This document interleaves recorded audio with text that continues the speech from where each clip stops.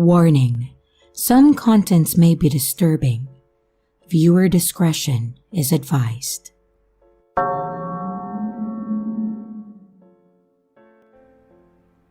Some people have a normal job, Monday through Friday, 40 hours a week, with health benefits, bonuses each year, retirement funds. Well, not me. I don't have a normal job. It's not easy doing what I do, but it pays the bills since I can't get a regular job due to my criminal record. I'm a janitor that works for the dark web, and I clean up murder rooms once the buyers are done torturing and killing the victims that they paid for. I've been doing it for the past 3 years, and every time someone needs help cleaning up the bloody mess they made, I go in and then clean up. I make sure that there is not a single drop of blood in the room and dispose of the leftover body parts any way that I could. No evidence remaining, no questions asked. In fact, I can never ask any questions. These people cannot be messed with. I just get paid to do my job and go home like nothing. It's a sick job, really, but they would pay me very good. But all of that would change one night when I started to finally question my morality. It was one night when they called me to do a job. It's always at the same location, which is 40 miles from where I live in a rundown warehouse. I was called to clean up a room, which really was no problem at all. But I noticed or barely caught on to something that I never thought twice about. As I was cleaning the room that was covered in blood, I saw a small picture on the floor. I picked it up, and it was a picture of a little girl, probably around 14 years old. This made me think right away that this was probably the victim whose blood I was cleaning up just now, and it gave me an uneasy feeling inside, and for the first time, kind of disturbed me. Just for the fact that these people are now using kids as their victims. But again, this was a job where no questions are asked, and I put the picture in my pants pocket and continued cleaning. Once I was done, I packed up my things and quickly got out of the warehouse. I went inside my car and instantly I got a call. It was them. They always call private, and I answered and they asked me if I was done cleaning up. I told them yes and that I had just gotten into my car. Then they told me that they left the money inside my glove compartment while I was inside cleaning, and they'll probably have another job for me in the next 2 days since they have a customer who's already waiting. I knew that I shouldn't have done this, but I decided to ask how old was she. Well, referring to the victim. They hanged up the call. I'm sure they were pissed just with me asking. I didn't know if I could continue doing this type of jobs anymore. But I didn't know how else I would get out of this without some possible threat to my life. I got the picture of the little girl and put it resting on the passenger side, and I went home that night contemplating everything. It was the next day at around 9 o'clock at night when I got a private call. I knew it was them and I was tempted not to answer, but I did anyway. They gave me the same location again and to be there at around 4 a.m. This time, no questions asked. Juan Miguel Santos of 3905 North 16th Street. Then the call hung up. This was a clear threat. Just do my job and get out of there, and I would need to leave town the next morning and disappear after this. I arrived at the location and saw that there was an old Grand Marquis parked outside. Usually, there wouldn't be any cars but mine at the location, and I got worried that maybe these people are keeping a close eye on me. I stepped outside my car and walked slowly inside, feeling more and more paranoid with each step that I took. The hallways were darker than before, and I saw light come from the room that I was supposed to go in. I entered inside, and my eyes couldn't believe what they had just seen. There was a girl in the middle of the room tied up and gagged to a chair, alive. The job wasn't done yet, but then I saw the body of a man laying right on the floor next to the girl that looked to be around 16 years old. The girl began to scream at me, and I started freaking out even more. I ran to the man on the floor and checked his pulse. He was gone. This was the man that was going to kill this girl, since I saw a scalpel on his right hand. I walked myself outside into the hallway and immediately got a call. Private, it was them. "Is everything okay?" They knew something was up. They also had cameras in the hallways, but not in the rooms, and they must have seen that I was nervous. Yes, everything's okay." "Finish the job and get out. We'll leave the money in your car." They hanged up, but I knew they knew something was wrong. I went back inside the room and the girl was yelling at me to help her with a gag in her mouth. I didn't know what to do, and I needed to dispose of her body. That meant that I needed to kill her first. I looked around inside the man's bag, and he had several weapons and tools inside, presumably to use to torture the girl. I pulled out a power drill and turned it on, and the girl started to scream even more, telling me to stop. She was crying her eyes out. I aimed the power drill at her face, and more tears started to run down her face, and I put the power drill down. I couldn't do it. I took off her gag and asked what had happened, and she told me that the man just fell on the floor and seemed like he had a heart attack. "You know that I can't let you out of here. These are dangerous people, and there are cameras everywhere inside this building." We both looked around the room. "What about him?" asked the girl. I looked at the man and saw he had a hoodie. I took it off and gave it to the girl. I said, "Put this on and cover yourself and run as far as you can away from here." "I'm scared. What if they find me?" the girl said. I looked inside the man's pockets and found some car keys. They must have been for the car that was parked outside. "Here, take these keys. I think the car that's parked outside belongs to him. But whatever you do not go to the police. They will find you and they will kill you. Just go as far away from here as possible." And before she left, I asked for her name and she said it was Crystal and that she was 17 years old. I was scared for her. I knew they might have even been outside waiting for me to finish. As soon as I was to take off, a car was approaching from behind me. The car parked right behind me and two men in masks stepped out. Not only that, but they had opened the back seat of the car and took out Crystal. They caught her. They knew everything we had done, and I should have taken off. One of the men took out a gun and pointed it at me to step outside of my vehicle. I stepped out, and they wanted for me to go inside. They took me and Crystal into the room with the client's dead body. I knew what they were going to do to us, and Crystal couldn't stop whining and moping. This is what happens when you try to be a hero. I needed to do something before we would be dead bodies right next to the one that's already on the floor, and I saw that Crystal was right beside the switch to the lights. And I looked at her and signaled my eyes to the switches to turn them off. The moment Crystal turned off the lights, I ran towards one of the masked men. Gunshots fired as the men were yelling to turn on the lights, and I grabbed the power drill that was on the floor and drilled it right into the man's chest. I stuck the drill all the way in, and I didn't stop till I heard the man gurgling and choking from his own blood. I got off of him and heard Crystal breathing hard and yelling. I turned on the lights and witnessed Crystal stabbing the other masked man repeatedly with a scalpel in his face. Half of his mask was gone from the punctures, and I got Crystal and then told her to stop.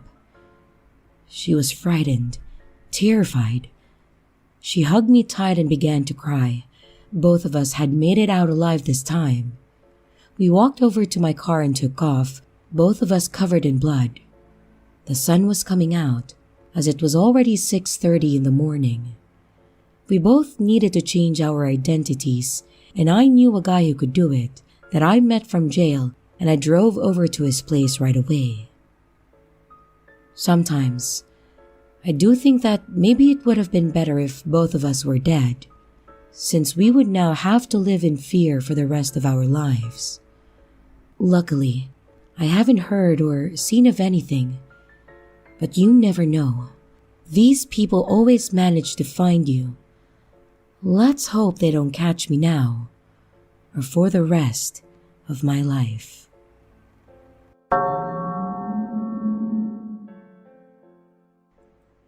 So I'm a bit of a tech nerd by trade, at least I am nowadays. Back when I was much younger, I was a bit on the naive side. Well, okay, I was a bit stupid.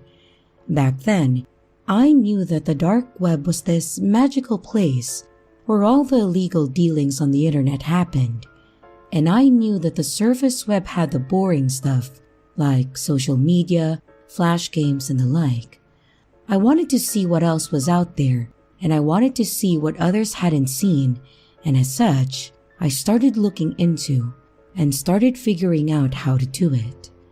I have been on the dark web a couple of times, once when I was like 17, which is what this story is about, and a few times as I've gotten older, not to do anything illegal or make any sort of illegal purchase, but to see what I could get myself into without breaking the law. My first trip on the dark web, like I said, was quite a while ago. It was before Bitcoin became a big thing and before it had anywhere near the value it has now. I was just a kid and I didn't know what the hell I was doing. This one personal adventure with the dark web actually started with said cryptocurrency. Most things like Bitcoin and the alts came from the dark and deep web. They're not illegal to know about or own, but they were pretty much the go-to currency when it came to illegal dealings out there. Today, they're way more mainstream. I mean, you can literally buy them on a phone app. But back then, they had a little in ways of value or meaning. And while they were worthless in pretty much every practical sense, they were used for pretty much everything. You could use your Bitcoin to buy services, goods, and all of that. They were used for their anonymity more than anything really. And of course now, they actually have value, and people tout that they own Bitcoin. It's actually pretty crazy how much that's changed. Anyways, like I said, I had been talking to some of my high school friends and a couple guys that were older than me, and they mentioned Bitcoin. I had heard the term before, but I had no idea what they were or how the whole thing worked. Cutting a lot of the really boring parts of the story, I ended up getting Tor, working on my parents' desktop, and ended up on the deep web. It started here. I found a few pages where people were discussing random things, but really couldn't find any of the information that I wanted. These were pretty much your everyday deep web, just non-indexed pages where people would talk crap anonymously and then discuss their anti-government stances. From here, somehow I ended up on the dark web marketplace, one of those pages where you can seriously buy drugs, weapons, anything and everything that you could want, and that could easily land you in prison. Again, I wasn't looking to make a purchase. I was just looking for information, and I stumbled upon the user forum for this particular marketplace. Now, what I did was stupid, and I recommend, if you want information, you shouldn't go to the deep or dark web forum on a marketplace just to find it. But I got onto the forum and I literally posted a question. What is Bitcoin? I fluffed it up a little bit, saying that I had heard the term before and that I wanted to do a report on it for extra credit at my high school. This part was a lie, but I think part of me thought that I could get more honest info if I told them that I was a student and that I was just looking for research.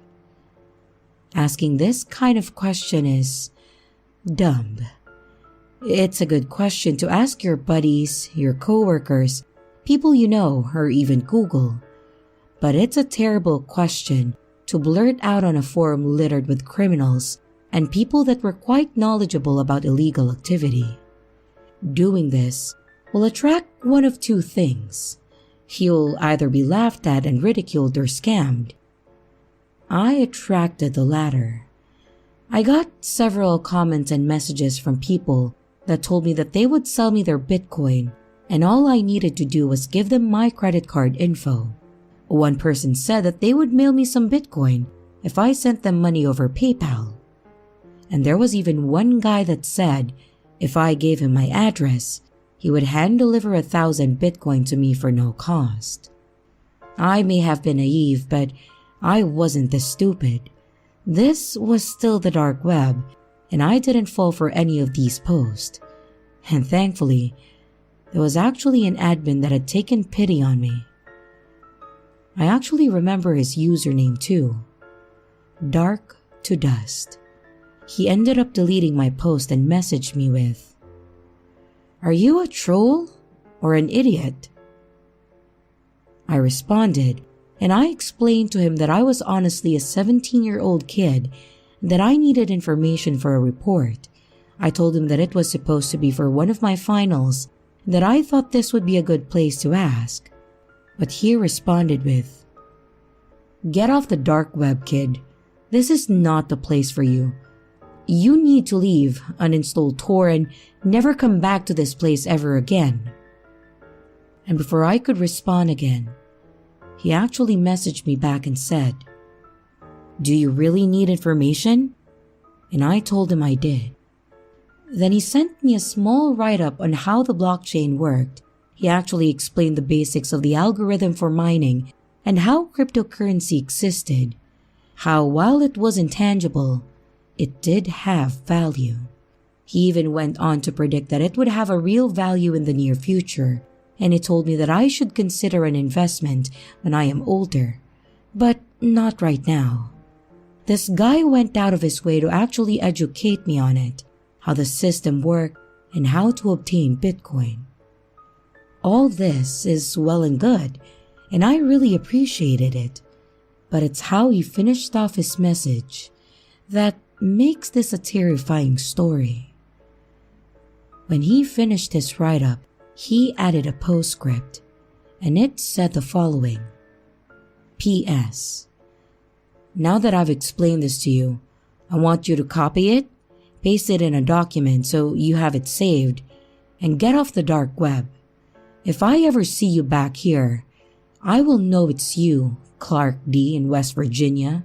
I will personally come find you, and when I do, I'll take one of your kidneys as payment. They net a pretty penny out here on the market, and considering your age, I could probably get extra. Sound like a plan to you? You can probably piece together this situation. He knew my name, the state I lived in, and I was kind of in a place where I needed to take his threat seriously. So I responded one more time and just said yes sir, copied the info, and did what he told me. So all this said, I want to end this story by saying, thank you Dark to Dust if you're ever listening. Your advice was plentiful, and I understood the dangers of the dark web pretty quickly.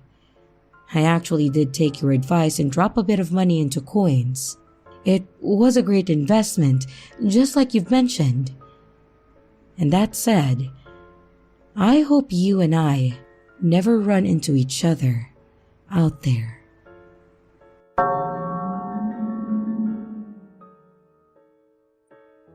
This story isn't mine personally, and I'm not the type of person to go out on the deep web for any reason. This story actually happened to a coworker and a good friend of mine, and I made sure that he was okay with me submitting the story, and he said it was fine. For the sake of privacy and security, we're going to refer to him as Ron. Ron's a good guy, probably one of the nicest people I ever met, and he really didn't deserve the situation that happened to him. I will say that I've known him for a few years now, and I completely believe everything that is told me about this. Several years ago, Ron lived in a comfortable suburban home with his lovely wife of 10 years, and for the sake of security, we're going to call her Karen. Ron and Karen had a 7-year-old daughter at that time of this story, and everything seemed alright. Ron had a good job and made more money than they actually needed. Karen was a stay-at-home mom that took care of their daughter when she was at home, and then ran the various errands while she was at school, pretty much doing the basics of what a stay-at-home parent does. Ron was under the impression that their marriage was in a good position. He loved Karen as much as he always had, and he loved his daughter more than life itself. They had a nice house in a nice neighborhood, and they had enough money to take care of any financial emergencies if they needed it. To the best of Ron's knowledge, they were all happy and healthy, and he didn't think anything was wrong at home. Well, Karen, on the other hand, was apparently very unhappy with her marriage and was determined to leave Ron and run off with some guy that she had met online and had been talking to around a year. Karen and her internet boyfriend had apparently spent a lot of time plotting and spoke extensively how they could follow through on what they had planned and what would be the best way to get the deed done. At one time, they even discussed the possibility of her internet boyfriend driving from his home in Nebraska and doing it himself, saying that he could make it look like a robbery gone wrong. Apparently, this would have been too personal, and they opted to look on the dark web for someone to remove her husband from the equation. Then, she would wait long enough to bury him, collect insurance, and then pretend to grieve. Then after a few months, she planned to then take her daughter and the money from his life insurance and run off with her boyfriend to start a new life up north. Based on the conversations, she was adamant that it needed to look like an accident. That way, the life insurance would pay out the maximum. And like I said, Ron made good money and was worth a decent amount dead, so she planned to live a few years off of that with a new guy. Back to their actual plan, as I said, they had the intent of going on the dark web and finding basically a hitman to get rid of her husband. Apparently, they were successful to an extent. They got on the deep web, they found a site that listed people providing these services, and they got the information from someone that they were going to pay to do the entire thing. And they even went as far as sending the $15,000 to the account of the person that was supposed to do the job. Thankfully for Ron, his wife and her new boyfriend were not well versed in how things worked on the dark web, and to some extent were kind of stupid. Apparently, they went all the way through the plotting with this person, sent him the money, and even set a date. And on that date in question, Karen had taken their daughter to her grandparents' house and had told Ron that she was going to spend the day with them. And while she was gone, Ron got a visit by the local police and a federal agent. They explained the situation to him and basically took him into protective custody. When Karen got home, she expected to find her husband lying dead on the living room floor, but instead had federal agents screaming at her and taking her to the ground. What's worse, she apparently had brought their daughter home with her, meaning she would have been okay with the little girl seeing her dead father. Based on what Ron was told, the police had all the information on the conversation, connection logs, from when she was on the page, emails from her to the fake hitman, and enough evidence to put her away for a long time. Apparently, she was so desperate to get rid of him that she was able to be talked into sending the money over PayPal, and she literally sent $15,000 on a credit card over PayPal to have her husband murdered. I don't know if she was ignorant or if she just wanted it to be done and wasn't going to question the situation. Thankfully, for Ron's sake, she had gotten a hold of a sting on the site, and she was taken down without issue. The boyfriend was also arrested, and they were charged for conspiracy to commit murder and probably a few other charges. And they were both sentenced to 20 years in prison for their plans. Ron has since remarried, and his daughter is old enough to understand what her mother did. But he says that he got lucky with all of this, and I totally agree. If his wife had gone to another page, been a little more competent, and paid a little more attention to being secure in her messaging and communications, Ron may have been legitimately murdered that day, and she would be off living with her internet boyfriend in the Dakotas.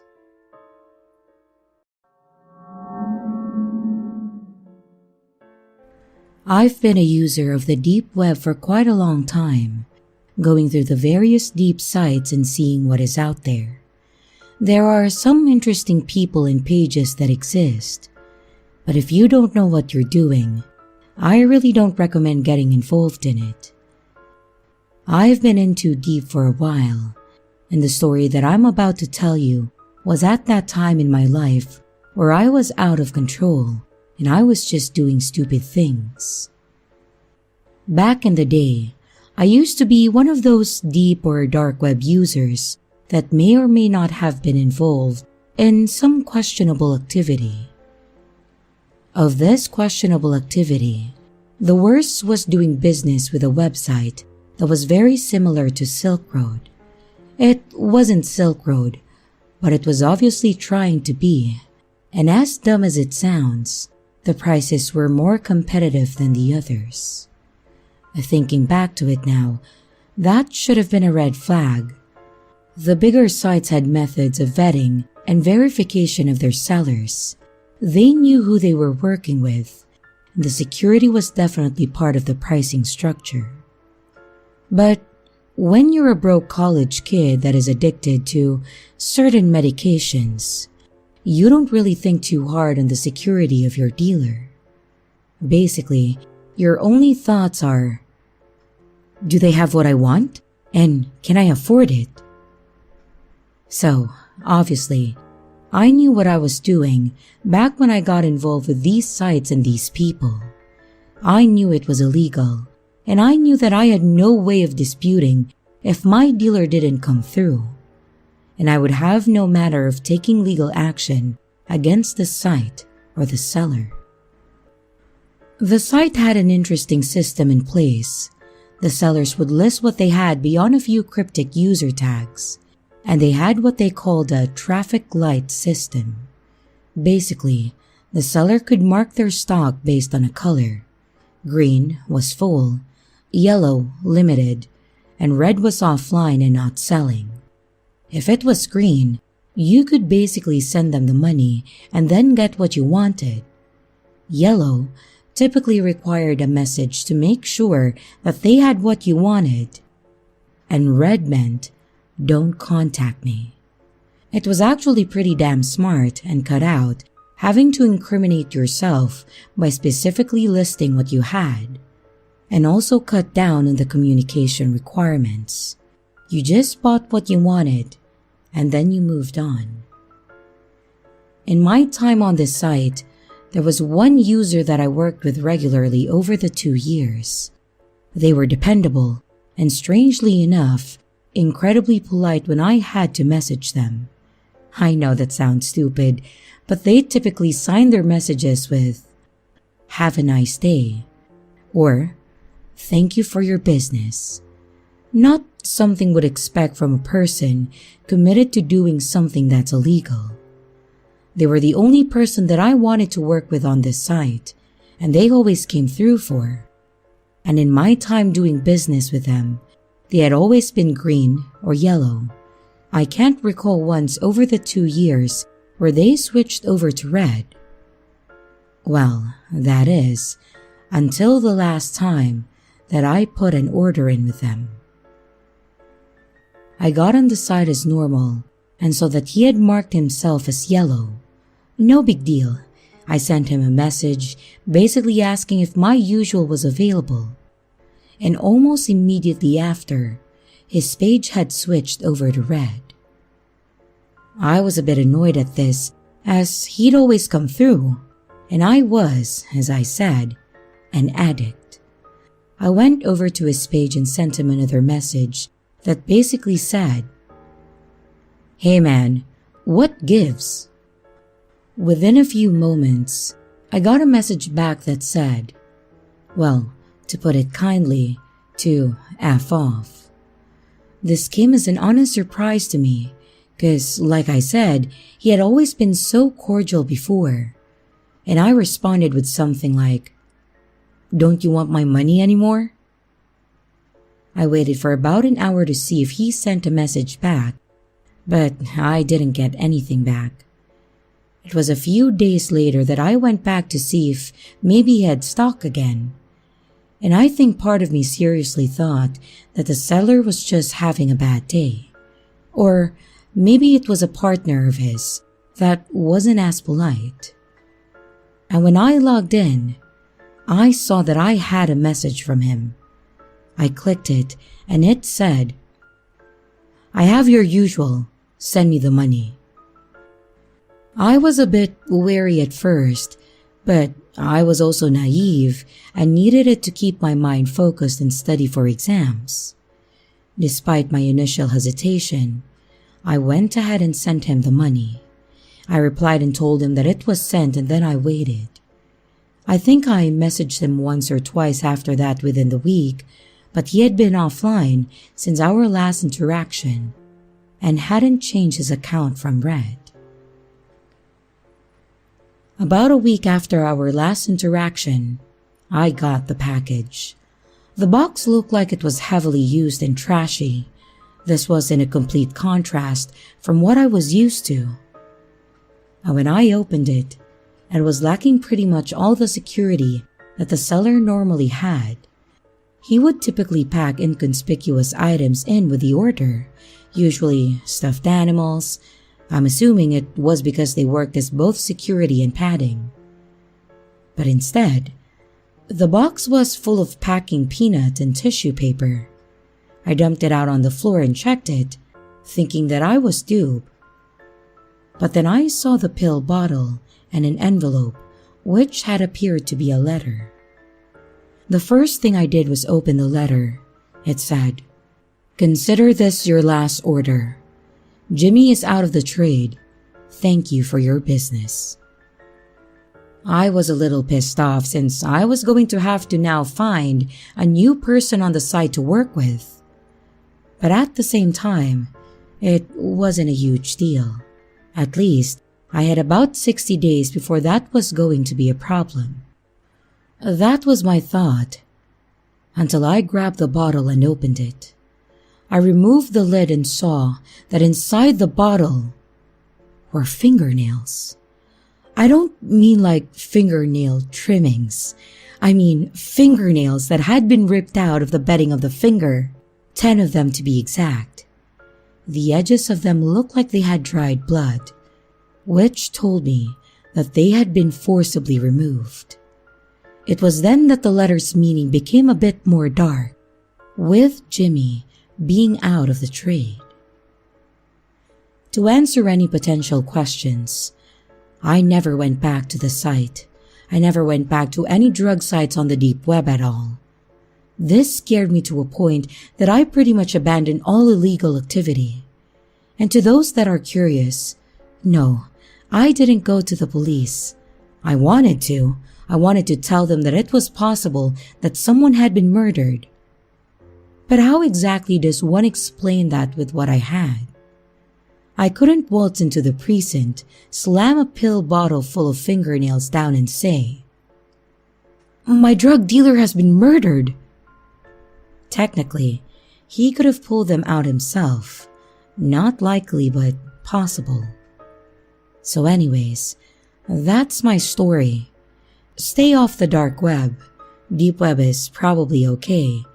And oh, don't do drugs.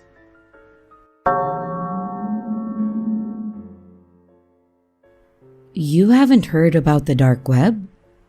My friend Jason expressed to me. No, why would I have? Oh, it's this place where you can find some of the weirdest shit on the internet. I've tried to look for things myself, but I've never really found anything cool.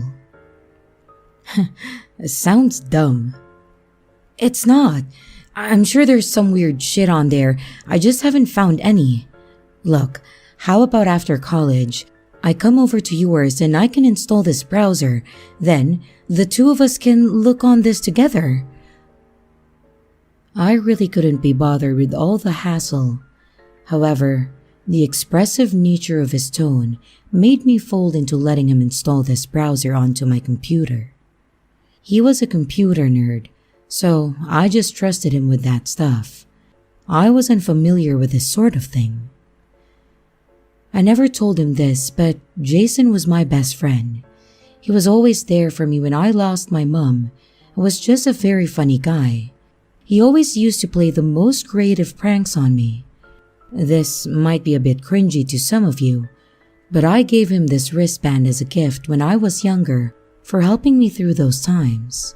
He wore it quite a lot, so clearly he valued our friendship. He was really like a brother to me. Jason came to my house later that day and installed the software.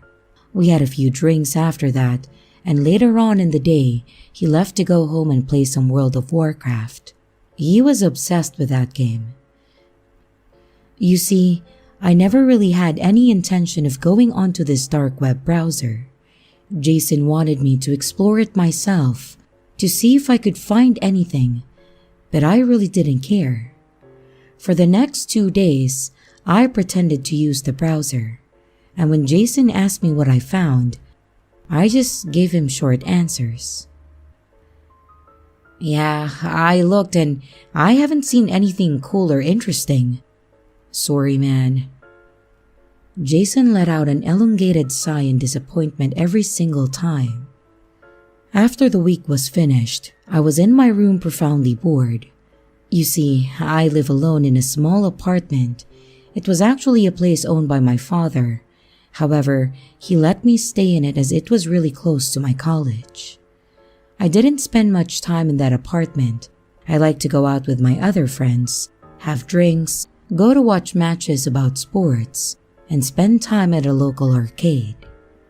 On this Friday night, many of my friends didn't have the time for me.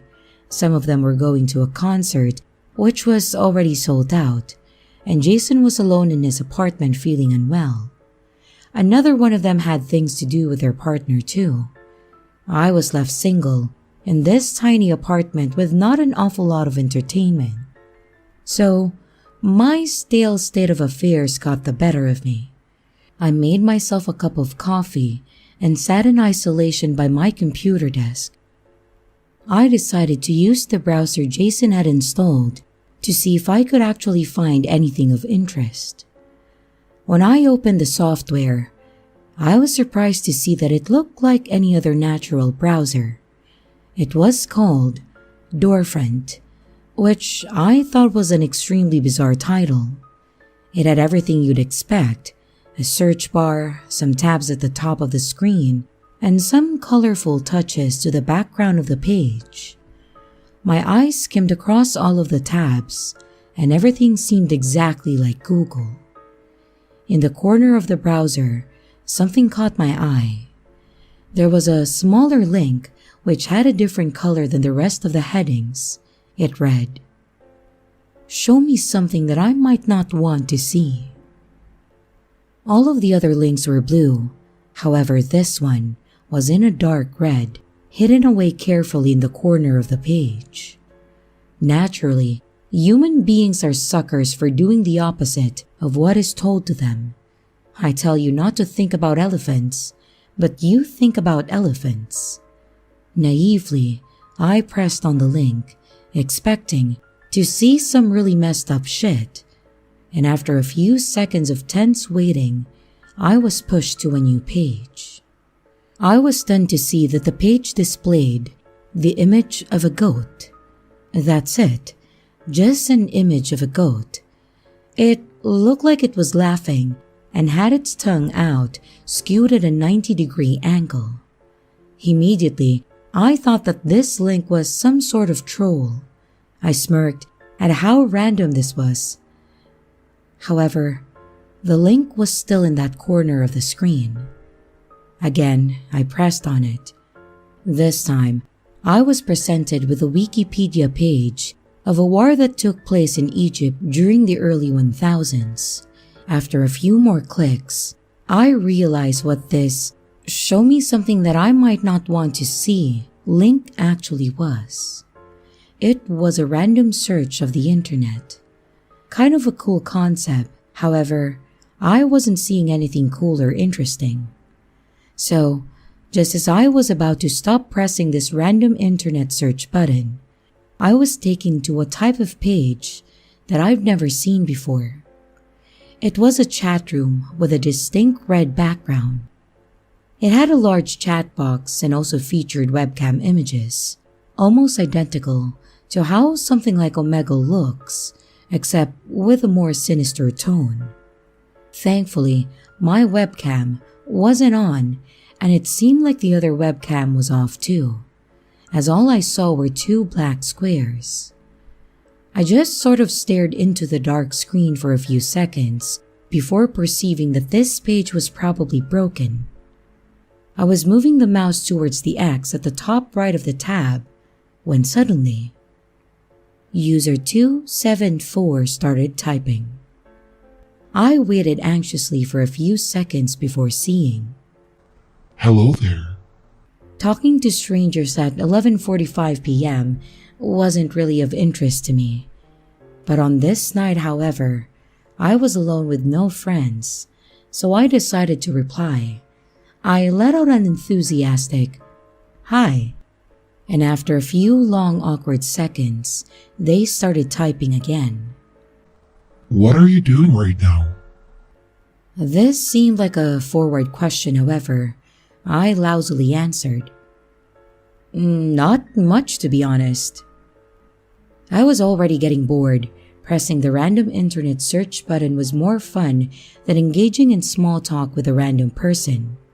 I moved the mouse over towards the "show me something I might not want to see" button, and after a firm click, it appeared that the link was now not working for some strange reason. The person in the chat room started typing again. "Me too. I'm looking for someone to talk to. I haven't been feeling well lately." This made me feel guilty. However, I really couldn't be bothered engaging in chit-chat.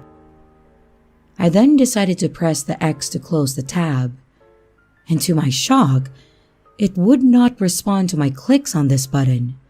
It appeared that I was internet stranded in this weird, creepy chat room.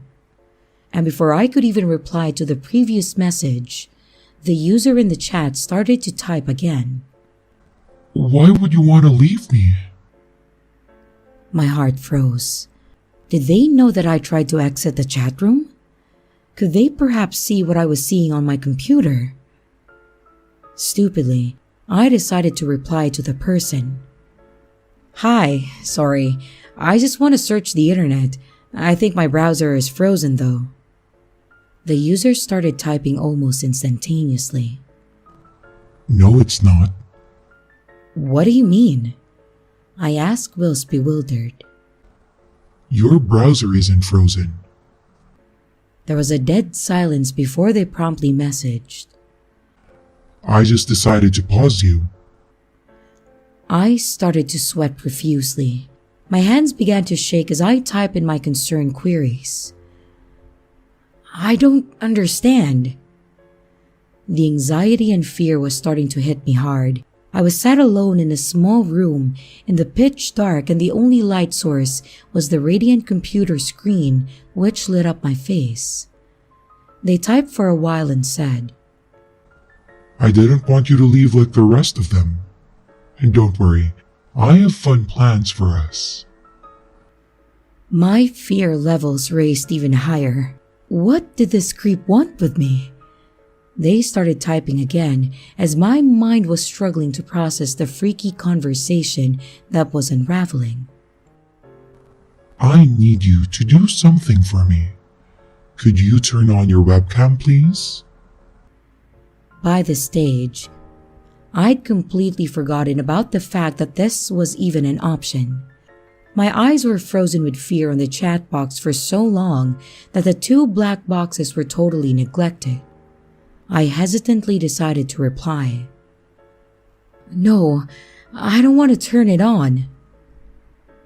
Surprisingly, I was hit with the longest dead silence so far. The other person stopped typing for quite some time, and in this period, I once again tried to press the X to close the tab. But it still refused to let me off this chat space. And almost instantly after I tried this, the user started typing again. "If you try to leave again, something really bad will happen. Stop trying it." My heart felt like it was trying to break out of my chest. I began to tremble as I typed, "What do you want from me?" And they instantly responded with, "Turn on the webcam."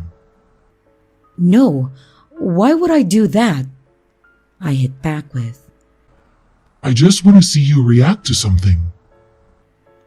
Part of me was tempted to just press the webcam on button.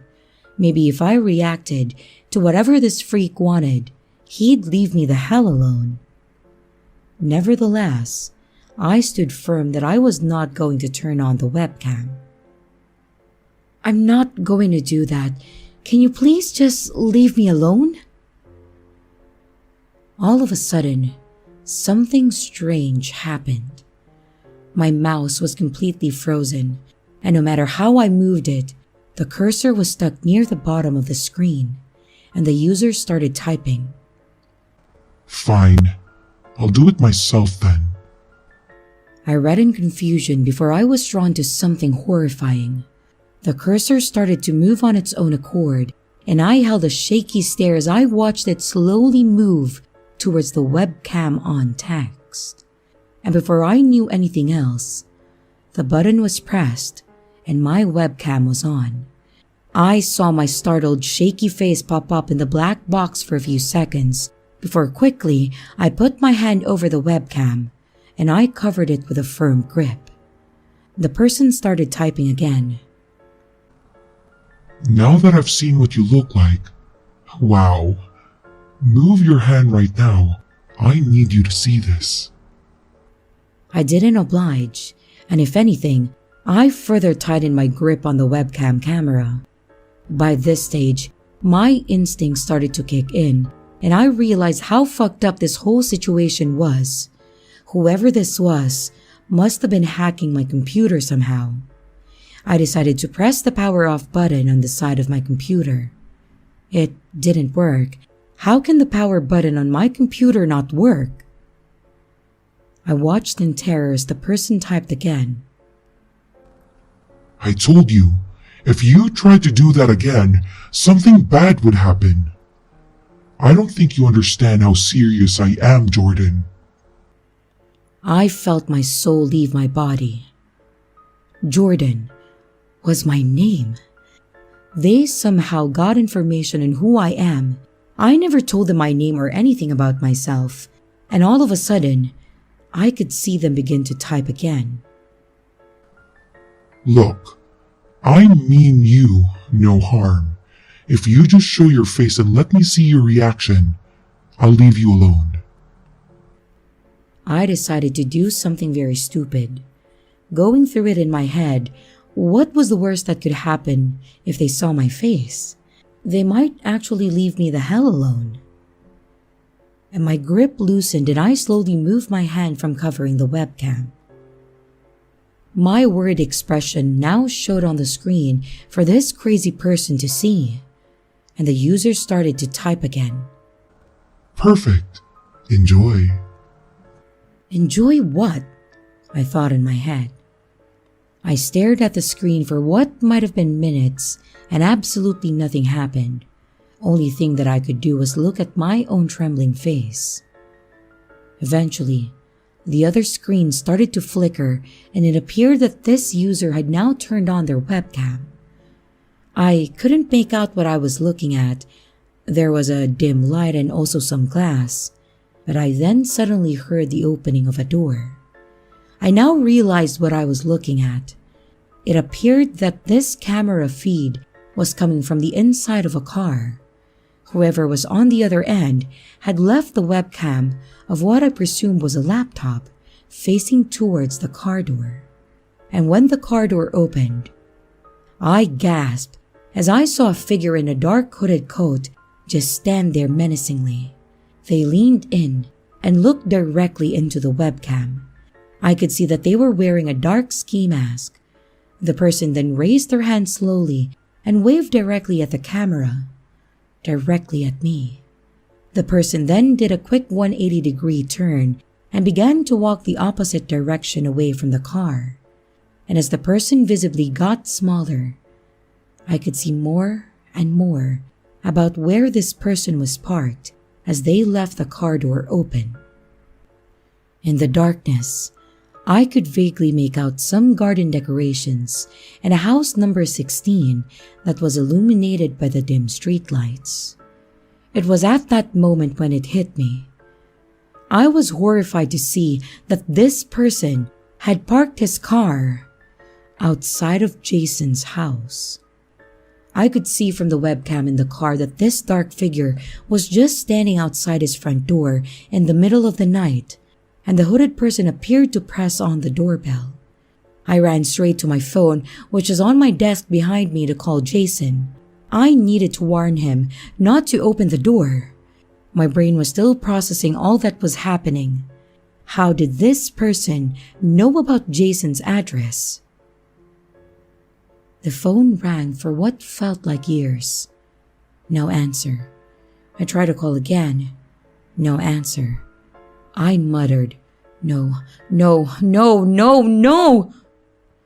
under my breath. The no's gradually getting louder as the seriousness of this messed up situation hit me. I ran outside and got in my car. Frantically, I began to drive to Jason's house. He only lived a few minutes away from me, so I knew that I could get there fast. And on my way there, I called the police. I tried to explain the situation to them, but I was panicking so much that every other word was mumbled. They understood enough to send help to Jason's house as soon as possible. And as I turned the corner to Jason's street, I looked right towards his house. To my shock, the car from which I was witnessing this whole thing was no longer there.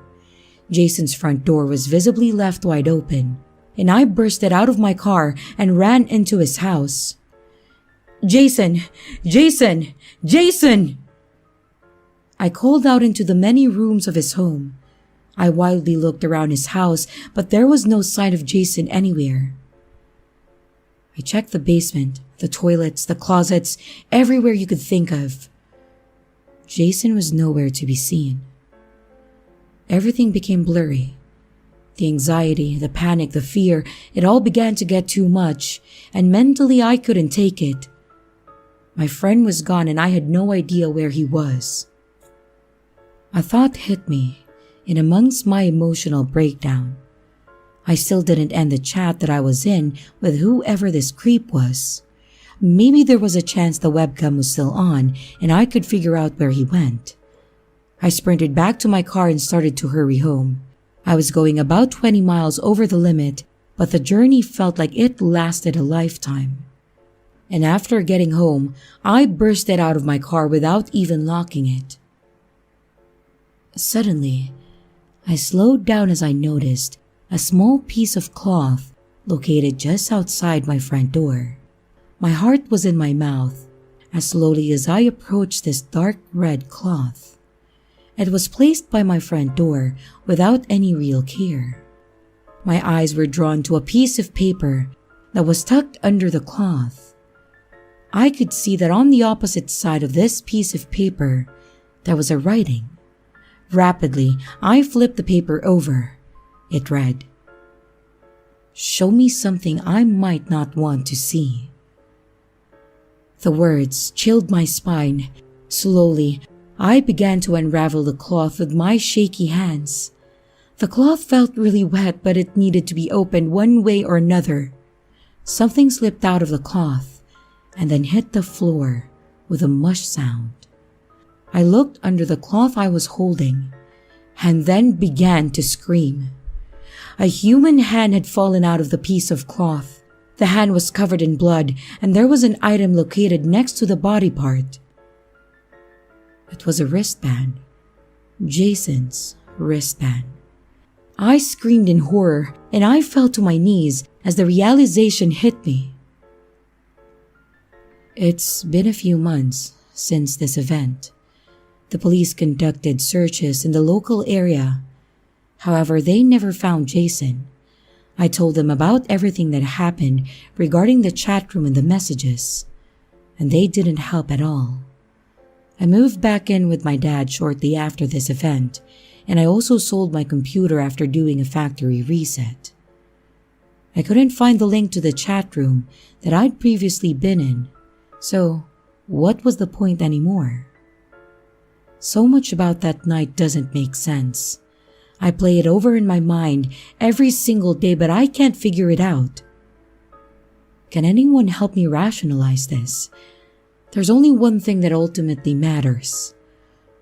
I lost my best friend, the person who was always there for me. I haven't given up on you, Jason. If you're still out there, I promise I will find you. Warning: some contents may be disturbing. Viewer discretion is advised.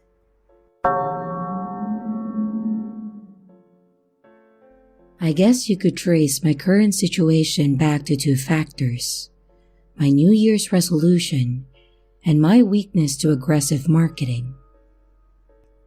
It started this Christmas that I returned home after a long time. It was nice to see my family after being abroad and constantly on the road working. Unfortunately, my employment makes me travel a lot. You see, I'm a public relations manager for a big company, and this forces me to be in all kinds of different places, just all over the world. Of course, I don't complain, and traveling is always a beautiful experience. But you can get homesick pretty easily. Now, having traveled pretty much everywhere this year, I managed to attend all sorts of events, mainly musical concerts, from bands that very rarely visit my home place. From Muse to Dream Theater to my childhood love, which was Manowar, and then back to rock music with Sum 41. I am sharing these moments because they were what flared up my old passion, the love I used to have for playing music myself. After spending the first few holiday nights at my parents' place, I got to their basement and rediscovered my old electric guitar and my amplifier that I had almost forgotten there for more than 6 years. You can imagine that the playing was very clumsy, but I managed to pull out some chords and basic melodies. My job had made me forget about music, but now that I have found my passion again, I vowed not to lose it again. It was honestly a wholesome moment when I managed to relearn some old songs and play them while singing out with the family like we did back when I was just a kid. Unfortunately, reality hits you no matter what you do. And while preparing for my flight home, I did pack my guitar and a small practice amp that I had just bought, but I knew I wouldn't play with them that much. Next week, I would have to travel again and my schedule would be really busy. So to be realistic, I would very rarely even touch the guitar. But nevertheless, I had started looking for some guitar gear, and since Google is smarter than me, while I was doing my research, it started bombarding me with ads about small portable instruments that you could easily learn. And normally, I just ditch such kinds of ads. But this time, they looked interesting. A small instrument that didn't need extensive practicing and that I could play with any time? This actually sounded practical and interesting, and the prices weren't too shabby either. I started by getting a kalimba that I saw on Facebook. My order arrived around 2 weeks after I made it, but of course, with all my traveling, I got to actually unbox it much later than planned. It was definitely as hype-worthy as advertised, but it definitely was fun. Of course, the 2 hours of practice and you're going to master it was a total bullcrap, but I used my knowledge in music theory and became pretty good at it soon. I actually took it to my next trip and managed to play with it during the short time that I was in the hotel. After that, I got hooked. I decided to make a small collection from all the pop-up ads that I was getting on my social media. Tongue drums, flutes, mini practice guitars, and mini saxophones, you name it. It was quite a fun hobby to have, and my friends were impressed by all these instruments, especially the more exotic ones. I have to be honest though, I was also proud with all the toys that I had accumulated. In the back of my mind, I kind of thought I was hoarding on useless stuff, but in general, I was very pleased that I had restarted to play music, and with a bit of effort, I managed to keep my collection tactful and neat. It was nice when I was packing for work trips now. After gathering the necessary clothes and items, I would briefly go through my instruments and pick which one I would love to play more this week. Honestly, it was like a child selecting the toys that it wanted to get for a vacation with its parents. Eventually, however, as it always happens with collectors, I run out of things to collect. It wasn't that there were no more instruments for me to buy, but basically, everything I could get was a different version of the same thing. I might be an impulsive buyer, but I still had the understanding to not get random stuff just to get my fix. I did want, however, to find some other instrument that I might have missed. From pop-up ads, I turned to more proactive ways and started to search myself. I got a few things that I had never ever seen before, but eventually these ran out as well. And I was pretty certain that I had gathered all there was. But something in me still wanted to search for something so exotic that was just not sold commercially. A limited edition musical instrument just for the selected few. I had a stupid idea that seemed so silly that I was not even daring to tell somebody else. They would laugh at my naivety. I kinda wish I had done so now. Me becoming the laughing stock of my peers would perhaps be enough to stop me from actually following my stupidity. I knew that in the dark web one can find supposedly anything. Although I had never navigated it myself, I always thought that this anything was just referring to drugs, snuff films, excessive violent scenes, and other deranged projections of the human psyche. I really didn't believe you would find simple things, such as musical instruments, in a place like that. For me, music has always been about harmony and artistic expression, with the occasional heavy metal inner turbulent shakedown. What did those have to do with murdered puppies and live-streamed awful scenes? In the end, however, I indulged in my curiosity. I started navigating the dark web. At first, it was completely pointless as I had no idea what I was doing. But I persevered, and in the end, I started understanding how to work around the complexity of the web. At first, I got normal stuff, good guitars, basses, and others, in an awfully cheap price, which made me question their authenticity. But in time, things got progressively disturbing. I visited websites that said that they had traditional string instruments with animal intestines instead of PVC strings, exactly as they were meant to be played from the start, as one of them claimed. I don't know how PETA would react to such. One of them even claimed to use strings made from humans as they produce a warmer tone with much more sustain. I didn't really believe this crap, but it was bizarre.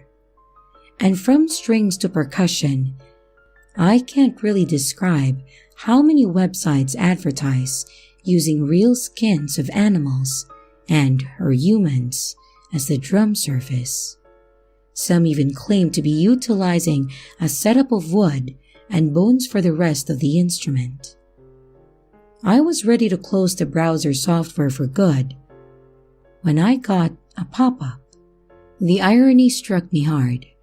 It had started with pop-up ads, and now, after so long, I got another one, in a place that a few months ago I wouldn't even be thinking of visiting.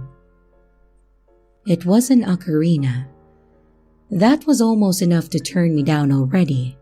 Don't get me wrong, I love the ocarina sound, but I have gotten many myself already over the past few months. So I was almost ready to close the ad and then go to bed, but I decided to read the rest of it just because. "Not your typical ocarina," said the ad. "Yeah, right. I've heard this before. It's like all marketing specialists graduated from the same school. This ocarina has been handcrafted just for you, and we make one unique instrument with exactly the tone you would desire.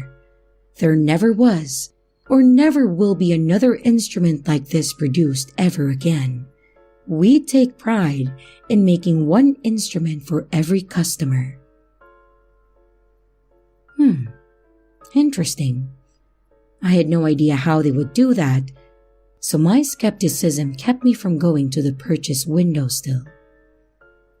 Have you ever owned an instrument that you cannot hear, but you can feel with every single molecule of your body? Well, try us.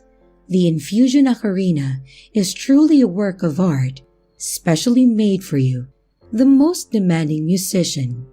30-day window return policy, no questions asked. Are you ready to take your music to the next level? Well, shit. That was intriguing, I cannot deny. And it was just $50. So, worst case scenario, I would just throw it away or return it. No big deal. It wouldn't be the first time anyway. I did check to see if that too was made from any freaky material, and I was pleased to see that it was just made from maple and ebony. I moved on to the customize and purchase option. There, I had to laugh. There were no questions about what kind of sound I liked or what other preferences I had. It just asked for a few general questions, but not anything too personal. It was more like making a sketch of my character than getting my preference. I really didn't think their claims were legit at this point, but I continued anyways. The last part was the mailing window, and it was the strangest thing so far. The thing would arrive in approximately 2 weeks, during which time I would be on another job trip in Netherlands. Therefore, I gave the address of my local post office, so that I would receive the parcel after coming home. And the moment that I clicked on the location I wanted, the system changed it automatically. The address given was the address of my hotel in Netherlands. What the hell? How was that even possible? I tried adding the delivery address that I wanted again, and it switched back by itself. This was mesmerizing, and honestly, scary. I had the bright idea of changing the preferred delivery date to a day that I would be home, and this time, my address was not messed up with. I was really scared that the retailer apparently knew personal info that I had never given, and at this moment, I really wanted to just stop everything and never get in that site again. But I figured out that, since they already knew that much about me, I might as well order. And now, I really wanted to know how deep the rabbit hole was, and so I purchased it. I remember while pressing the confirm button that I was reading reviews from other customers. You have to get this. It's a lifetime experience. My life was changed forever. Any other music is simply inferior. I was now so curious about that mysterious thing that I couldn't wait. I opted for the fastest delivery date, and sure enough, I received the parcel a few weeks later from the receptionist of my hotel in Netherlands. Back in my room, I opened the package. The ocarina was colored partially light brown and partially black, basically the colors of the woodwork used. When I turned it around, however, I read the capitals JM written in dark red color with calligraphic letters. My initials. Why were they written on it? I had never given my real name. How much did those people know about me anyway? I should have never played that damn thing. But I almost felt like I wasn't controlling my body as I was bringing the ocarina to my mouth, and I played the first note. I could hear nothing with my ears. However, I felt chills throughout my entire body. It was like the sound was coming from within me, and I could only listen to it in my head. It felt like my soul was pulsating instead of the air, producing an otherworldly soundless tune. I had to keep playing. I already knew how to play an ocarina, and the infusion was tuned like a normal one. I played songs that I had learned before, but it felt like I was hearing them for the first time. It was the most melodic thing that I have ever heard, but it was also terrifying. It felt like I was running through all human emotions at the same time. I was happy. I was scared, depressed, and shocked at the same time. All the sounds had faded around me, and it seemed like I had my heartbeat and my blood pulse for percussion perfectly in tune with my ocarina. I had never felt like this before, experiencing every emotion that I have ever had in one go. I finished my last song, tears streaming down my face. I heard a car passing by, and the normal sound it makes sounded like a cacophony of a million terrible things. I cringed so hard at the noise, then I collapsed. When I woke up, I realized that any kind of sound seemed false to me. I tried playing with a kalimba that I had with me. It sounded awfully out of tune, and the normally soothing tunes were now all the wrong sounds. Even my own voice echoed like a banshee's in my ear. I looked at the ocarina. It was on the floor where it had fallen after I had faded out. I picked it up and hesitantly played it again. The feelings overwhelmed me again, like they had done before. It was the only beautiful sound in the whole world. That night, I didn't sleep well. I was ravaged by nightmares of dark figures haunting me and mocking me. In fact, since that fateful day, I haven't been able to sleep in peace. I've been having constant nightmares since then, and they get worse by the night. My life hasn't been going better as well. I am constantly tired by the loss of sleep, and the worst thing is that I grew to hate every single sound in the world. I tried getting back to my beloved guitar back home, and it was so terrible that I honestly felt that the noise it made as I was breaking it into pieces was almost better. Same thing with all the other instruments. Pieces of junk, all of them. I tried to find comfort in the arms of my beloved girlfriend, but she wouldn't understand why I didn't want to listen to a word she said. She tried to comfort me, but her annoying voice was unbearable now. But it was actually a voice which used to make me smile every morning when I woke up. I sent her away, telling her that if she didn't shut up, I would go insane. And she left me, wiping tears uncontrollably and cursing me loudly as I was covering my ears to avoid the noise. The sleep deprivation was getting to me. I started mixing the creatures that I was seeing in my dreams with reality. I started believing they were real and were drawn to me by the tunes of my ocarina. And for some reason, this makes so much sense when I think about it. Honestly, I hope they are, so that I will get to stop suffering from this awful, noisy, and out-of-tune world. My only happiness came from playing the ocarina, and while I was at it, all my demons would subside, and all the outer sounds would stay silent. My entire existence was focused into my art. I would play it until I had no breath left, and then collapse on my bed, where legions of unspeakable things would then haunt me, until I eventually woke up, drenched in sweat. I did manage to find a small comfort, however.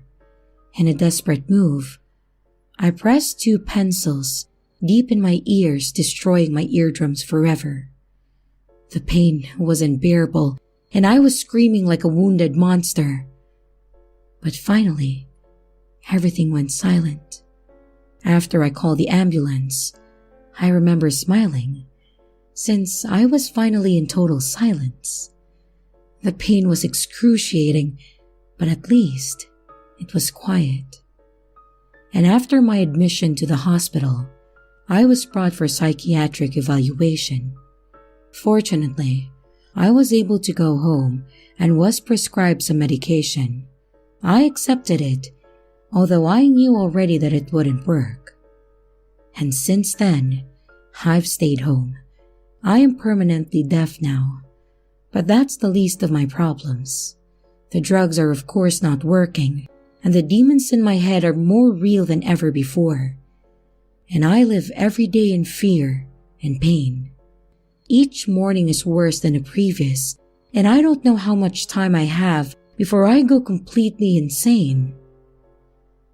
The only thing I have left is my ocarina. I am playing it from dawn to dusk.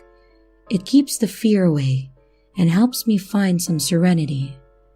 Some will argue that this was the cause of my fall, but when I play it, the world truly seems like a better place. All in all, despite some minor inconveniences that come with this instrument, the end result is the most life-changing experience that you've ever experienced. There is nothing quite like it. I strongly recommend you get one of those. It has truly made me happy.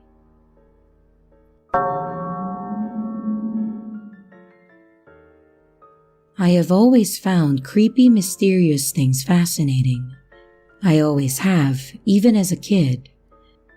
My parents used to put me to bed by telling me scary stories. Scary stories about monsters, vampires, witches, and ghouls. And I like to refer to these kinds of stories as old school scary stories. These are nothing like the stories you hear about nowadays with murderers and kidnappers.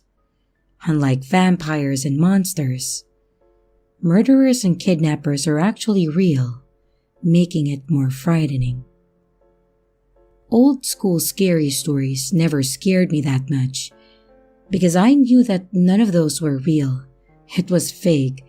It was all fake. After all, there's no point in being scared of things that aren't real, right? Well, that's initially what I told myself whenever I would get scared. However, I had no idea what lay in store for me as I got older. I'm currently 20 years old, and I live alone just outside of town in a tiny apartment. I'm a student with a part-time job, so a tiny apartment is sadly all I can afford. And my best friend Emily comes to visit me sometimes. We have been best friends since middle school. Emily and I had decided to have a sleepover at my place this weekend. Emily was going to sleep on an air mattress while I took the bed. And the days leading up to the weekend consisted of studying, working, and sleeping. And when Friday finally showed up, I got excited. I waited until Emily was done working her shift, and then she came over to my apartment. It was around 8 p.m. when she turned up. We had something to eat and sat down to watch a movie. When the movie was done, the clock struck 11 p.m. Emily went to the bathroom while I started tidying up a bit. But my phone suddenly vibrated. I didn't check it at first because I thought nothing of it. But little did I know, that would be the biggest mistake of my life.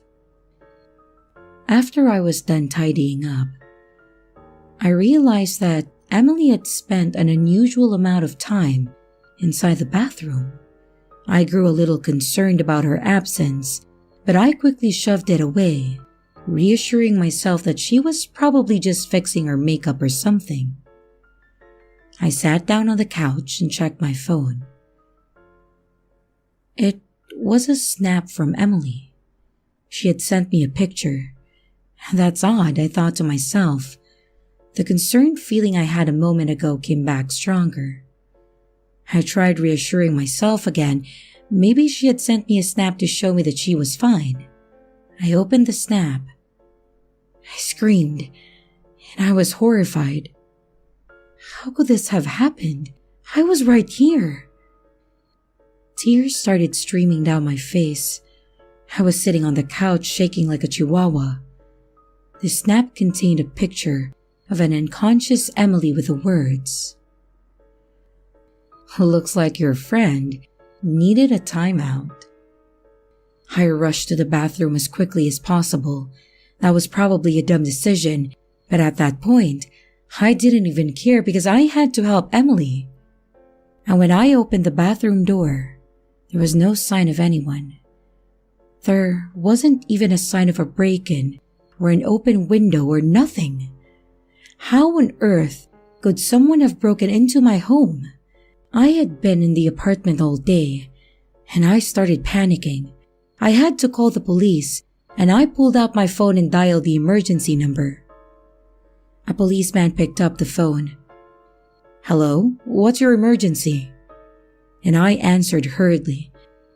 Hello, my name is Mia Cavanaugh. I live at 34 Park Hill Avenue. My friend Emily Fieldman has gone missing. You need to hurry, please."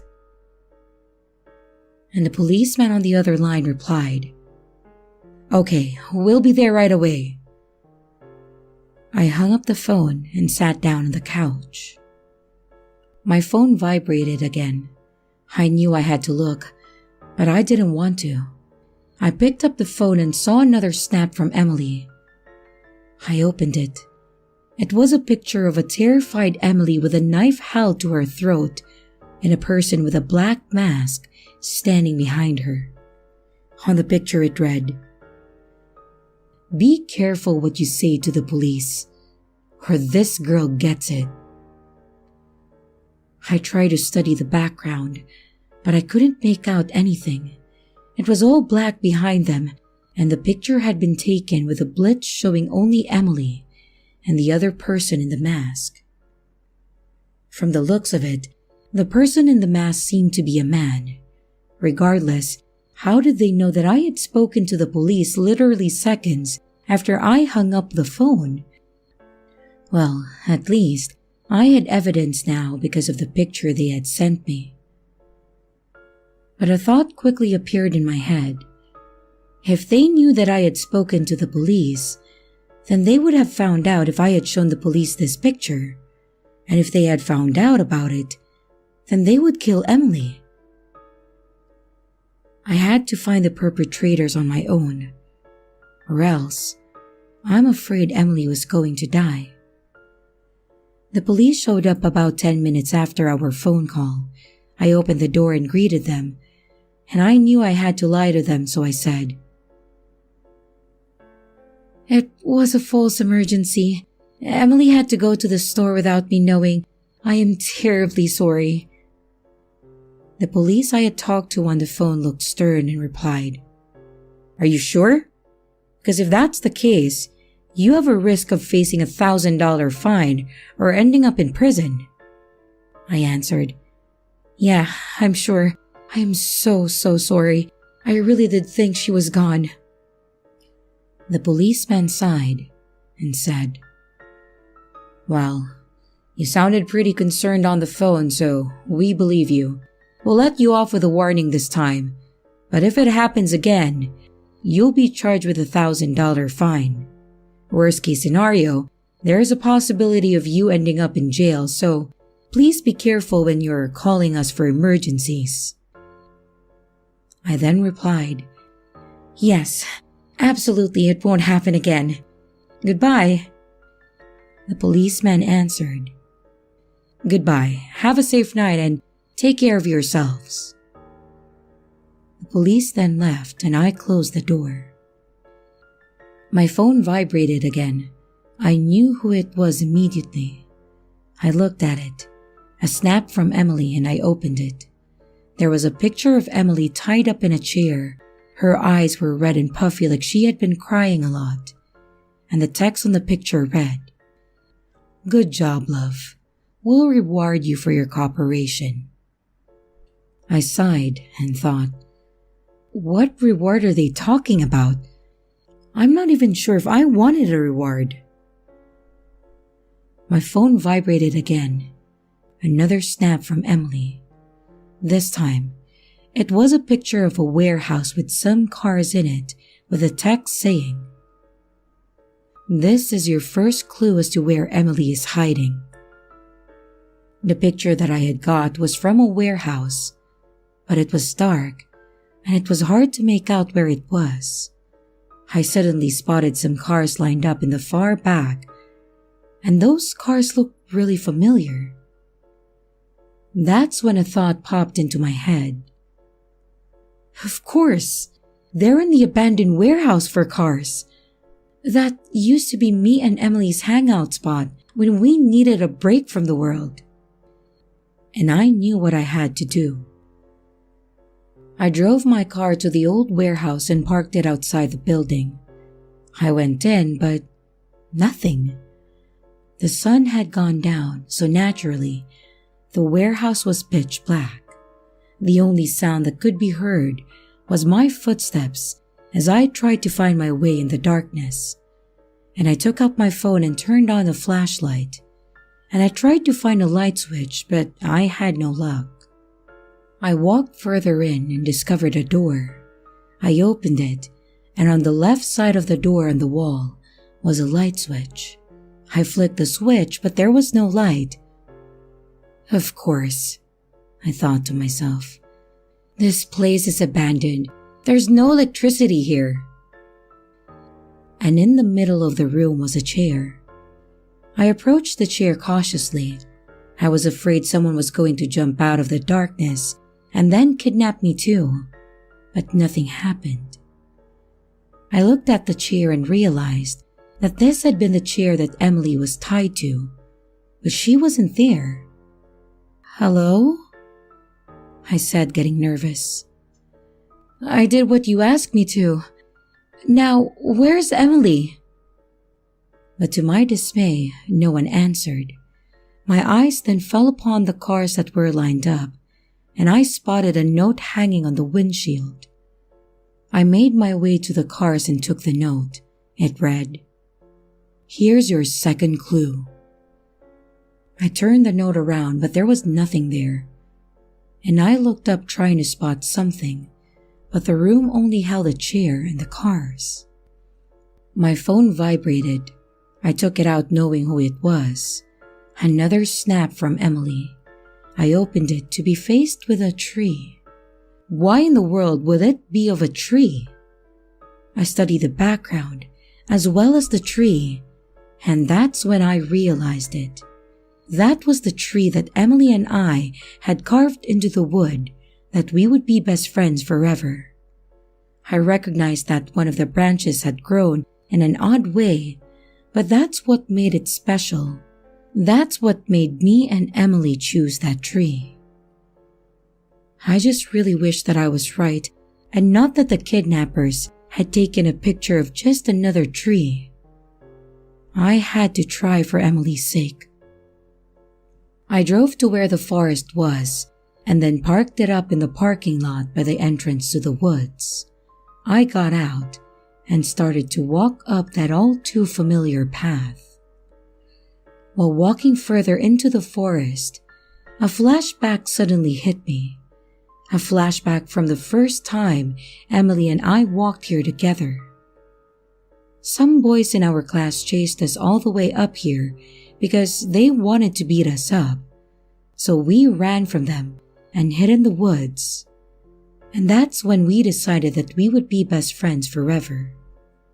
After walking for a while, I had to turn away from the path and head into the thick forest, where there was no path to guide me anymore. This walk took longer than I had remembered. Because of everything that had happened, it felt like 1 minute lasted for 20 minutes. I started to pray to God to keep Emily safe and that I would find her in time. And to be quite honest, I wasn't really a Christian, but I was just so desperate. It was better to be safe than sorry, so I started to run because I wanted to spend as less time as possible.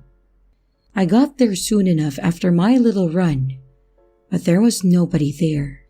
I walked up to the tree and I found the carving. Our carving. E plus M equals BFF. Looking at it, I smiled, remembering the good times. I traced my finger alongside the E in the carving. And that's when my emotions got the best of me. I started to cry. I hugged the tree, wishing it was Emily who stood in my arms and not the tree. And after I had cried a whole lot, I had to start looking for clues. I stopped hugging the tree and I began my hunt. After a little while with no luck, my phone vibrated again. Yet another snap from Emily. I pulled out my phone and opened the snap. I could tell that the picture was taken in our schoolyard, in the place where Emily and I first met each other. I couldn't see Emily in the picture though, and that freaked me out. I placed my phone in my pocket and I had to get there as fast as I could, so I ran down to my car and then I drove off. I parked my car in the school's parking lot and then I got out. I had to find Emily. It was the only thing on my mind right now. I started walking down the schoolyard. I couldn't see anything. My head turned to the side. And that's when I spotted the place, which was where the picture was taken. My first encounter with Emily. And all the memories came flooding back. The same old tiny shed with the same old tree beside it. I walked towards it. I had a feeling that I would find my next clue, or better yet, Emily in there. And as I got closer, I noticed someone had left the door to the shed ajar. I opened the door to the shed and looked inside. It was dark, but the room was illuminated by the moon. There was a desk and a chair standing in the middle of the room. I walked to the desk and found a note. The note read, "Final destination is Emily's place. Can you reach us in time?" I waited for the distinctive sound of the Snapchat notification. Nothing happened. I couldn't stand here all night, so I ran back to my car and then sped off towards Emily's place. I sat the whole trip just hoping that Emily was okay, and I couldn't think of anything else. I reached Emily's place as fast as I could, and I ran inside. There was nobody there. I admit that maybe barging into Emily's home, like I just did, wasn't the greatest idea. But I was desperate. I tried to call out Emily's name, but no one answered. I searched downstairs for her, but to no avail. I went upstairs, but could not see anything. And her room was the last room that I checked. She had to be there. Of course. Why did I not look in there at first? I am so stupid, I thought to myself while opening the door. And what greeted me next horrified me. Emily's dead body lay on the floor. I ran over to her and held her limp body in my arms. I started sobbing. I couldn't believe it. How could this happen? I hugged her even though I knew she wouldn't hug me back, and I sat there for what felt like an eternity, hugging her tight, like I would never let her go. I had lost my dearest best friend, the one who was always there for me, the one who knew more about me than anyone else. I spotted her computer while I sat hugging her. It was turned on. I lay Emily gently down on the ground again, and I went to investigate it. When I got to her computer, I saw that it was logged into the dark web. Did she use the dark web? The chat was opened, where I could see that she had been talking to a hacker who threatened her. I crossed out the page because it was just too menacing to watch. When the page disappeared, I found some videos of me on her computer. I pressed play on one of them, and it showed me while I looked for her in my apartment. There was another video of me when I was at the warehouse, and another one of me when I was in the woods hugging the tree. They filmed me while I searched for Emily, and that's how they knew when to send me snaps. I looked up and found screenshots of Emily and I's chat, the times when we talked about the places that I had been to tonight, like the tree and the place we first met.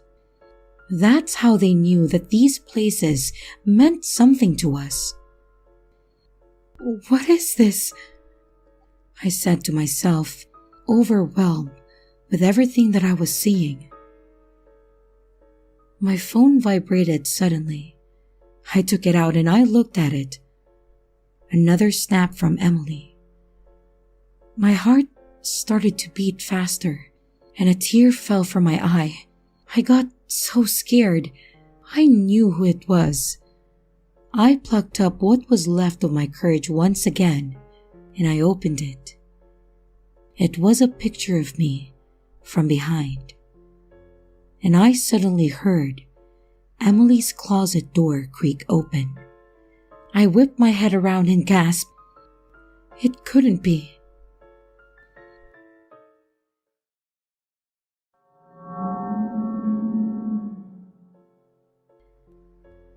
Some people are terrified of going on the dark web. Most people wouldn't even know where to begin. But me? I've gotten way too comfortable searching the bowels of the deep web and its darkest corners of depravity. I work as a fence of sorts, taking advantage of most people's technical ineptitude. I make a profit from selling illicit items to folks in my hometown. Once upon a time, I got these things from other sources, but nowadays, you can get anything and I mean anything, delivered to your door with a click of a mouse. It's cheap and surprisingly reliable. There's no such thing as morals when you have a job like I do, selling all manner of questionable items. I guess because of that, you could argue that I deserved what happened to me. I was sitting in my home office, feeling bored and lonely. Having a 2-story 4-bedroom house with a giant backyard is kind of pointless when you have nobody to share it with. And the thought occurred to me again that I should get a dog. People on Instagram and Facebook had dogs, and they all looked content and happy with their lives, out in the sun playing frisbee and rolling around on blankets in the grass. Why couldn't that be me? It had been a while since I had a real girlfriend too, so the thought of using the pooch as an icebreaker for talking to women also crossed my mind. And I got up the courage to finally do it. Then and there, deciding to get a puppy that I could raise up to be a loyal and faithful companion, to share my big house, which felt so empty. And without really thinking about it, I did what I always did when I wanted to buy something. I opened the Tor browser on my laptop and went to my favorite illicit site. For some reason, the idea of going to a normal website or to a breeder or pet store didn't cross my mind until later. In retrospect, that would have made a lot more sense. I typed in dog in the search bar, but only one ad came up, and I clicked on it. Puppy for sale, purebred Southern Wolfhound, $500, will deliver. There was a picture of a very cute little black dog. I had never heard of a Southern Wolfhound before. It didn't look like one that I had ever seen. And then again, I didn't know much about dogs. Not being one for shopping around, I punched in my credit card info and clicked on the buy button. A few days later, a wide-eyed and nervous-looking delivery man knocked on my door. At his feet sat an oversized dog crate that was pitch black inside. Nothing could be seen within it. His trembling hands passed me a tablet, and I signed for the delivery and brought the heavy crate into my house. The dog was a lively one, I thought to myself. When I picked up the crate, it started moving restlessly inside, feeling more like a giant python than a puppy. Its weight didn't seem to match what I had seen in the picture. I wondered briefly if there had been some sort of shipping mistake, and I almost ran back after the delivery guy. But when I opened it up, there it was. An adorable black puppy wandered out hesitantly and then ran over to me. My fears were instantly assuaged as the little scamp began to lick my face, and I fell on my back laughing. I let it jump on me, and we rolled on the ground and played on the floor for a while. A smile stretched wide across my face, and I felt truly happy as I played with the little dog. I took the puppy around the house for a tour, showing him the upstairs first, my bedroom and the office, and he sniffed around the guest room that I had never used, and another that was for storage. I showed him the basement to the little bed that I had bought for him, and he didn't seem particularly interested in it. The strangest thing about the puppy was his weight. He was a hefty little guy. When I tried to pick him up, he weighed a ton. And it didn't make sense. The more I thought about it, the more it made me feel uncomfortable and jittery. Like the dog was a hole in the universe leading to unreality. A black hole leading to some other dark place that I didn't want to see. Trying not to dwell too much on that, mostly because It made my brain feel like it was going to turn into scrambled eggs if I did. I decided to take my new puppy out for a walk at the park. I tried to put the leash on him that I had recently bought, but it never seemed to fasten quite right. It was like the collar was too small for him, but it wasn't. I could see that clearly. My mind felt fragmented and wrong as I struggled with it, seeing two realities for a split second. In one reality, I could see my puppy.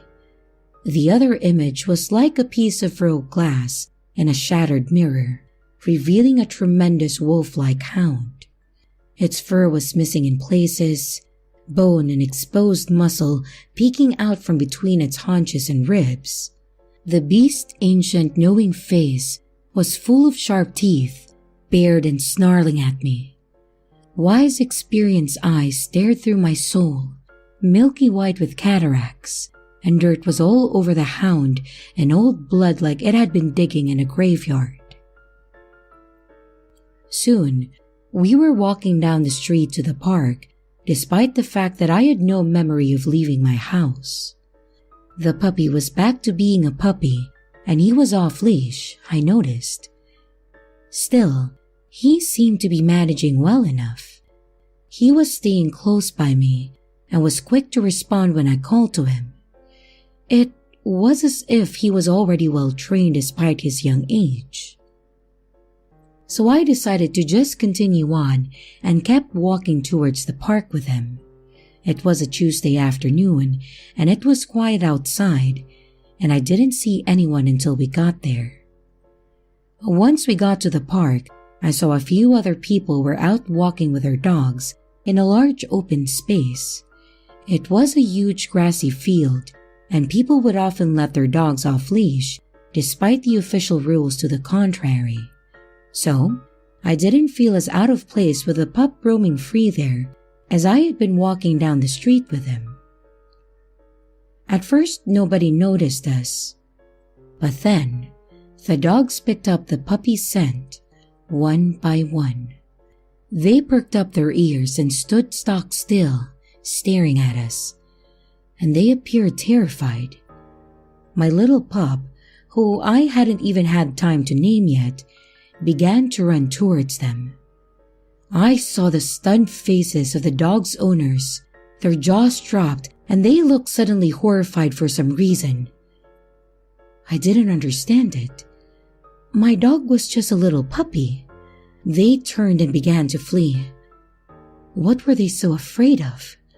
I wondered, chasing after the little guy. And that's when it happened again. A little piece of my life went missing. 1 second, I was there in the park running after the dog, and the next, we were back home again. It was as if I had just lost the last little bit of my life. It seemed like just a second before, we had been in the park and I had been calling after my puppy as he ran away from me, chasing after him. But now, we were back in my living room watching television, an old rerun of The Office on Netflix. Pulling out my cell phone, I checked the time and it was 4:30 p.m. More than 2 hours had passed. I looked down to see the puppy was at my feet, sleeping soundly. At least he was safe.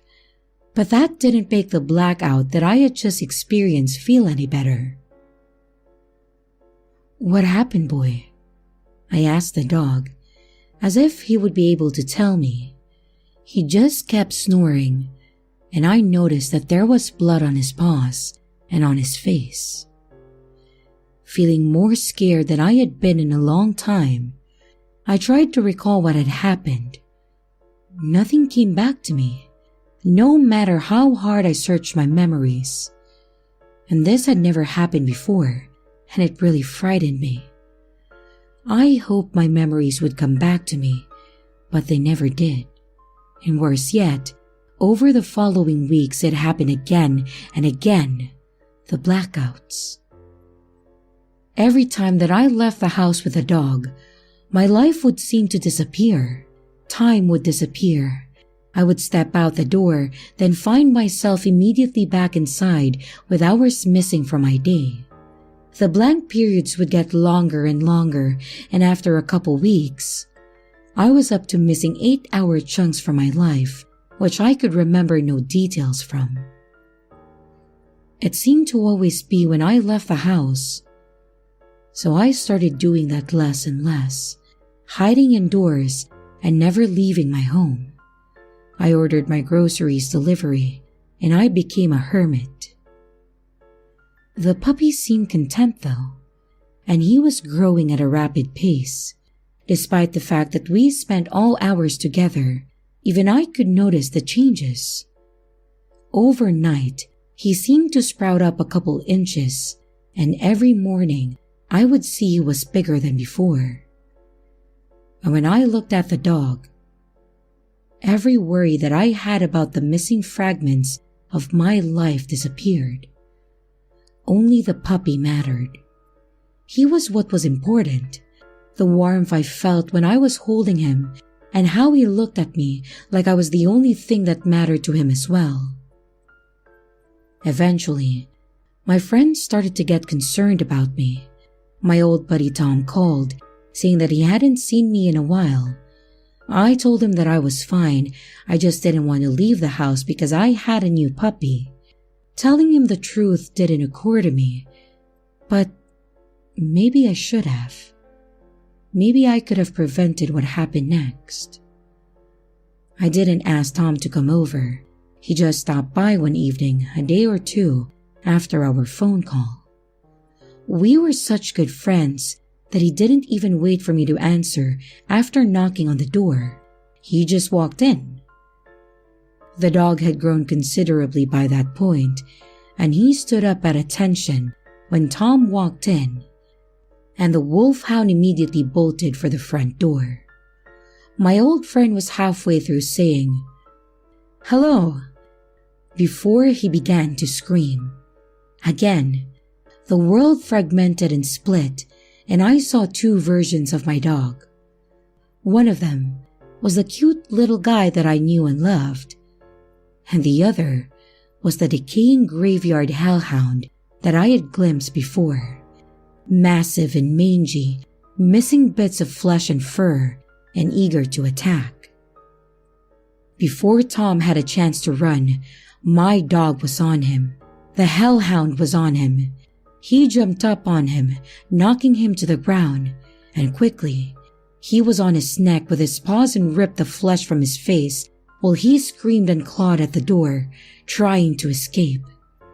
I ran over to pull the dog off my old friend, and when I reached out to grab him, to try to stop him as he tore muscle from bone and gouged out Tom's eyes with his teeth, he snapped at me. The sharp teeth scraped off my fingers, and I looked down horrified to see a glimpse of my own shiny white phalanges staring back at me, hair-covered knuckle flesh dangling limply from the exposed bone. I recoiled from him, screaming, and ran. Tom was already dead by the time that I got upstairs. His screams cut short as the evil wolf ripped out his larynx. Slamming the door to my office shut behind me, I locked the door. I am back in my office where all this started. I'm terrified to go back out that door, now that a hellhound has a taste of my flesh. I doubt that he'd be able to resist. I can hear him sniffing and scratching outside already, hungry again after consuming every last bit of my oldest and best friend. There wasn't much to do other than wait for my inevitable demise, so I decided to browse the dark web again. I wanted to see something. I went back to the same hidden site again, navigating through a series of back doors to get there, clicking secret icons, hidden and obscure websites. And once I arrived there, I typed the word dog into the search bar again. The same exact ad came up, identical. Puppy for sale, purebred southern wolfhound, $500 will deliver. This time, I decided to send a direct message to the seller, someone named Lycan. I said, "Hey, I bought one of your dogs and it just killed my friend. I'm pretty sure it's eating my memories too." Lycan answered, The creature you have purchased is no dog. It's a Variocolocus, an undead creature which sustains itself on flesh and blood, like a werewolf zombie, kinda. I answered. "Sounds more like a zombie werewolf to me. Can I please have a refund?" And Lycan said, No, all sales are final. Lycan has exited the chat. With that, he disappeared back into the ether and left me with a beast scratching at my door, trying to get in. It won't be long before he gets through the door, I'm sure. And when he gets in, I'm not sure what he'll do, but I've got a pretty good idea.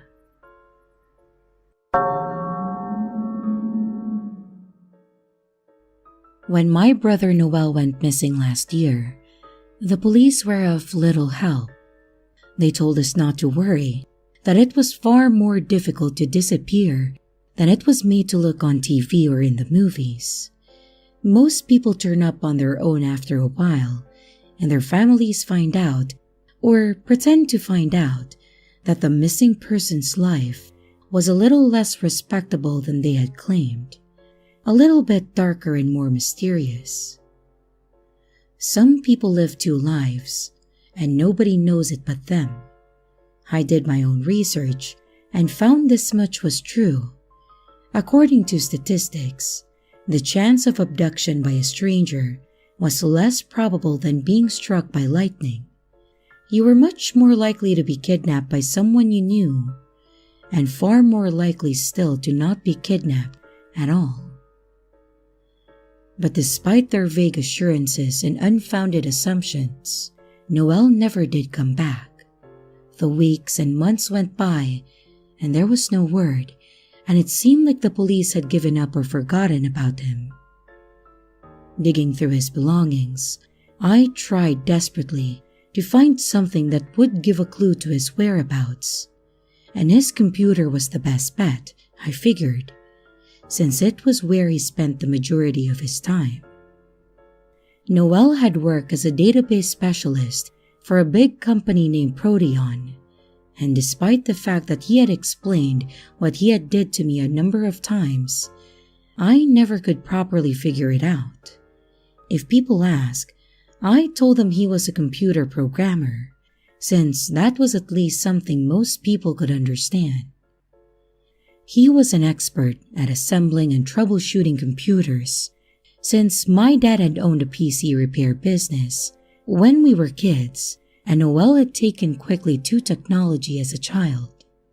He was building machines for my dad's customers in his spare time when he was still in his teens, and later, he went to college for computer sciences and only become more proficient over the years.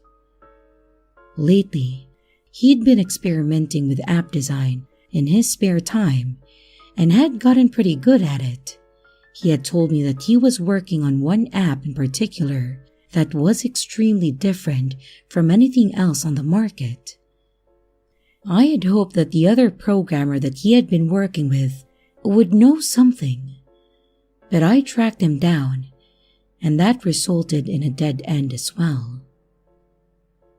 Upon meeting the guy I found, he was peculiar, a disheveled-looking Satanist who refused to make eye contact with me and offered no useful information. He told me Noel had been of great help in his project, but said the rest was top secret. So, I went home defeated once again. Noel's old computer was set up on my desk, so I turned it on and sat down, resolved to do some more digging. I logged into his email. Luckily, Google had saved all his passwords, so I didn't need to try to figure them out through impossible guesswork. And searching through his old emails, I had found a lot of junk mail. There was a correspondence with work and family and a few with friends, but nothing that gave any clue as to where he might be. If anything, they painted a picture of someone living an ordinary life, making plans for the future, with no indication of wanting to disappear. His phone had been left behind too, and I went through that as well, just looking for anything strange that stood out. But there was nothing. I sat there at my desk with my mouse in my hand for days, then weeks, looking for something, anything of use. I pored through his doc files, JPEGs, MP4s and MP3s, PDFs and every other damn file type that you can imagine, examining everything, desperately searching for some hint, some clue. And everything turned out to be a dead end. Of course, I called the police frequently as well, but they were of no help, and eventually went as far as to tell me to stop calling, saying that they would update me if they found anything. I had cursed at them furiously and hung up, and that had been the end of that. I went back on his computer one night to dig through some more file folders, and I noticed something that my eyes had scanned over in the past. An icon and the sea of icons that lived on the busy and disorganized desktop. It looked a bit like a purple onion with a slice cut out of it. I clicked on it, and a dialog box with a loading bar appeared briefly. Then, a purple window opened up that looked like a web browser, and I realized that was exactly what it was. Tor browser, it said at the top. I knew little about these things, but understood that this was an untraceable way to use the internet since it encrypted everything being done online. Thinking back, I remembered Noel talking about using Tor. He said it was much safer and that it couldn't be traced. But why would he care about being traced? I had thought at that time. Maybe there was a good reason after all. Suddenly, my cell phone chimed and I went over to it quickly and I looked at the message. It was a URL. Another text came through, and this one was a typed message from someone. Enter the URL on Tor. Another ding, another message. Tell no one about this. If you contact anybody, I'm gone. I'm your only chance at finding him. I looked at Noel's computer. That was when I noticed the little lens at the top of his monitor that was the built-in webcam. The red light was on next to it, indicating that it was recording.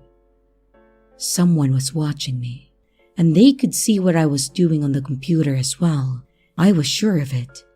I texted back, "Doing it now."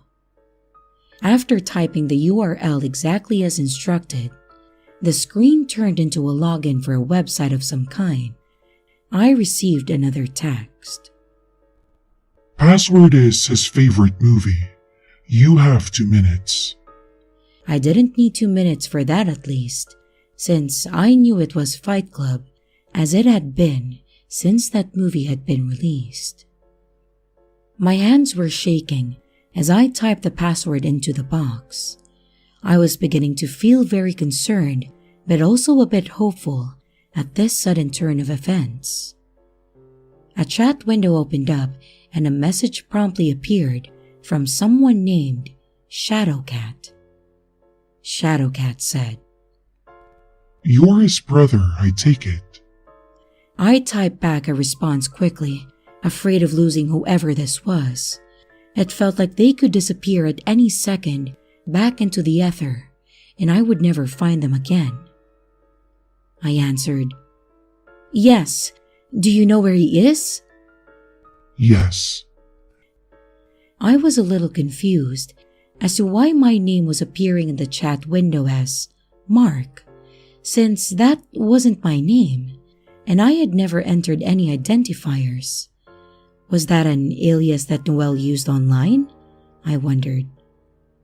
I asked, "Is he okay?" I took a deep breath, waiting for the answer. More or less. What do you want? You'll find out soon. Another message came through, showing another URL. Shadowcat said, Keep chat open. Create a new window and go to the URL. And I answered, "Okay." I typed in the URL and found myself at another website.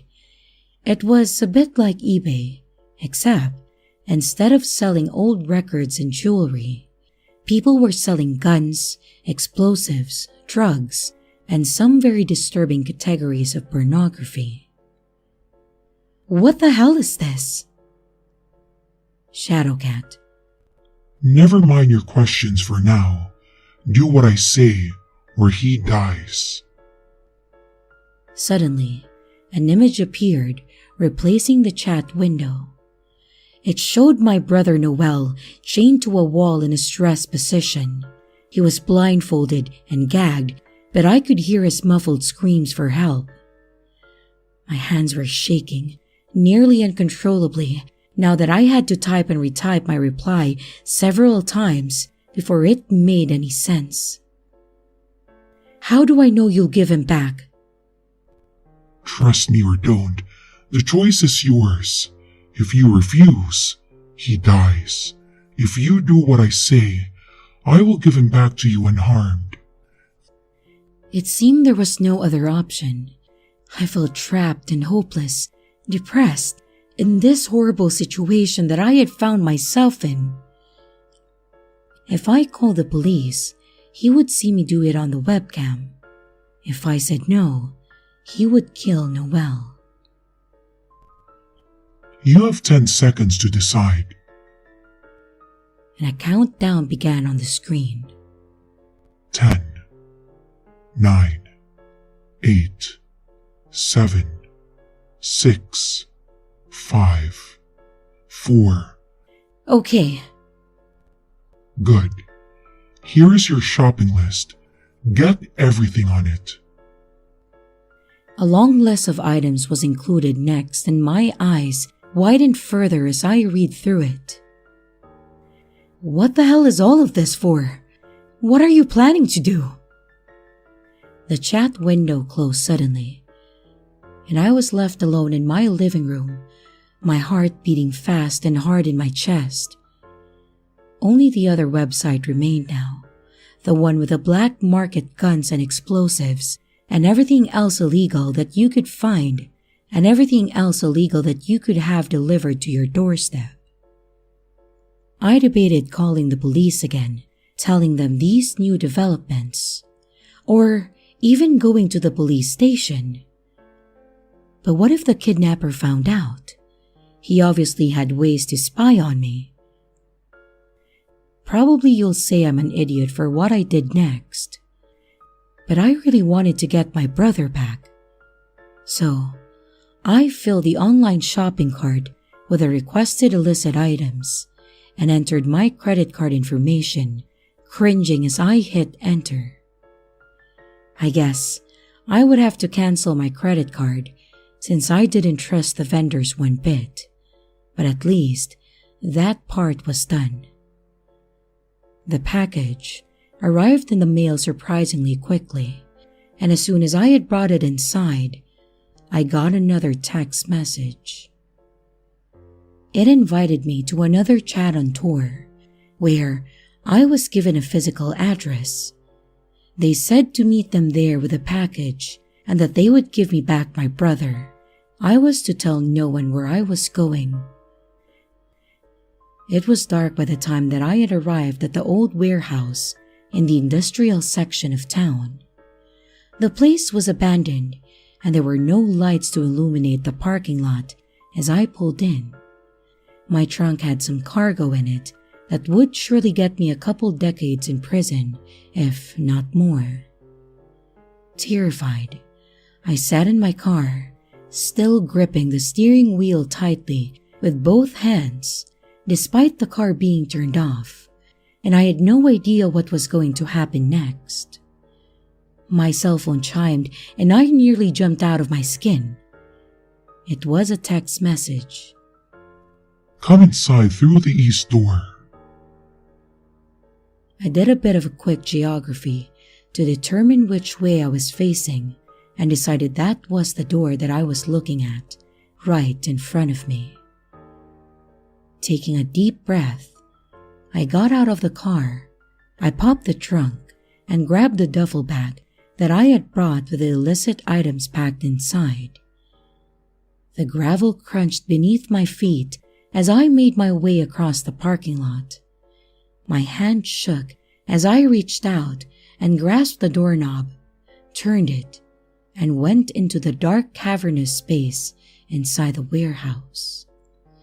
As difficult as it was to see outside, it was even darker in there. Taking a few more frightened steps forward, I found my eyes did not adjust to the dark. The door clanged and shut behind me, and I jumped, feeling my heart skip a beat. "Hello?" My voice echoed back behind me. Did you bring everything? I jumped, startled, when I heard the voice. It was raspy and high-pitched and made the hair stand up on the back of my neck at the sound of it, like fingernails across a chalkboard. Yes. Good. Bring it this way. Terrified, I stepped forward into the pitch blackness, unsure if I would run into something. I moved slowly and deliberately, hoping not to hurt myself. He's got it for us. He has it all. Yes. Suddenly, I realized there was not just one voice speaking, but many. They were all around me, surrounding me in the darkness, and I felt their movements in the air around me and heard sounds like the wind blowing during a thunderstorm. Poisons. Acids. Knives. Explosives. Boomed a voice from the corner. Guns and bullets and snake venom. I heard them moving closer now, inching towards me. Their voices were in my ears as I backed away. "Where is my brother? Show him to me or you get nothing." I was terrified, but determined to get Noel back, come hell or high water. Or maybe we'll keep you as well, little brother. Maybe someone will want you back badly enough to bring us more offerings, more dark treasures. I could feel them very close now, could hear their breathing and feel their proximity to me, causing my skin to break out in goosebumps. My mind raced, desperate to think of what I could do to get out. These creatures, these demons, whatever they were, had no intention of letting me leave. And I had a sudden brainstorm. I reached out into my pocket and pulled out my cell phone. Quickly, I hit the button for the flashlight function. If there was anything these creatures would be affected by, I guess by their choice of habitat, and it would be light. "These are demons born of darkness," my lizard brain whispered. "They are not accustomed to anything but blackness." And the white light cut through the darkness like a knife.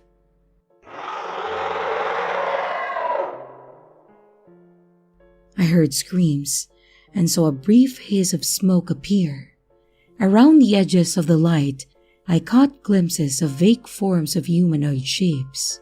They recoiled from the light, and I felt and heard them moving towards me from behind.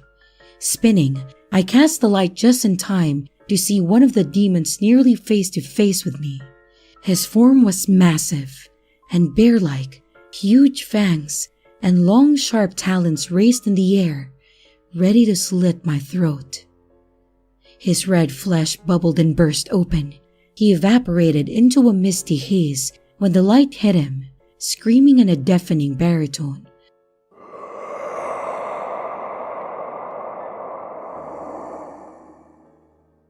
Realizing that the light had the power to destroy them now, or at least send them back to hell where they came from, I spun around and round with the light, trying to incinerate them all. And I saw them flying bat-like away. Others jumped up to the high ceiling and hid in the girders and beams above. I saw something at the end of the huge space, and I shone my light that direction. It was Noel. He was shackled to a wall on the far side of the warehouse. He was gagged and blindfolded and moving.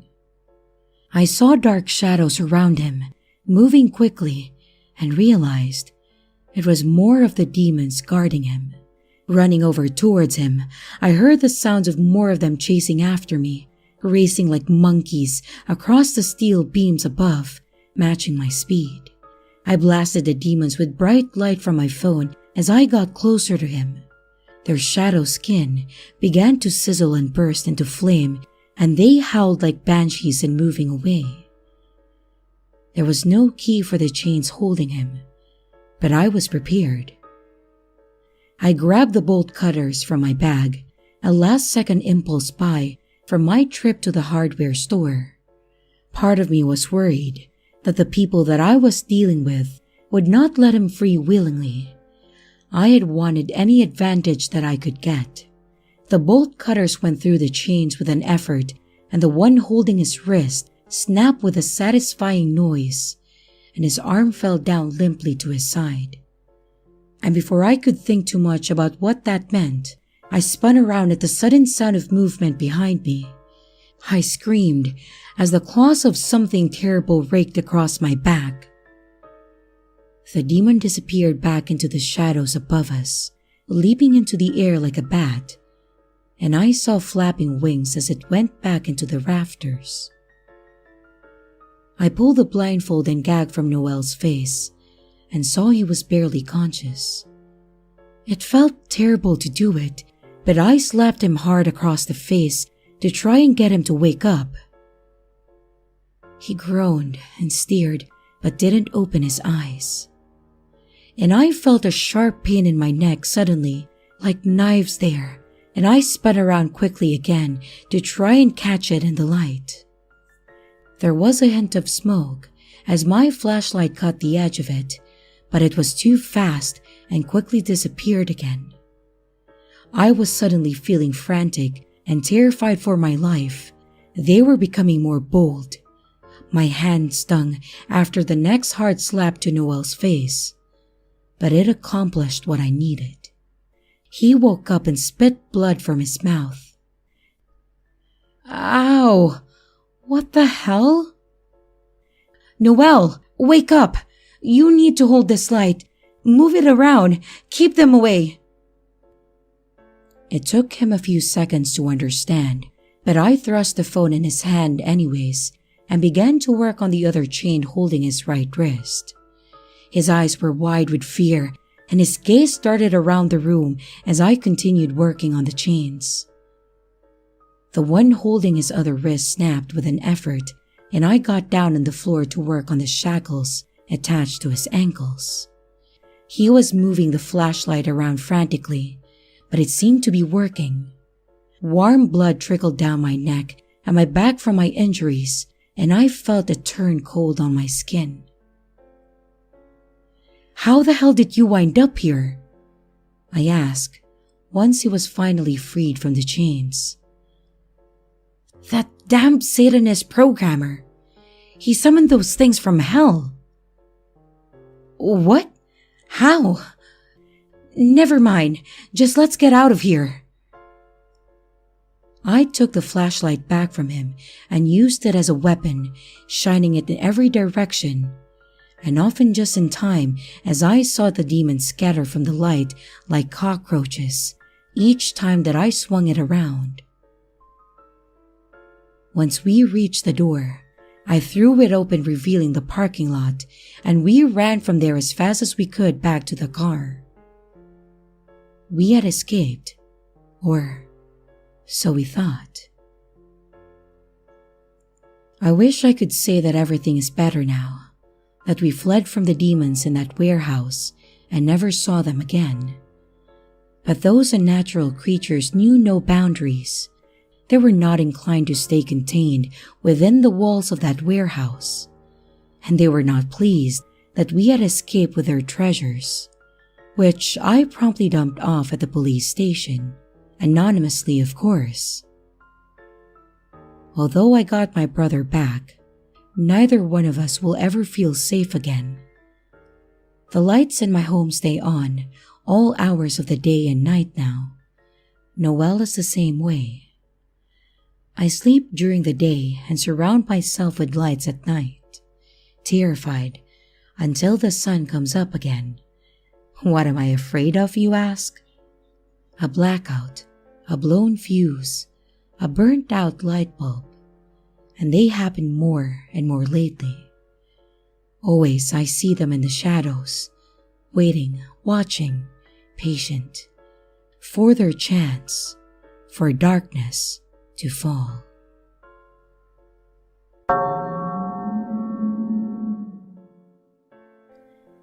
There hadn't been a murder in Franceburg for over 5 years, not since Old Man Weathers killed his wife over a Monopoly match gone sour, and a marriage gone even sourer. Up until last week, that was. Now, I've got 3 different files sitting on my desk with 3 different victims. They stare up at me accusingly, saying, "Solve us."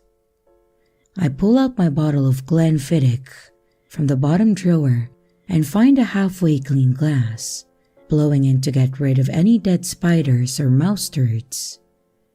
I fill it up a third of the way, then decided to hell with it and make it a double. The strong smell of it wakes my senses and burns my tongue a little at first, but in a good familiar sort of way. I admire the brown liquid in the glass for a minute, and then open one of the folders and begin to leaf through it for the umpteenth time. Each murder was spaced a couple of days apart, and the killer managed to sneak in and out of the victims' homes undetected.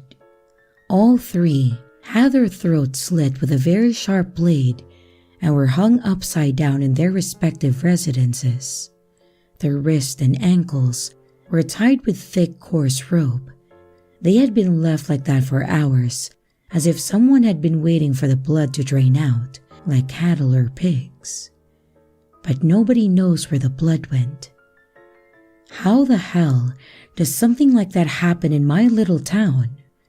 Something flares up in me momentarily, and I realize it's wounded pride. Someone has been in my town and has been killing my people, under my nose and without leaving a trace of evidence. Maybe you just can't find the evidence because you're an amateur, a hack, probably. I questioned a lot of people as one does, started with those closest to the victims, and worked my way outward trying to make connections. But murder isn't something that I have a lot of experience with. Liars, though. Liars, I can tell from a mile away. When you've been a cop long enough, you can pick 'em out easy enough. It's an acquired skill. The victims were young, in their 20s. People kill people they know. So who knew all 3 victims? Who had a motive to kill them? And how did they do it without getting caught? The first question requires some digging. It means interviews with people who don't want to talk. And I visit each victim's closest friends and family members. I find out that the 3 were all loners, with very few friends, at least not in real life. Not only that, but they knew each other. My suspicion that the murders are connected becomes a certainty. I look deeper into their lives, sussing out any details that I can find. They were all gamers, professional ones apparently, not something I had thought possible. To my surprise, when I ask about the details, the answer is always the same. Each victim was obsessed with a computer game called League of Legends. More questions lead to more answers, and eventually, after a lot of puzzle pieces coming together, I figured out how the victims were all connected. It turns out they were all in a clan together, which means they play the game together as a team. Teams in League of Legends are made up of 5 members, so that leaves 2 more people out of there, who are either potential victims or potential murderers. I have to find the other members of the clan. The 2 are like missing pieces from a jigsaw puzzle, and without them, I can't see the whole picture. So I track them down. Sarah Green is the first. She seems pleasant enough, and after inviting me inside for coffee, we talk for almost an hour, and she responds candidly and with concern for her deceased friends, but gives no useful information. "Can I get you another refill, detective?" she asked after I drained my second cup of coffee. "No, that's all right. I think I've imposed on you long enough." She walks me to the door after that and says she hopes that I will be able to find some answers. I thank her, still unsure what to make of her, and I move on to the next interview. Terry Wentworth is a chubby man with a ponytail and thick glasses. He has a patchy goatee which attempts unsuccessfully to hide a double chin with an unfortunate butt-looking cleft running down the center of it. I find myself trying not to look at it, as if to do so would be rude. "What can I do for you, officer?" he asked, looking annoyed. "I understand you played a game with these people," I say, showing him pictures of the victims. He cringes slightly. "A computer game called League of Legends, is that correct?" Yeah? So what? I played with them." Something is off already. I can tell he is more nervous, more defensive than he needs to be. But then again, some people have bad social anxiety. Maybe he's just an anxious type.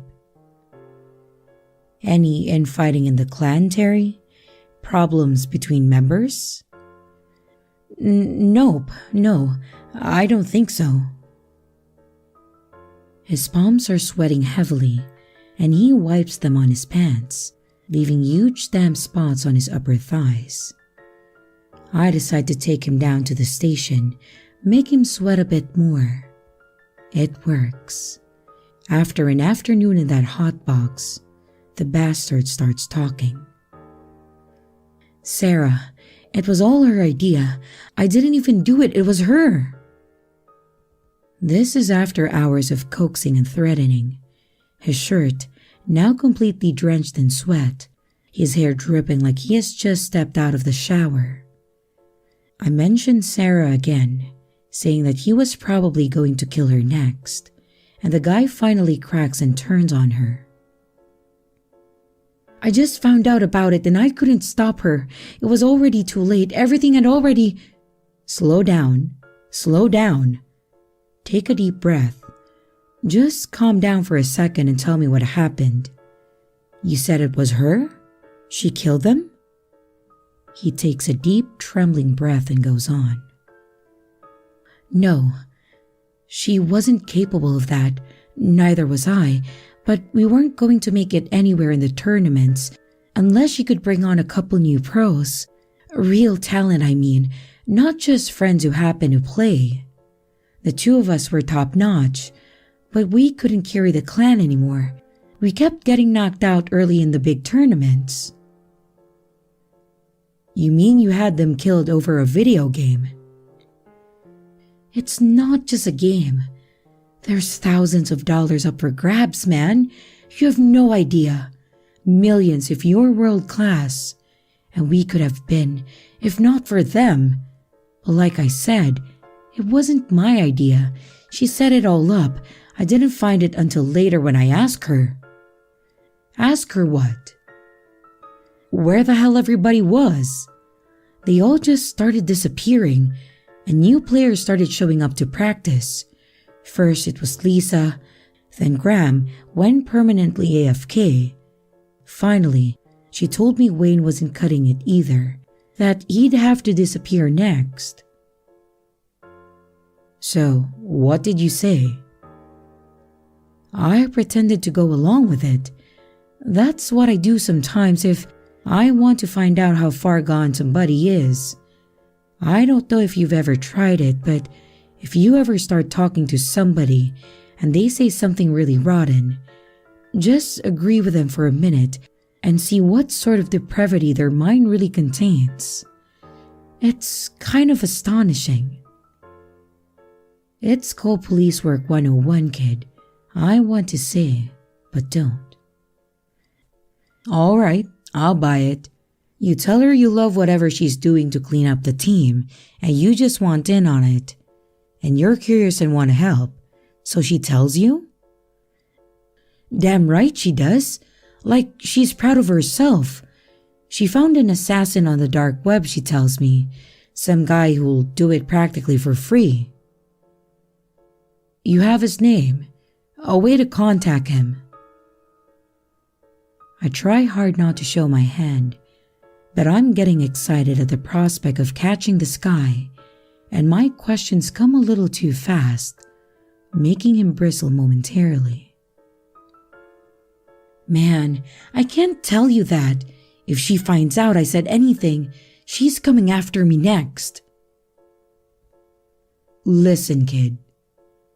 I say in my best friendly cop impersonation.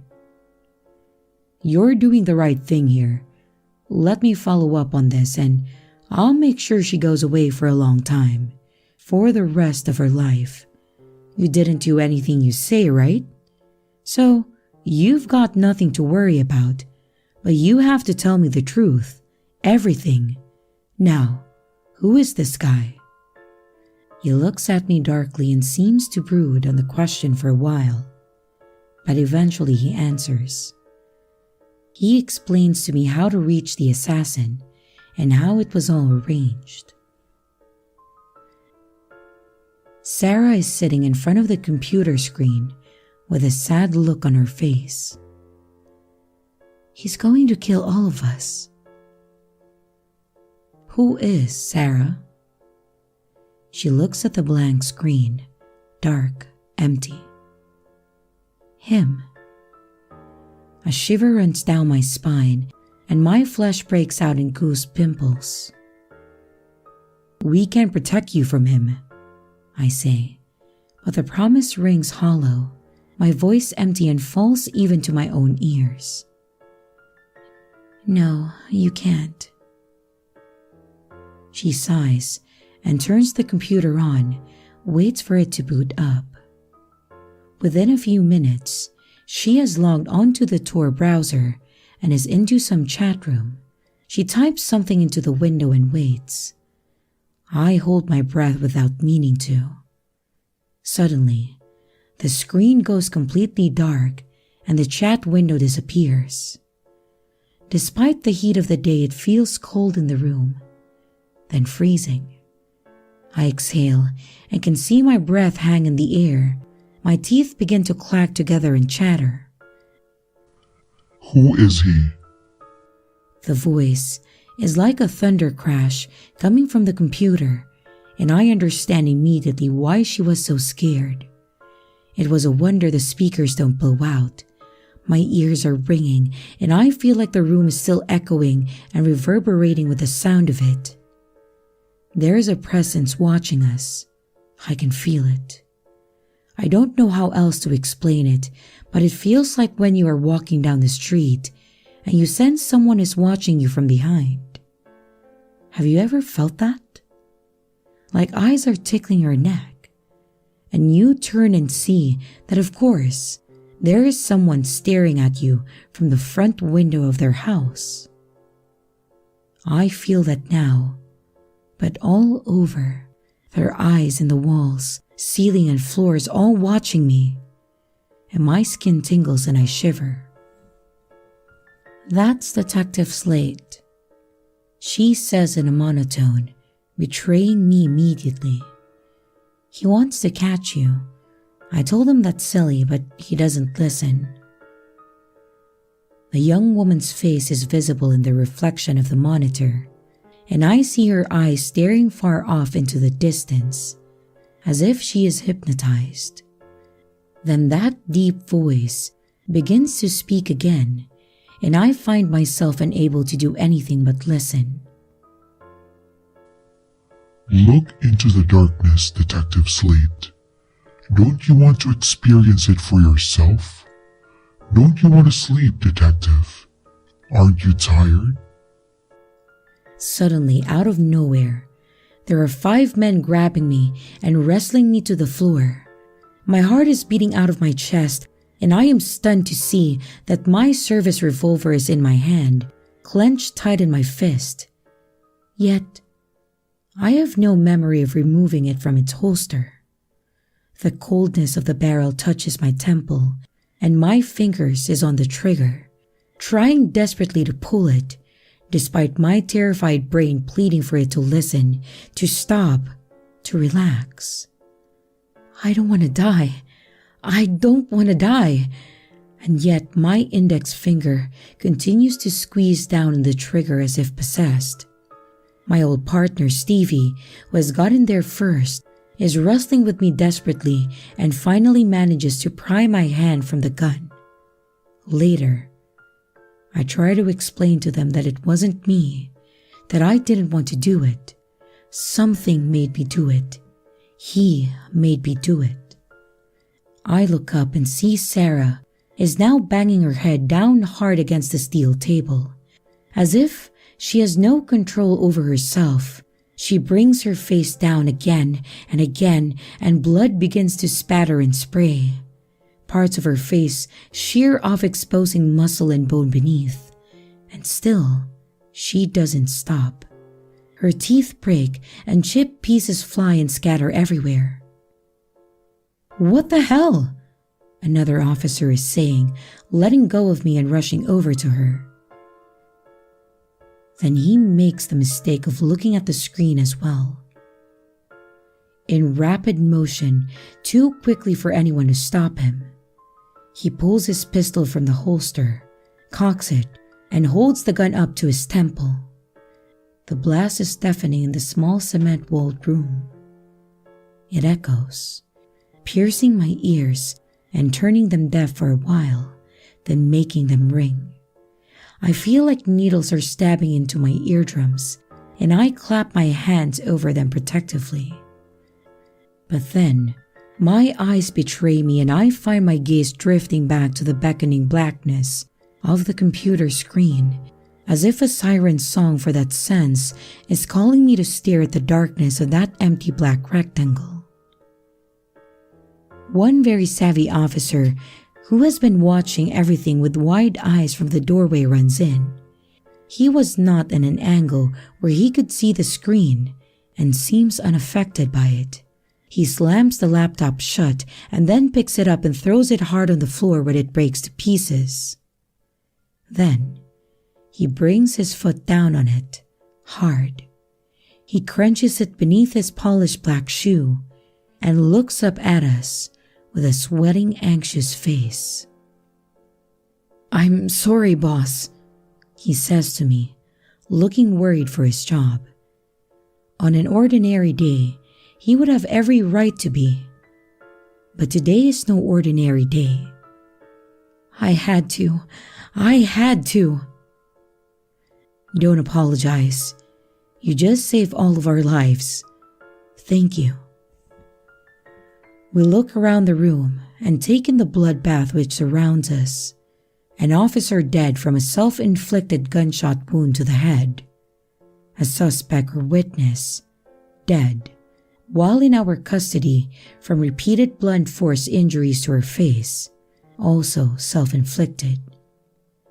Officers began to crowd the room from the pit where they were stationed at their desk when the gunshot went off. People are asking 1,000 questions, and I don't know what to tell them, or what I even believe myself. The captain sends me home without pay, pending an investigation. It doesn't matter how many people vouch for me, how many saw the madness for themselves. It matters how it all looks. And there's no explaining what happened to a rational person.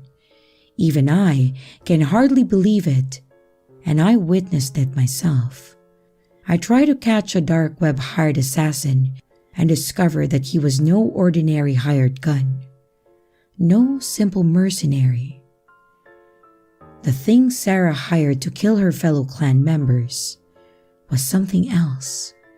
Something we as humans don't have a word for it yet, or any understanding of. Something that is spilling over into our world from another, and feeds on our flesh and blood. Somehow, I have to stop him.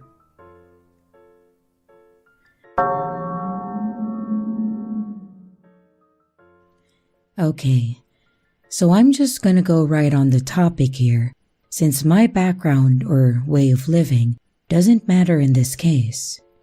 As you all know, there's been quite a few accounts of people's encounters on the dark web on this sub lately. I usually read all of them because it intrigues and scares me, and maybe that's why I ended up dreaming about it a few days ago. Perhaps what I saw isn't grounded in reality, but since I've never dreamt about such things before, I figured I'll ask for your 2 cents. So let's get to it. I can't recall the fine details of most of this dream, but I do remember the basics. In the dream, I got in my hands on a Tor browser because obviously I was able to go onto the deep web. One weird thing was that the browser wasn't just a program that I downloaded to my computer, but it was inside of some sort of fancy router/modem thing that I could just plug into my computer whenever I felt like using it. I remember something about having to stay hidden from the police or just some form of authority. Anyway, let's not derail too much here. It's possible that I watched more than just one murder video in that dream, but I can only remember one, so here it goes. The video was filmed by what I assumed to be a man and a woman, judging from their voices, who had kidnapped 2 young women and held them bound in a dark room. The victims were laying down on their sides, and I really wasn't able to see the surroundings in the room. The camera lights only hit the 2 victims. I remember how I thought it was remarkable how stoic these women acted towards their kidnappers, despite being in such a situation. And I felt some sort of hope at that thought, a notion that whatever these kidnappers did to them, they wouldn't go down so easily. Even if their video was disturbing so far, I didn't actually feel like the kidnappers had anything on these women. I felt like they would be okay despite everything. I don't remember much of the torture either, but I remember the 2 women begging their kidnappers to stop doing this to them and just let them go, to which the kidnappers just kept going, snickering unmercifully. The thing that stuck with me the most is when one of the kidnappers put a nail to the thigh of one of the women, the one who they filmed the most, and also the one of them to fight back the most. He retrieved a hammer and slammed the nail right into the poor woman's thigh. I cringed at this, but somehow I couldn't stop watching. Amazingly, the woman still spat out insults at the kidnappers, even though she was clearly in pain. The kidnappers did this a few more times. They probably did other things too, before I finally decided to stop watching the video and go look for something else instead. Watching that had really brought me into some sense of guilt that I, as an unsuspecting viewer, had somehow let this happen, let these women be tortured by some sickos, and when I woke up from the dream, it has stuck with me until this moment. The reason I came here to you, No Sleep, is because I felt there's something that I should ask those of you who've actually been on the deep or shadow web. Do you recall ever actually seeing a video like the one I've just described? It's probably stupid of me, but I can't help but wonder where this dream even came from, since I've never dreamt about such things before that I can remember, and if there might be some truth to it.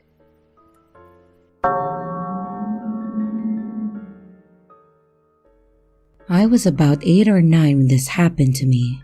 At that time, using a computer was still a new thing for me.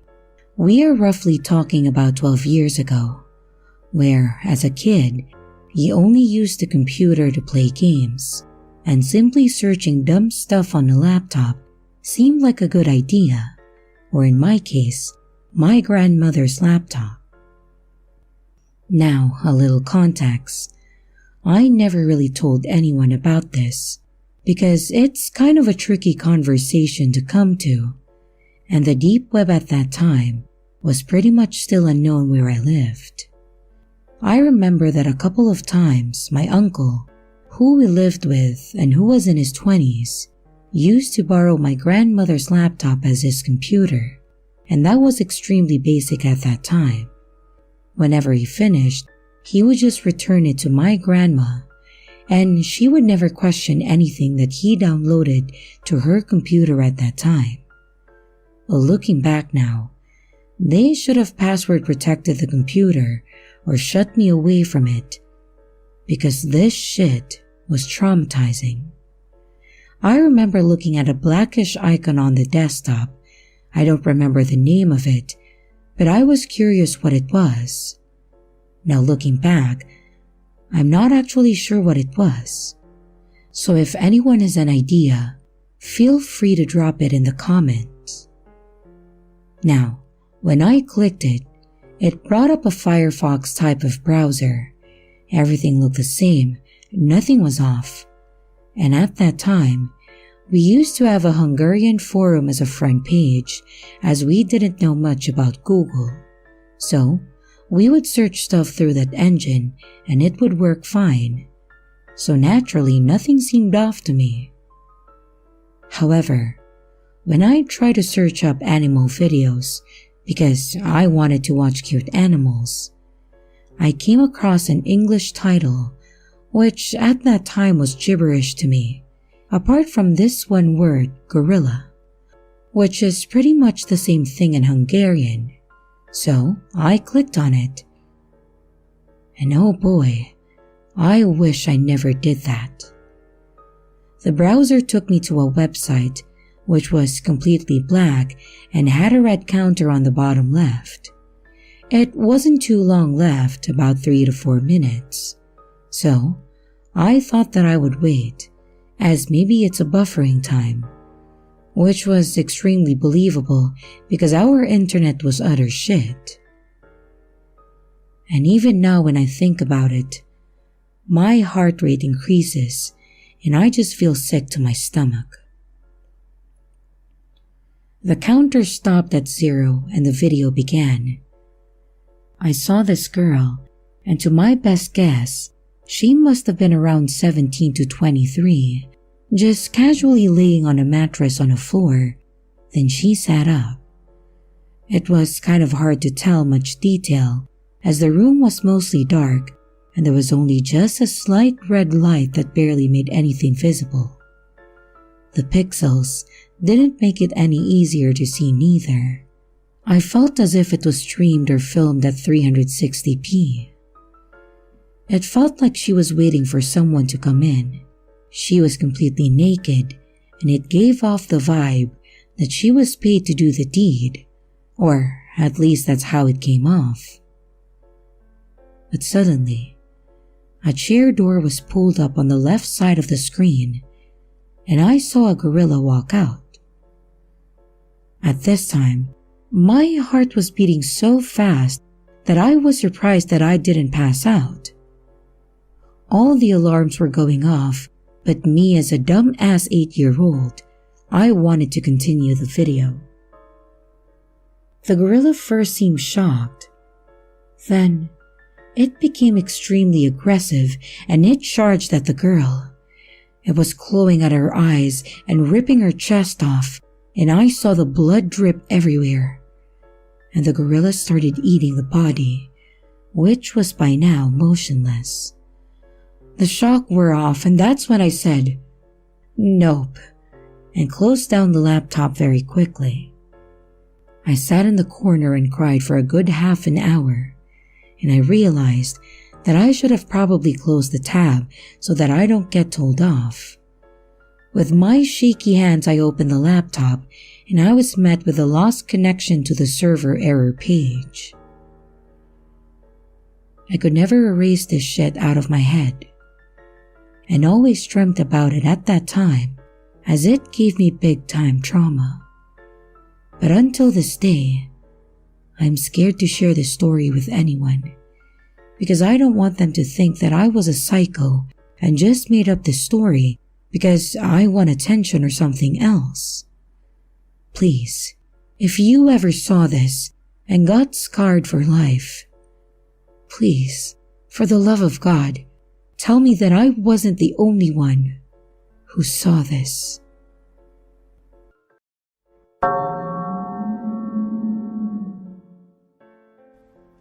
It had started out just like any other night, bored after work, looking for something to do, until I felt tired enough to fall asleep.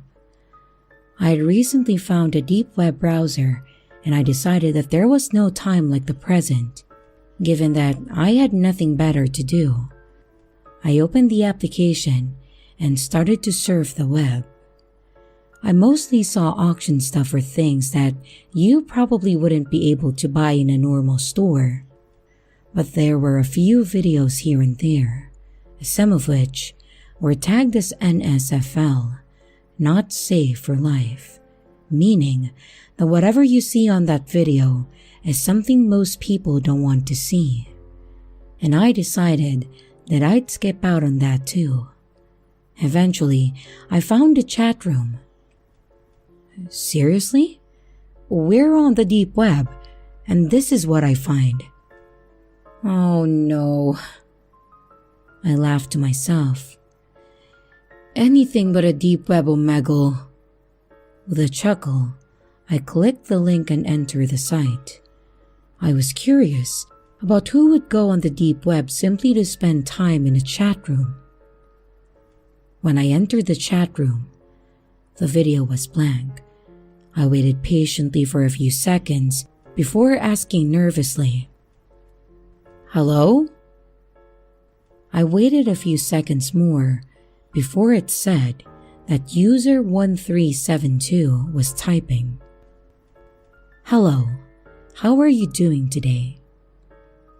"Hi," I said, making note of the fact that the person was typing and not speaking. "I'm doing okay. How are you?" "Not bad," he replied. "Just a bit bored." "Same," I typed, "and that's why I'm on here." "What's your name?" the user asked. I couldn't answer. That was a red flag for me. I wasn't gonna tell some stranger on the dark web my name. That's just asking for trouble. "Sorry, I prefer not to say," I answered. "That's okay, I understand." Yeah, safety reasons and stuff, you know. I know. But if you're concerned about safety, then you're in the wrong place, kiddo. There was a long silence after that. They had a point, but they're probably just being dramatic. Well, in that case, I'll just leave, I said with a smug grin. If they want to scare me, it would take more than that. But they're gonna have to find someone else to entertain them. Or so I thought. Until they replied, "Good night, Adrian." My heart sank into my stomach. That was my name. How did he know my name? I immediately closed the browser, then my PC. My paranoia was starting to get to me. So I even pulled out my router cable, hoping that, well, I don't even know what I was hoping for, but I was definitely scared. And just as I let out a sigh of relief, my phone vibrated. I looked at it on my nightstand, notifying me of a call.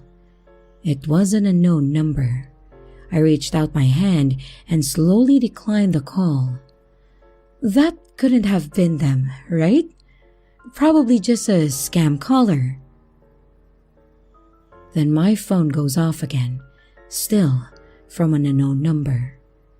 There is a text to go along with the call. The text read, "Pick up the phone, Adrian." With a shaky hand, I slowly pick up my phone and answer the call. "Hello?" I said nervously. "Hello, Adrian." It was a text-to-speech voice. What do you want from me?" "Turn your computer back on and turn on the camera," the text-to-speech bot said. What do I do? I was panicking. I definitely did not want to turn on my camera. But what would they do if I didn't? They already got my name and my number after a few seconds. What else are they capable of?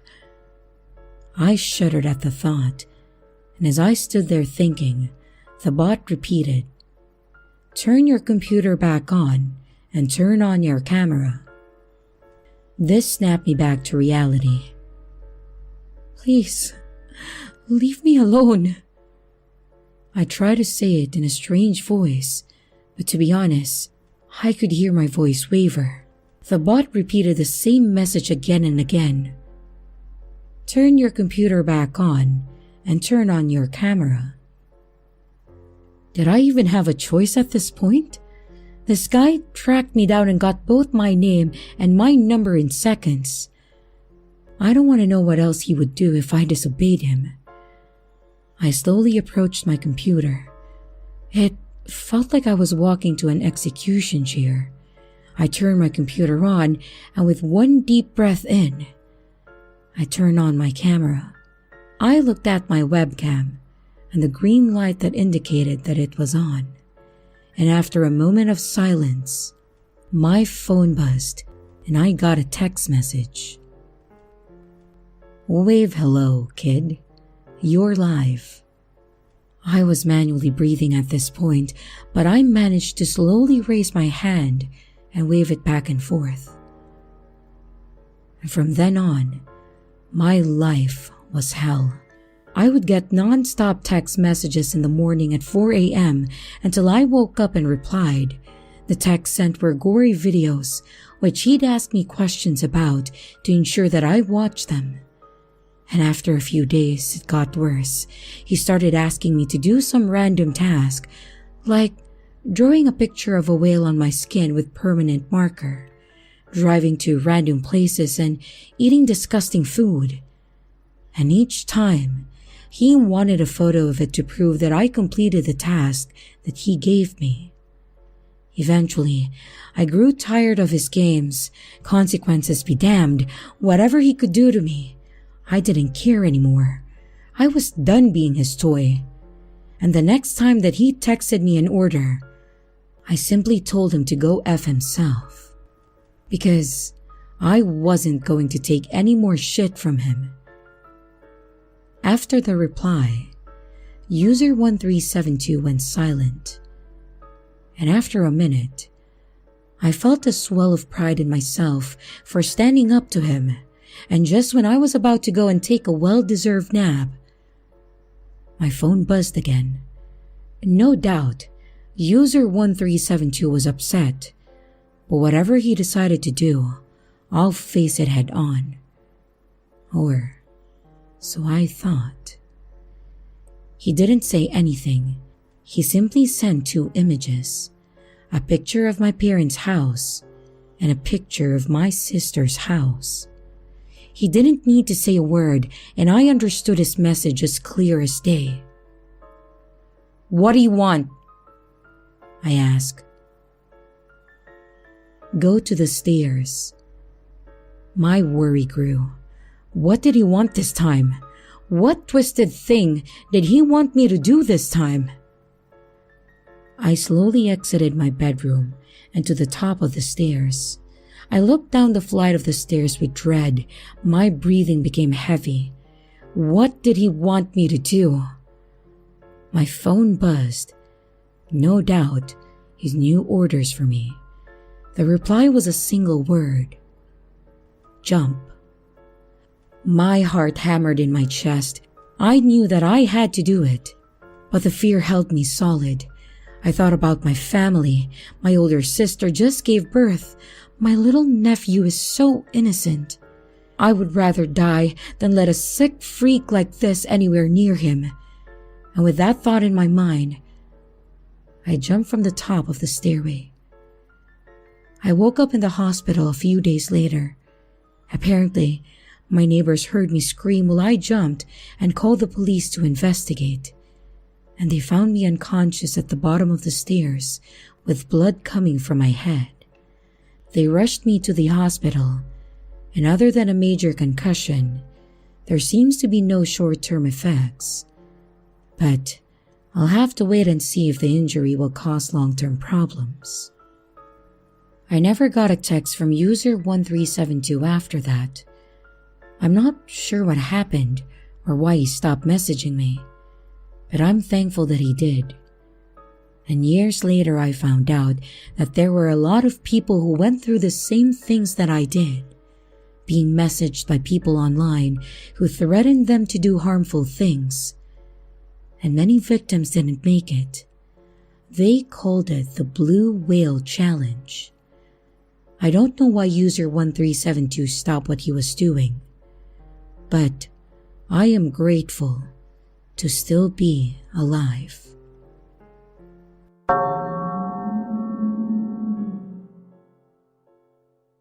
Hitman page call. Sent in by Anonymous. This happened a couple of years ago. I don't remember the exact month or year, but it couldn't have been just a few years ago because Bitcoin was at or near its peak.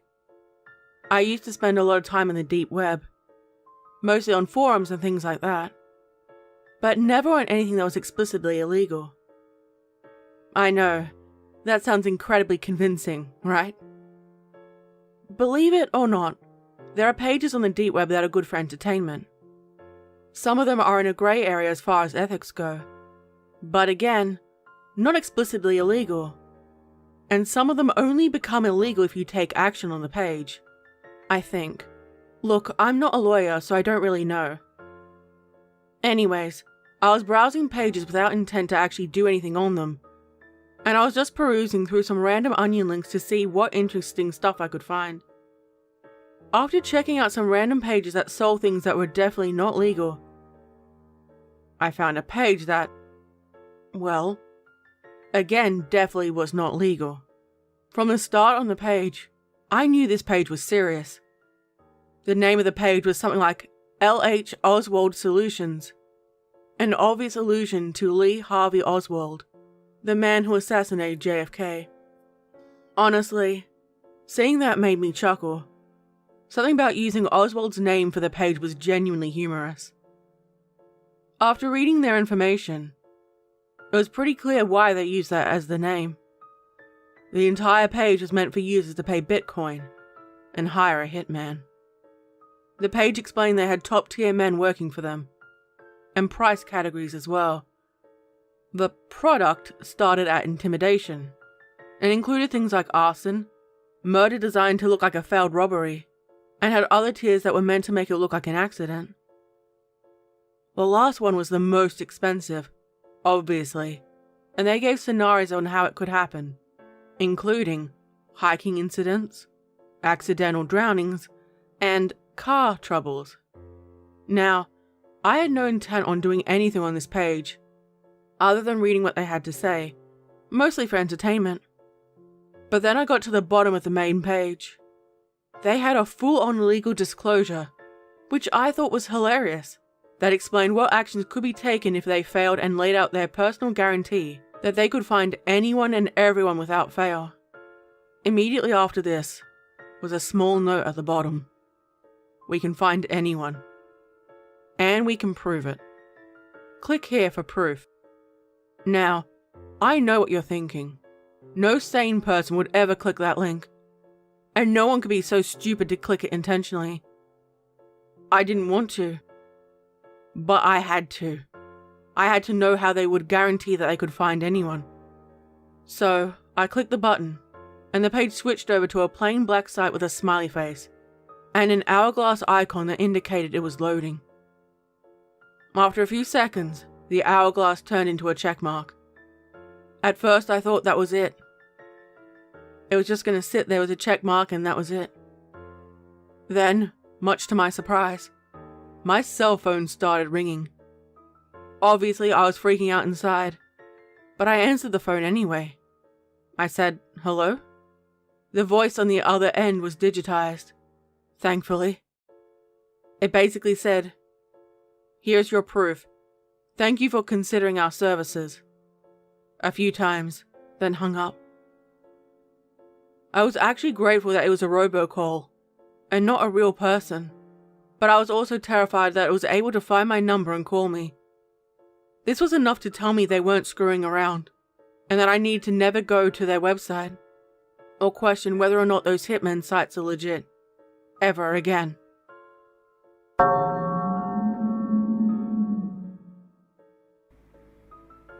If you've grown up playing video games, you've probably had to bear your parents telling you in all manner of assorted ways how video games rot you.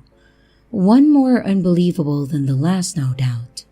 If not, then believe me when I say that should the envy of all those who had to deal with what I describe above fall upon you, you'd be crushed into a paper-thin pancake along with the rest of the planet.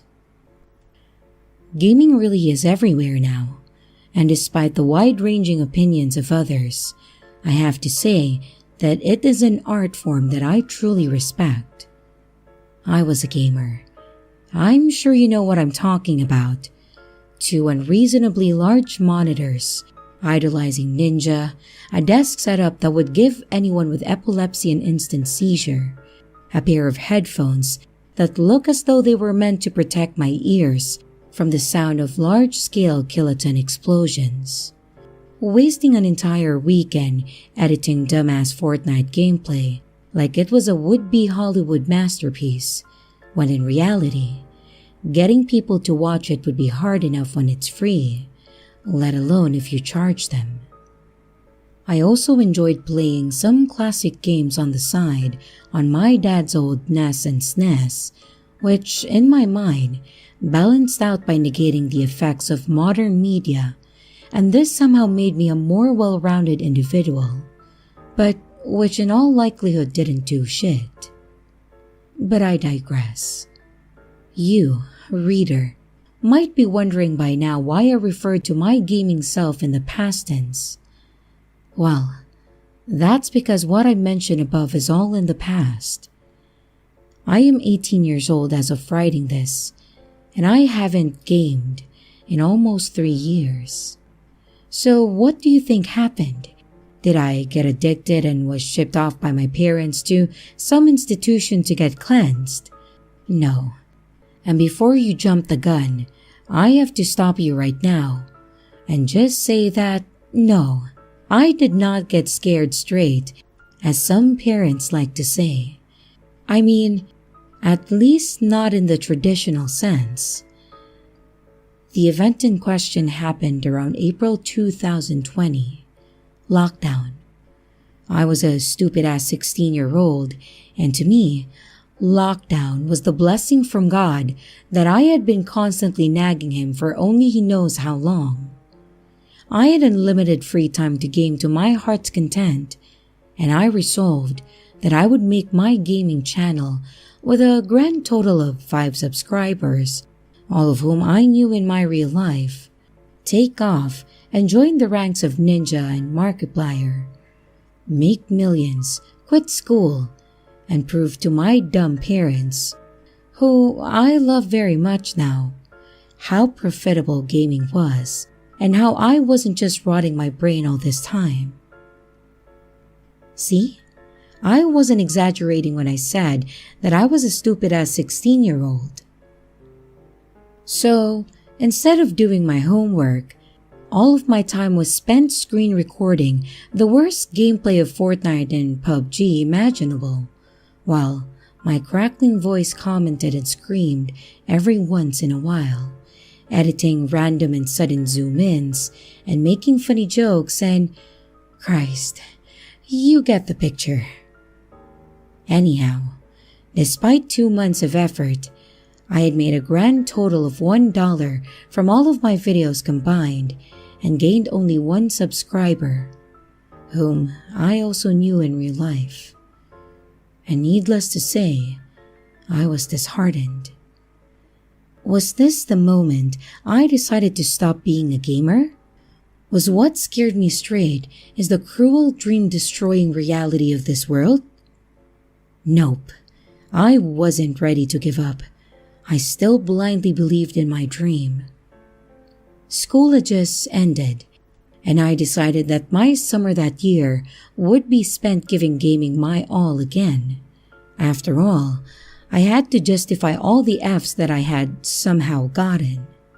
Anyway, I remember lying on my bed one random day and thinking hard. Quite the challenge for a little old 16-year-old me. I knew that to get subscribers, I had to do something niche, something that no one else was really doing, if at all.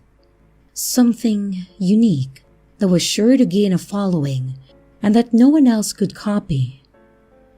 And as I lay there in bed, it suddenly hit me. I should play games that no one else was playing.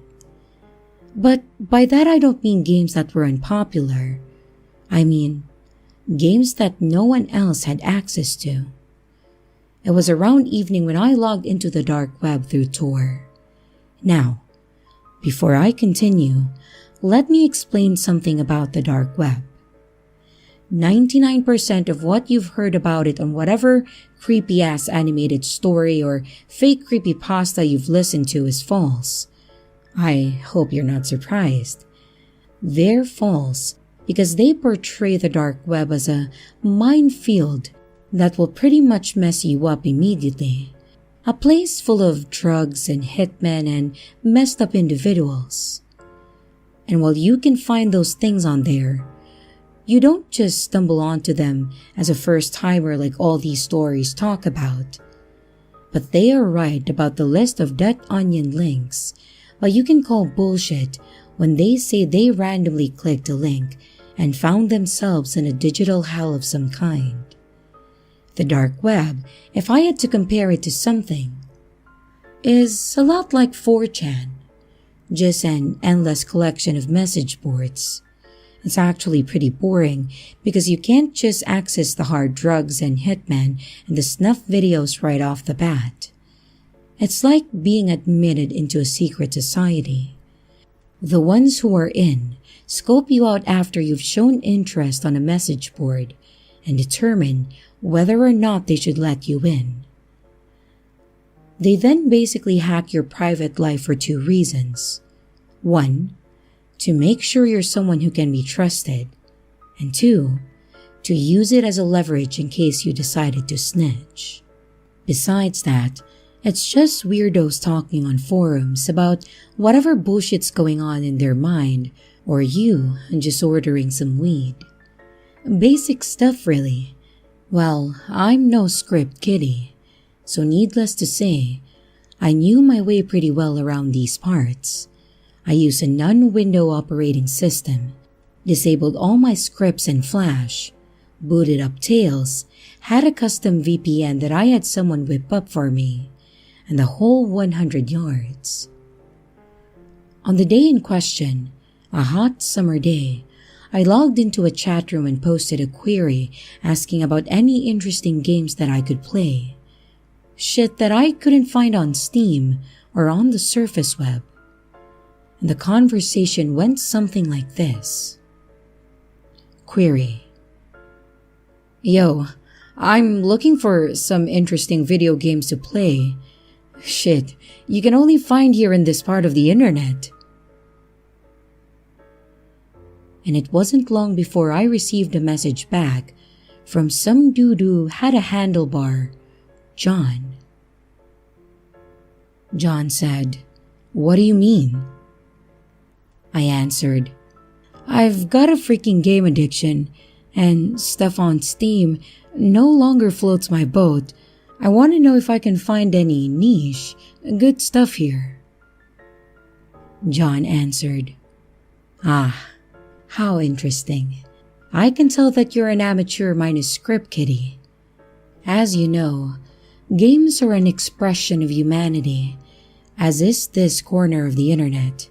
People want to express themselves, but sometimes those expressions are not appreciated on the surface web, so they post their artwork here, where like-minded individuals dwell. Games are no exception, and I can send you a link if you want." I answered, "What, you gonna show me some sad Satan shit? I already know that, bro. Stupid-ass freaking game. I don't want my precious PC to get any freaking viruses from something a freaking pleb made." John answered, No. This is the real deal. The community suffered quite a reputation blow from the leak of that game. A real piece of shit made by a piece of shit who had no feel for art. Luckily, its developers have been working hard to cleanse the palates of us, the consumers, from that shitfest. Are you still interested?" "Of course," I said. And just like that, he sent me a link and logged off. Christ, this link was something that I had never seen before. It was a .onion link, but everything before that was just a jumbled mess of letters, words, numbers, digits, random punctuation marks, and a few weird-ass lines that made text distorted. It wasn't so much as a link, as much as it was a paragraph of the strangest collection of text imaginable. I'm sure everyone reading this knows where the hell this is going. With, and I am talking in a very literal, no exaggeration manner, absolutely no freaking hesitation, I clicked the link. And just like that, I'd unwittingly stepped into hell, just like the so many unfortunate protagonists of all those fake dark web stories. The website took 3 solid Mississippi seconds to load, and did so just as I was about to opt out. And just thinking about it gives me the impression that damn thing knew that I was about to leave and didn't want me to. The screen immediately went black, and just when regret was about to hit me, a text box came up. "Welcome, dear player, to our humble website. We appreciate your patronage and hope you will be able to enjoy our extensive collection of free games made by the finest in the industry. Happy playthrough. Sincerely, Maud." The message made me feel uncomfortable. I know, right? countless times of wafting through this cesspool of humankind, and a polite message is what gets under my skin? Exactly.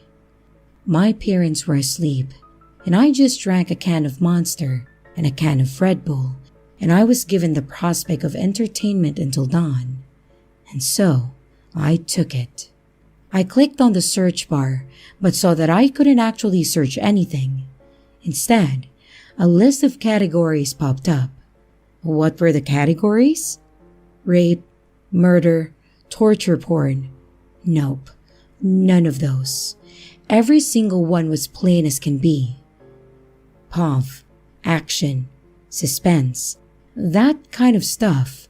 You could select multiple categories and then hit search. I chose the following combination for my first game: 2D, detective, mystery, choice-based. Simple, right? I pressed enter and waited.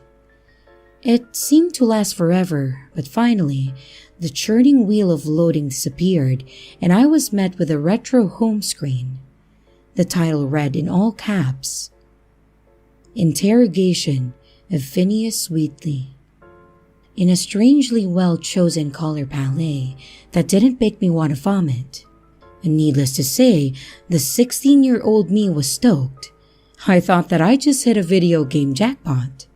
Fantastic games to niche for the mainstream, all at my fingertips for absolutely free. In case you've been wondering, no, I don't have any footage of these games. My plan was to master their gameplay and then record it so that I wouldn't embarrass myself like I had done before. Yes, I do regret it tremendously. But what are you going to do? Sue me? This game, unlike a standard NES one, allowed me to use my mouse, so with that, I clicked start. The screen went black and a new image loaded on my monitor. It looked like a photograph, which had been pixelated. Imagine the ending picture of the original Resident Evil 2 on the PS1, which shows what happened to all of the characters after the main storyline concludes. And that will give you a pretty good idea of what I saw. A young man with a poker face seemed to be sitting before a metal table, utterly motionless. And below him was the word, ask him. And without warning, 2 black bars with white letters appeared under it. The one on my left read, why he called you there, while the other on my right read, how he's feeling. I was dumbfounded, so I just clicked the option on the right because I was curious. The 2 bars along with ask him disappeared, and a large rectangular speech bubble with an arrow pointed at this Phineas's mouth replaced them. I'm feeling fine, Detective. Thank you for showing concern and for arriving so quickly.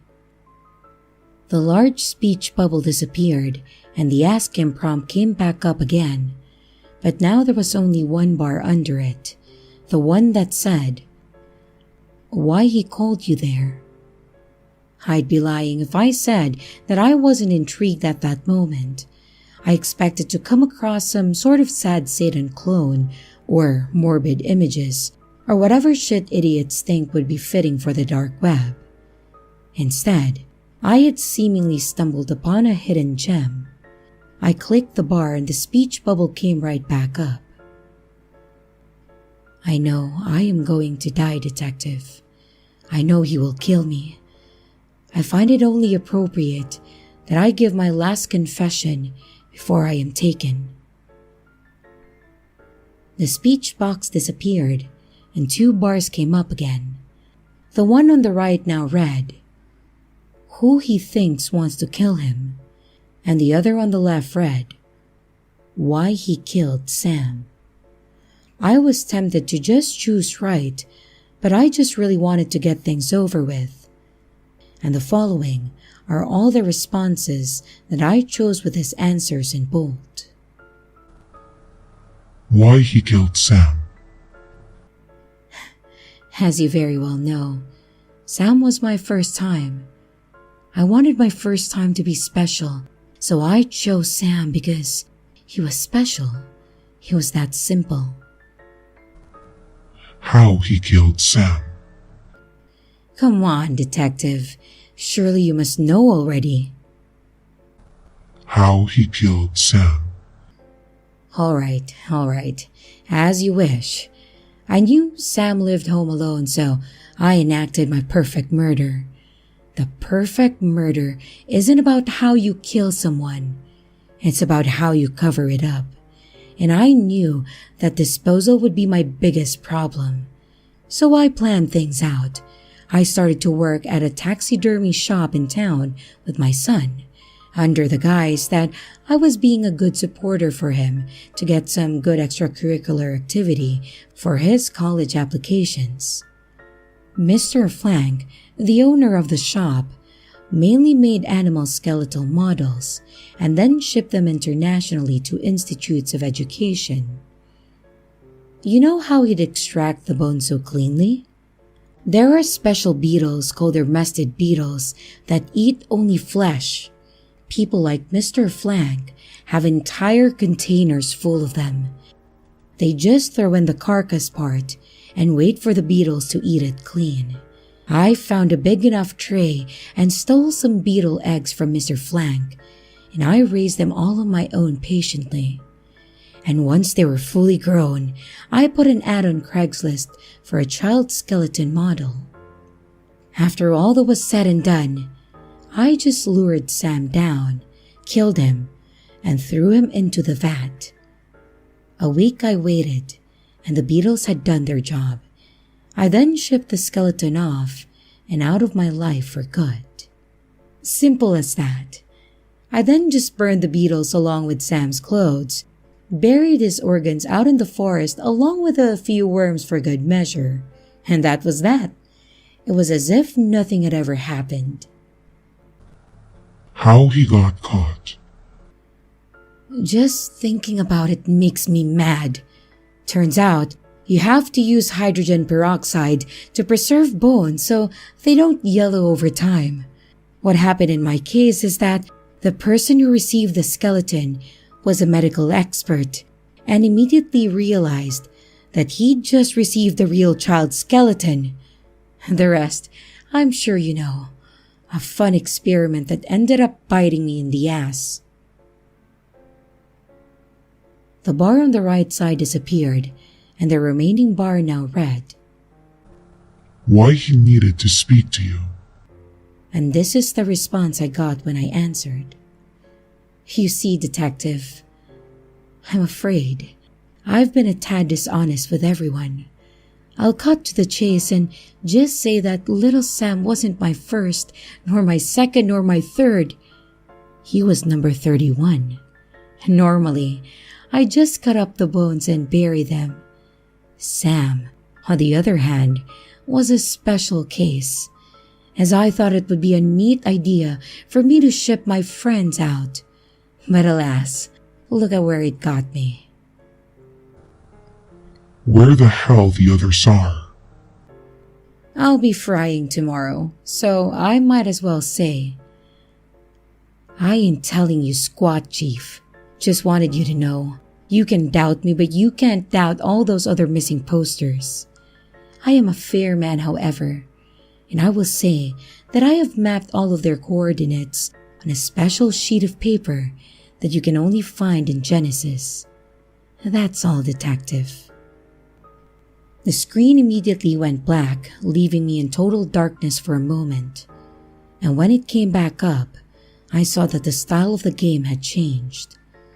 It now looked like Earthbound. I saw a sprite that looked like a stereotypical detective, trench coat and hat and all, standing outside what seemed to be a police station. The palette of my surroundings was a dark blue, and it appeared to be raining heavily.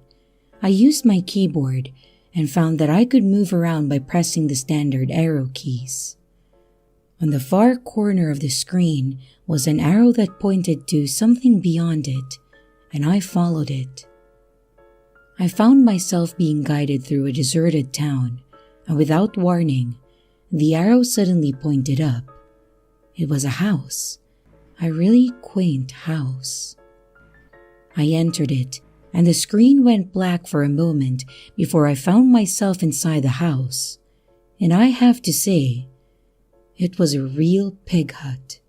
It gave off the impression of a drug den, a place even pigs wouldn't want to live in. I walked around and found that I could explore the whole house.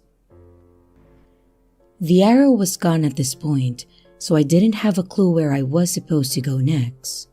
But as I passed through a hanging portrait, the only thing in the whole place, a prompt appeared imploring me to inspect it. I did so, and a pixelated photograph appeared, just like how the game was before. It showed a middle-aged man who I immediately recognized as Phineas. He was standing behind a young man who looked a bit like him, albeit younger. And I understood now that I was in his house, and it didn't take me long to realize that the basement was where I needed to go. I found another door and I was able to enter it. Now, my detective sprite was in a large and dark basement. It was complete and utter silence throughout the entire game, but I only noticed it at this point. I walked around for a bit, but no prompt appeared. But then, I noticed a container, a large sprawling one, right in the middle of the room, and it caught my eye. I approached it, and the long-awaited prompt appeared.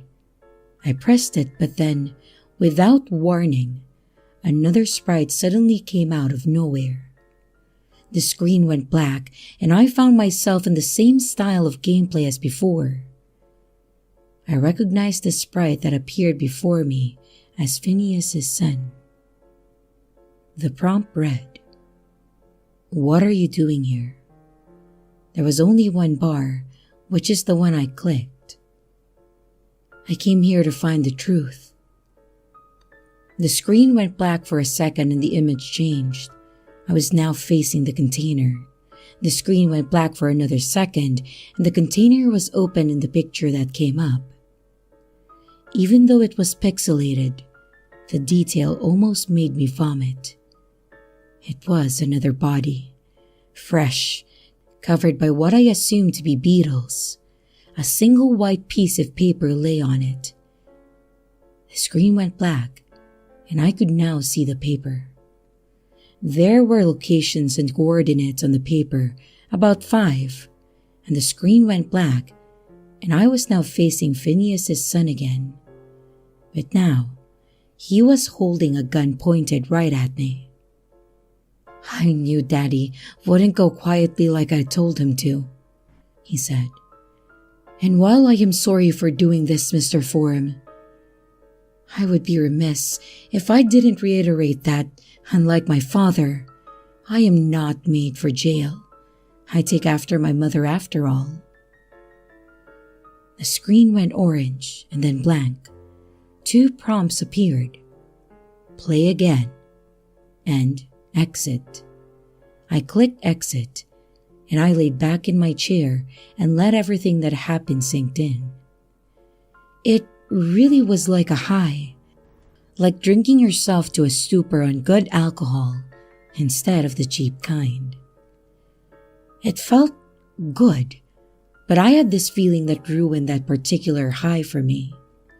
This knowing feeling that I just had to act on if I wanted to relax.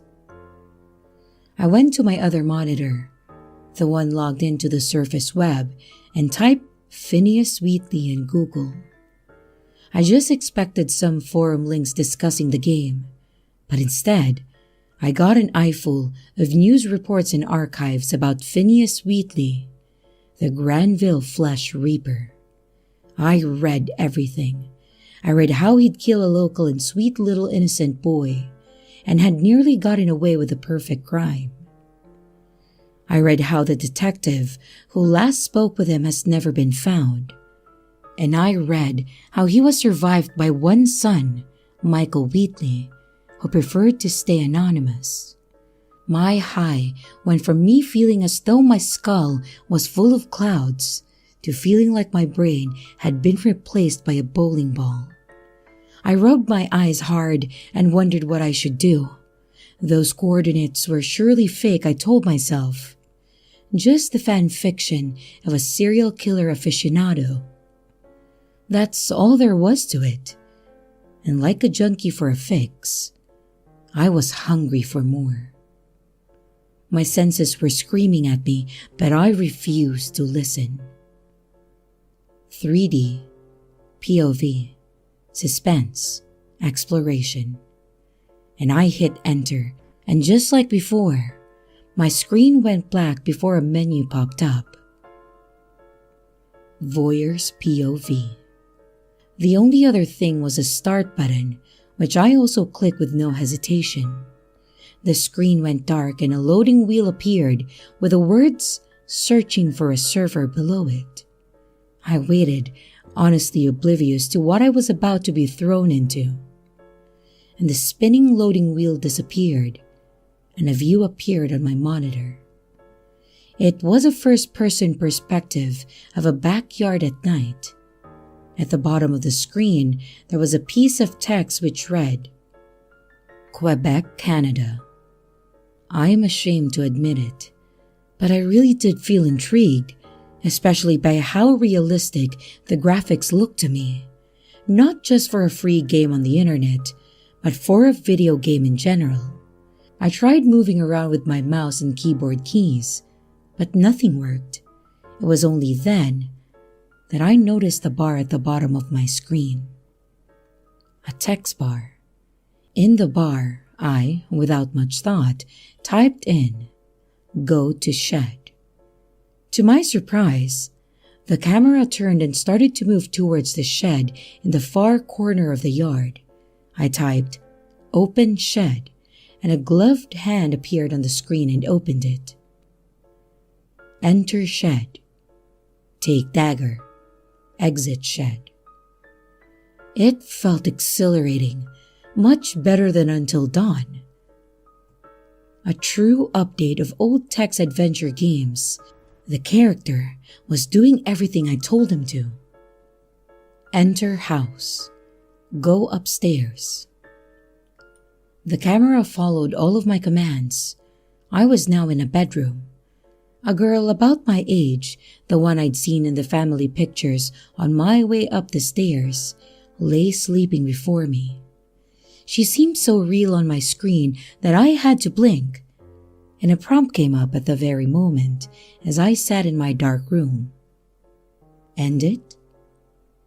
Right now, all I can do is swear on my honor, my life, and the lives of my entire family that I thought that prompt meant to end the game. That and that only is why I typed yes. The power plug of my monitor was pulled. Not a moment after I witnessed the gloved hand plunge the knife deep into the chest of that girl. The last thing I saw on that damn thing were her eyes fluttering open in an instant. Like a dam, they held back a contagious fear that no one, certainly not her, should ever feel. On the floor I collapsed, and on the floor I cried, and on the floor I slept. The last thought that went through my head before I lost consciousness was, "It's just a game." But my nightmare certainly didn't want me to believe that. I awoke that morning about 4 hours later, and I barely had the strength to stand up again. Seeing my monitors made tears come to my eyes again, and I still didn't know why. I tried to calm down and thought that I knew the perfect way to do so. I turned on my other monitor and hopped on Google again.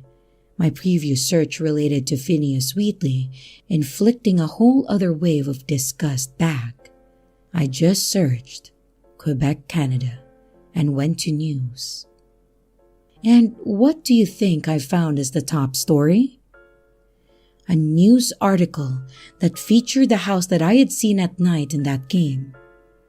Only now, it was covered by police tape, and one of the family photographs that I had seen inside that house while climbing the long staircase glared at me from behind my screen. The girl, smiling brightly in the photograph, had been killed, survived only by the others in that picture. I know I'm next if I report this. I know they know everything they need to know about me. All I can do for now, before I turn in the evidence, is to be a son that my parents can be proud of, so that when I am taken, I can at least leave knowing that their time raising me had not been wasted. To you, you know who you are reading this. It has already been done. There's nothing you can do. Your operation will receive quite the blow, much like Playpen. I'm ready for you. Just please don't go after my loved ones. They have nothing to do with this. If you can promise me that, I'll go quietly. Mom, Dad, I'm sorry. Love, James.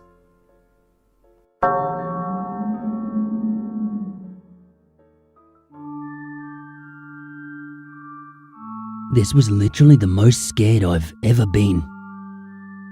Okay, let's start from the start. I'm a night owl, you see. What do you do, wasting hours away from sunset to sunup? Browse the internet. Duh. Not like there's anything else to do growing up in a shitty little town in rural New South Wales. I don't know at what point I began pushing the boundaries with that. But at some stage, I progressed from flipping through the depths of Reddit to navigating the ever-mysterious dark web. Months, I browsed with no incident. You actually find some pretty weirdly interesting stuff on there. You just gotta know what to stay away from. There's also hours of mind-numbingly boring nothingness too, but Anyway, I'll jump ahead to the night my story takes place. I'm just browsing, as usual, flicking through the wiki and whatnot, and I come across a site I've never seen before, which I mean is pretty common on the deep web. The website was called Chat Roulette. It was all red and white in colour, and in the middle of the screen there was a pixelated icon that looked like a set of dice with a click prompt reading, "Roll to connect." Okay, I click the dice, and after a quick dice roll sound effect, I find myself in a chat room straight out of 2001. Basically, it was just a red box up top with a little greater than symbol indicating where the chat history was going to show up, and a small box for typing down below. This was odd, but okay, I'll play. I type hi, and I wait. Ding! Your bedroom window is open. What? Ding! Don't move.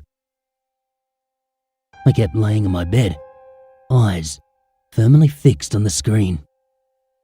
I noticed in the reflection that yes, my bedroom window really was open.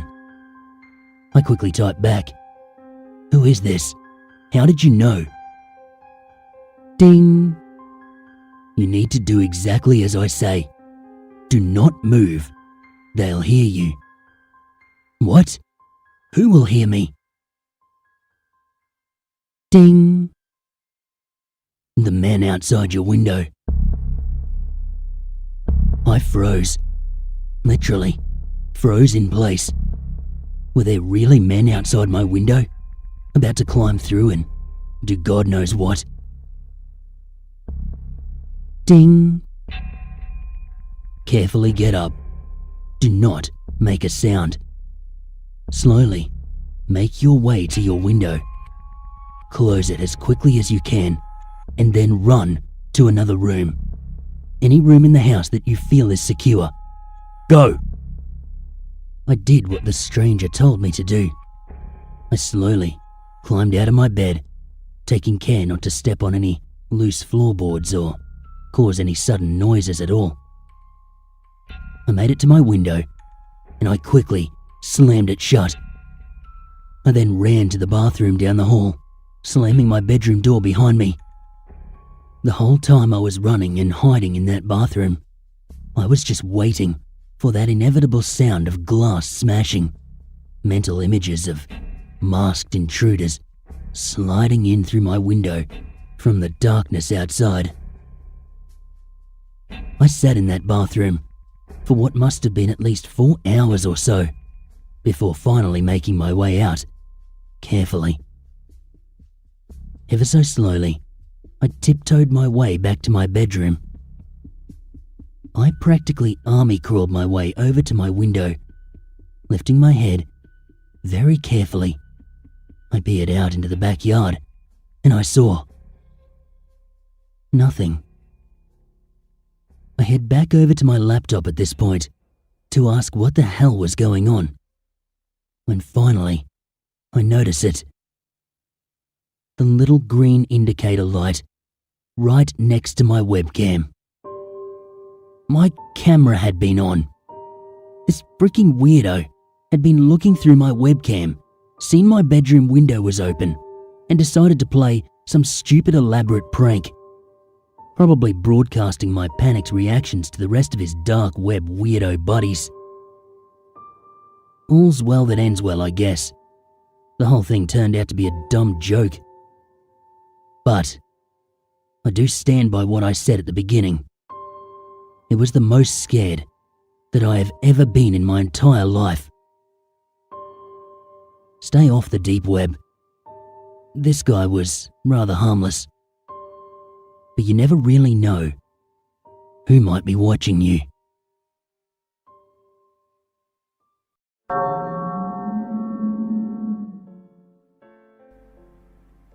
My best friend David and I were really into violence and gore.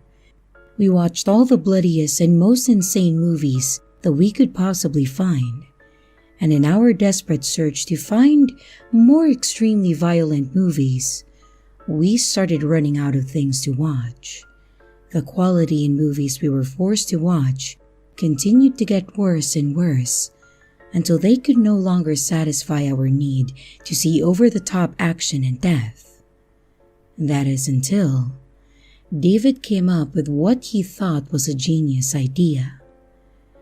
Everything we were watching was fake. What better way to satisfy our need to see violence than to see the real thing? David had heard about a thing called the dark web from his brother, where we could find videos of people being brutalized in various different ways. No more terrible special effects and no more red food coloring. He told me that he'd talk to his brother, find out how to access it, and be at my house the next day to get started. He ran home in search of his brother, and I spent my day watching awful horror movies on Netflix. The next day, I woke up to my cell phone ringing. "Dude, I'm outside, get up!" It was spring break, and my mother was out of town on business, so I had the house all to myself. I got out, put some clothes on, and headed for the door to let David in. And before I could even get the door open completely, David shoved his way inside with a huge grin on his face. "I know how to do it, man. I know how to get on the dark web. I watched some stuff last night and it was nuts, bro. Exactly what we're looking for," David said, his grin getting wider with the second. "Sounds good, man. Let's get started," I said, wiping the crust from my eyes and following David as he led the way back to my room. He sat down at my computer and immediately pulled up a web page that was prompting him to install something. "This stuff isn't going to fry my computer, is it?" "No, my brother said he uses it all the time. It'll be fine, totally safe," David said, not taking his eyes off the screen. He explained to me that his brother met some people on the dark web that provided him with a link to a site with exactly the kind of stuff that we'd be interested in seeing. He opened up a folded up sheet of paper from his pocket with the .onion address scribbled on it. He typed it into the Tor browser that he had just downloaded, and what looked like an empty black screen showed up. I thought he might have typed the link incorrectly, but he started to move the cursor around the page slowly until he discovered a little blue hyperlink that read, "Enter at your own risk." David clicked on the link, and the site took a minute to load up.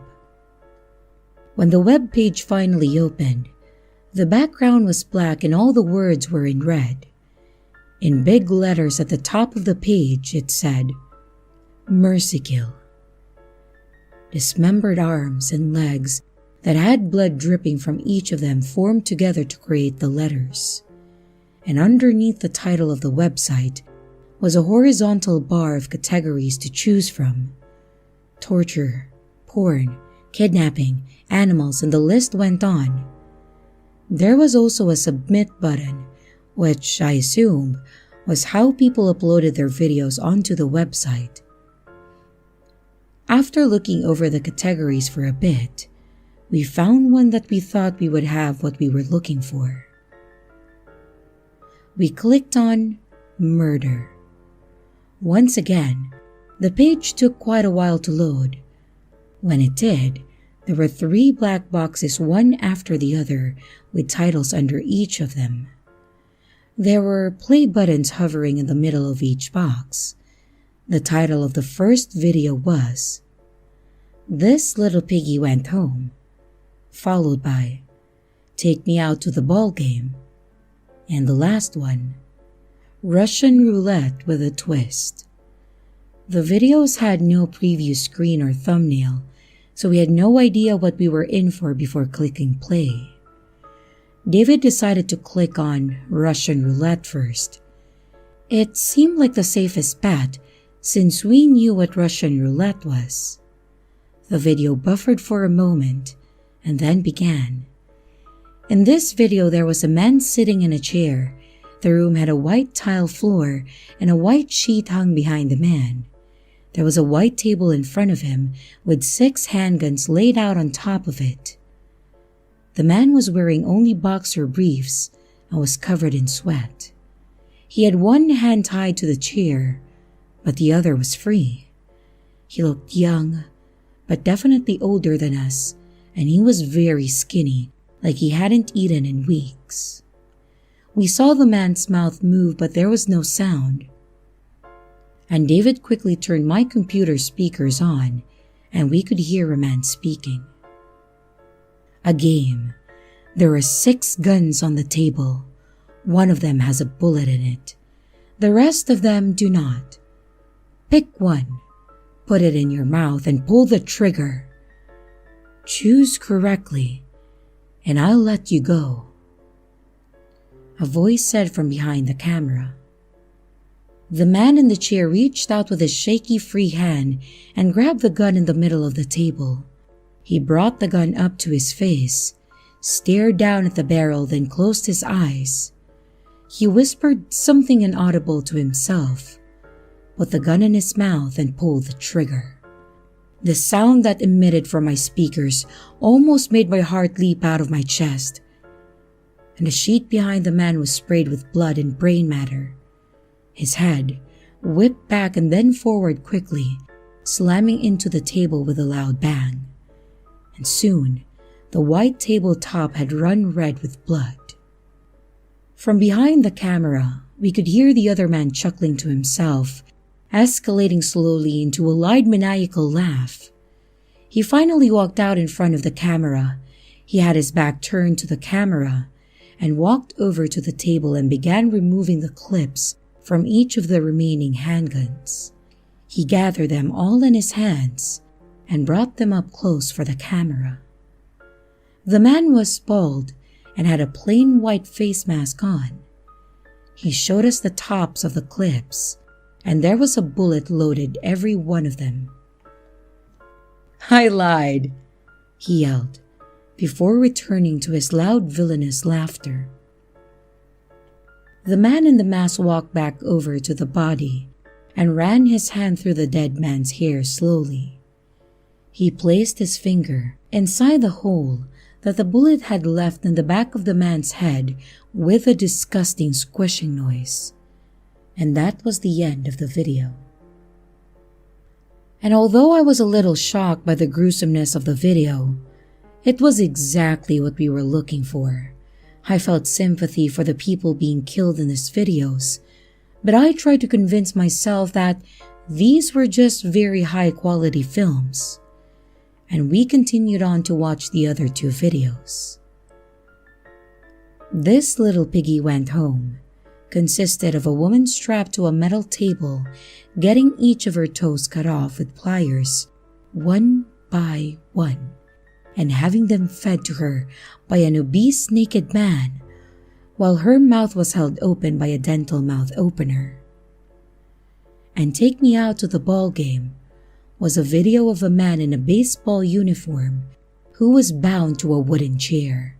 He looked like he had already been severely beaten, and there were two men, each with a baseball bat in hand, standing in front of him in what looked like some sort of shed.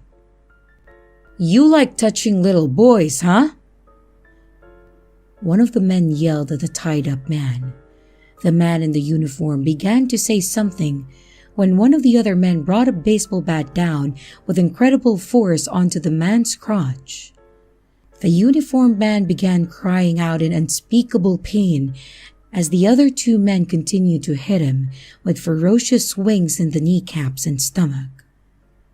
And finally, when the man was beaten to the point of near unconsciousness, they decided to put him out of his misery. They both hit him one time each as hard as they could on the head, and I could hear the crushing blows connect with the skull. They then poured gasoline all over the man, sparked a match, and then torched him. They threw both bats into the fire, and the video came to an end. After watching those 3 videos, we were entertained. David began to scroll down to bring the next 3, when a small ad appeared in the bottom right corner of the screen. "Would you like to subscribe for exclusive daily videos for free?"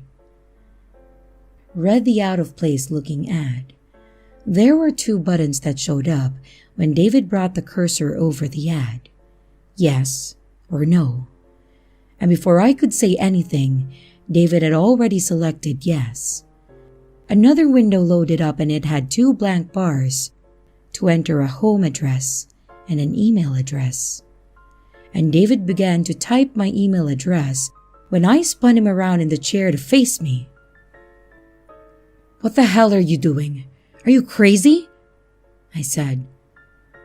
"Come on, man. Exclusive videos.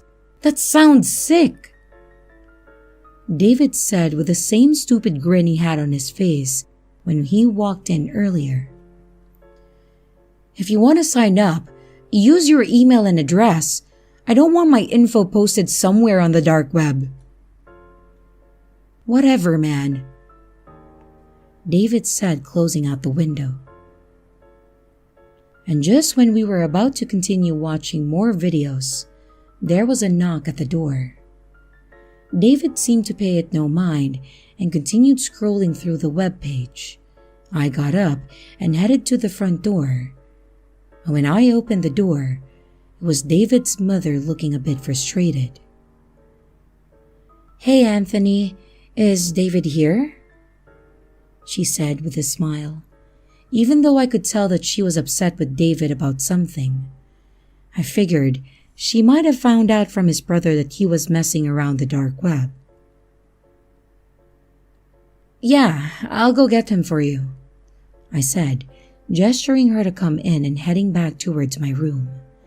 I opened the door and once again, he didn't seem to notice me. When I put my hand on his shoulder, he got startled and jumped.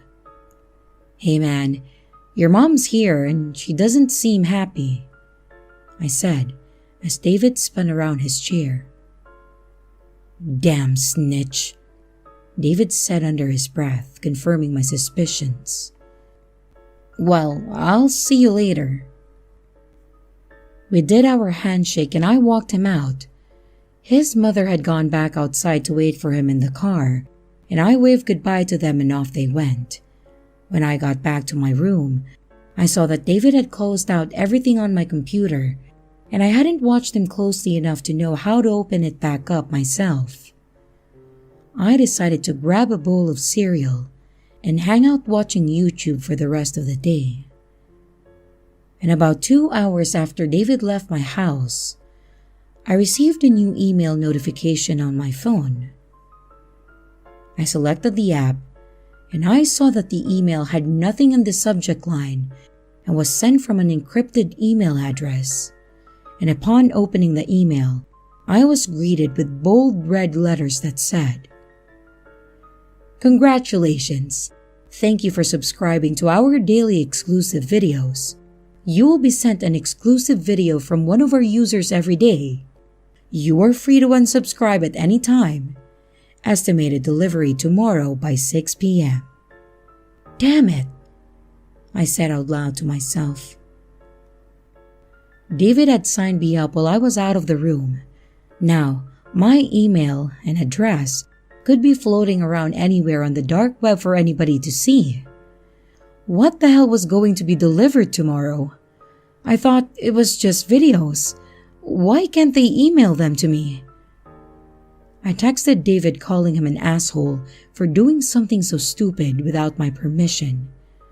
But I didn't receive a response. And eventually, I got over it and continued my day as usual. I stayed up late playing video games with a couple of my other friends, and I eventually headed to bed. The next day I woke up around 3 p.m. I texted David to see if he wanted to come over and watch some more videos. I was hoping he would say yes, so that he could teach me how to access the webpage on my own. But again, he didn't answer. I figured his mother took his phone away to punish him. My mother had left a list of things for me to do around the house, and one of them was to check the mail every day. So, I walked outside to the end of the driveway and took a quick look around when I saw an ambulance and 2 cop cars parked in front of a house a few doors down. I could see some yellow caution tape, but everything beyond it was blocked by a car. I didn't know who lived in that house, but I hoped everything was all right. I pulled open the mailbox, and inside there was a single black envelope with the letters MK stamped in red on the top right corner. I had forgotten completely that I was expecting a delivery from the website today. I went back inside and tore open the envelope, which contained a small USB drive. I took the USB to my room and debated whether it was worth the risk to plug it into my computer or not. And after a few seconds of thinking, I decided to plug it in. When I did, a folder opened up on my computer with an MP4 file inside named Honey, I'm Home. I double-clicked the file and my media player began playing the video. The video was stark and fuzzy with no sound, and I could see a faint light slowly start illuminating the video, which I soon realized was a car's headlights. And once the headlights got closer, I noticed that I was looking at a driveway to a home. I could see the corner of a garage door at the bottom right of the video.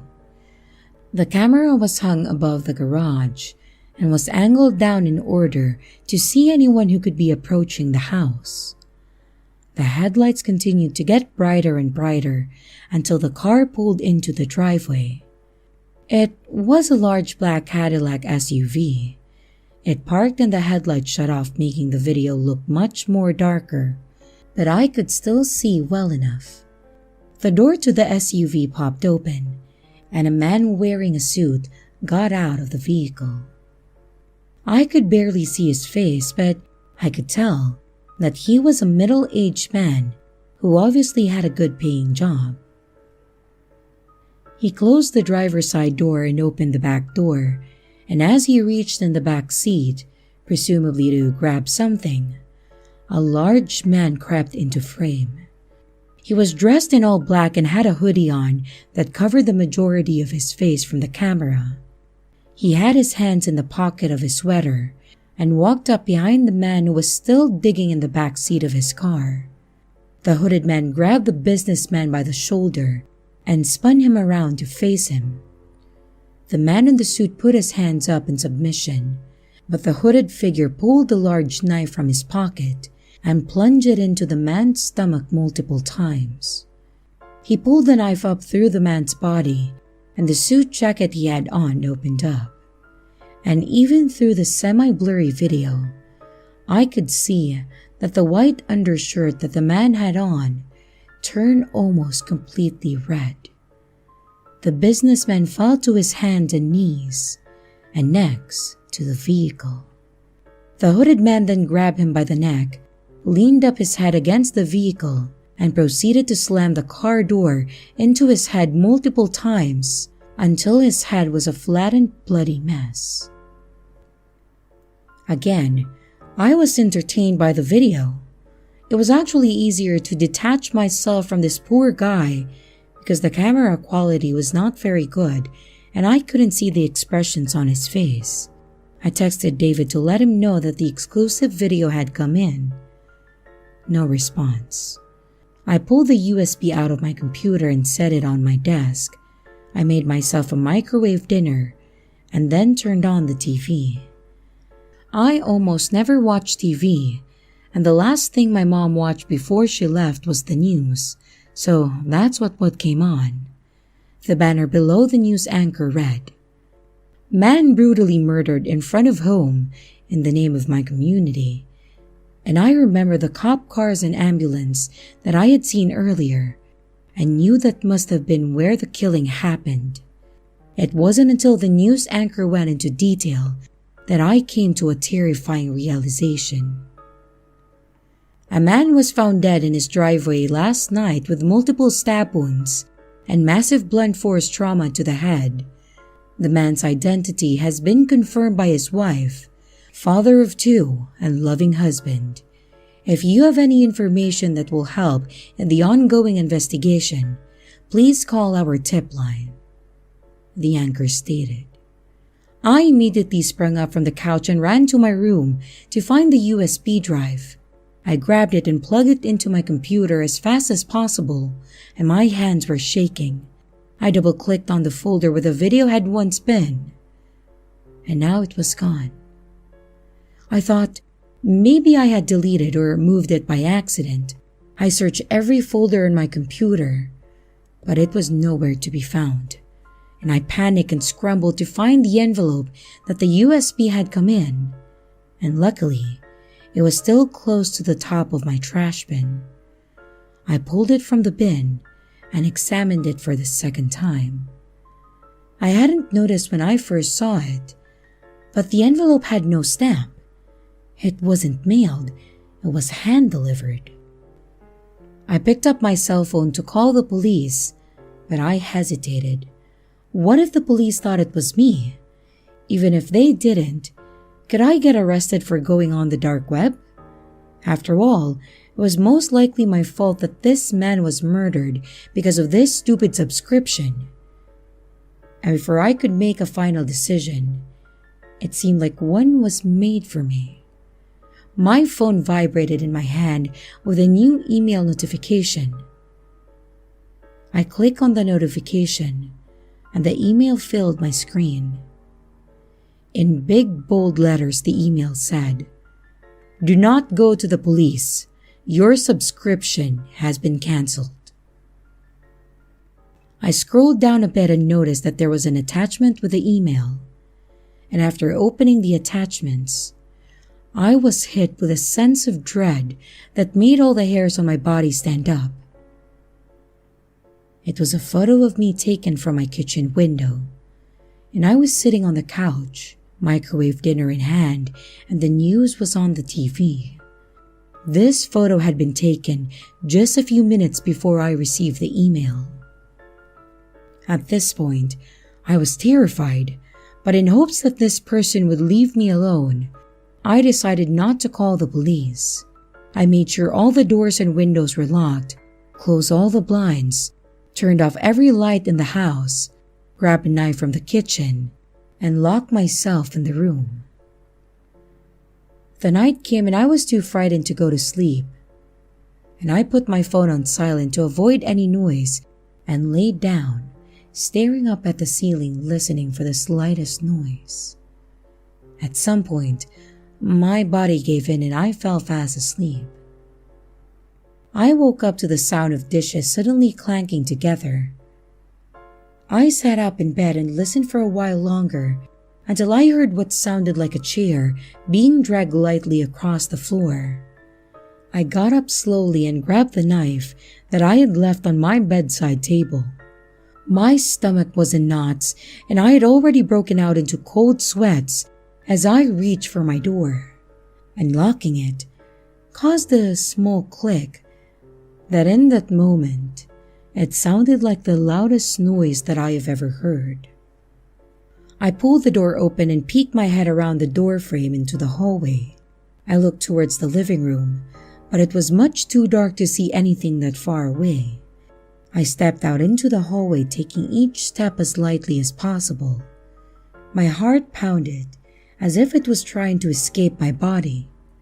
The door to my mother's room was still closed like it had been since she left, and I managed to make it to the living room, but I did not want to turn the lights on and notify anyone of my presence if they weren't aware already. I glanced over at the door and noticed that there was a chair propped up against the handle that I hadn't put there.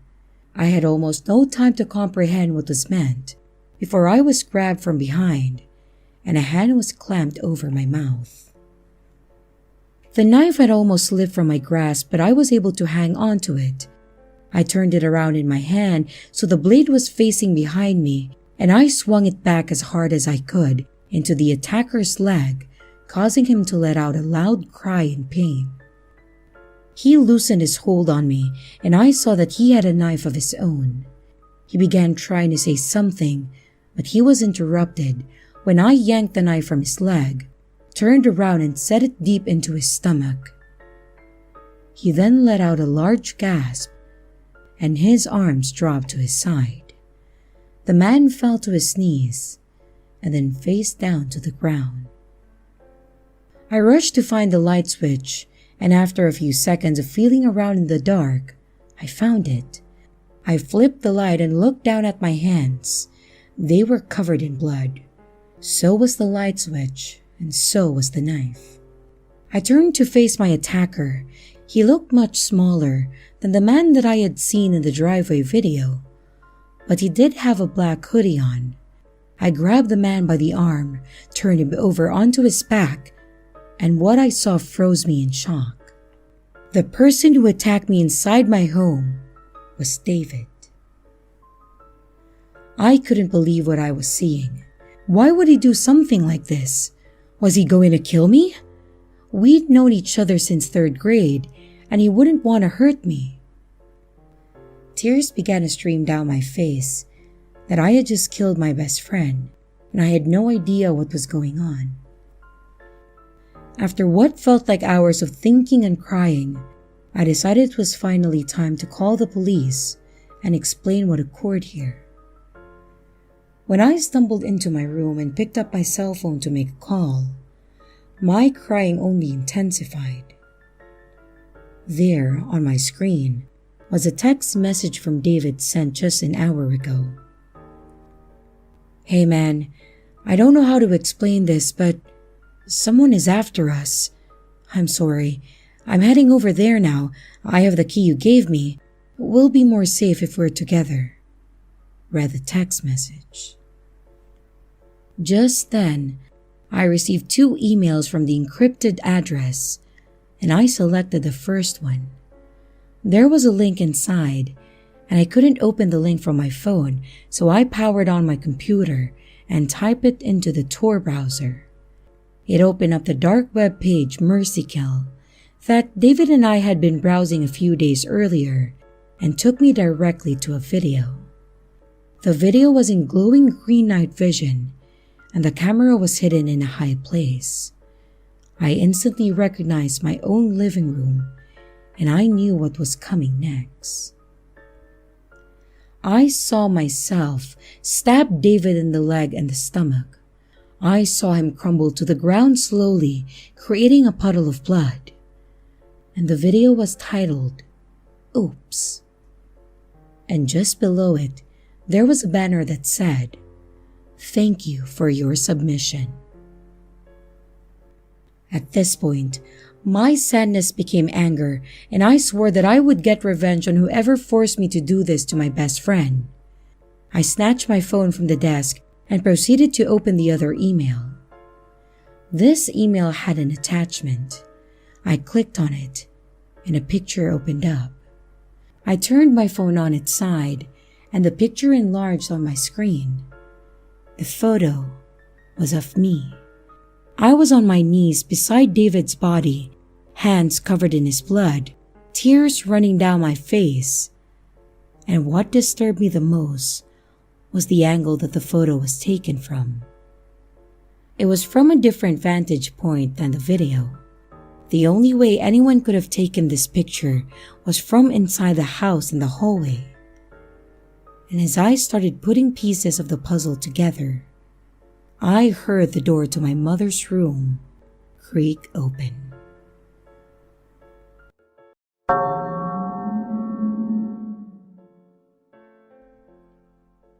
The dark web. It's just like that old saying. You know the one, how does it go? Curiosity killed the cat? And just like that cat, I am wishing that I just left it well alone. It started out like any careless whim. It had all the ingredients required for a terrible decision. I was alone, it was a Friday night, and I was bored, but more importantly, I was high. When you are high and by yourself, well, when I am high and by myself, I tend to venture down the rabbit hole. With a joint in one hand and a phone in the other, I indulge the darkest parts of my imagination.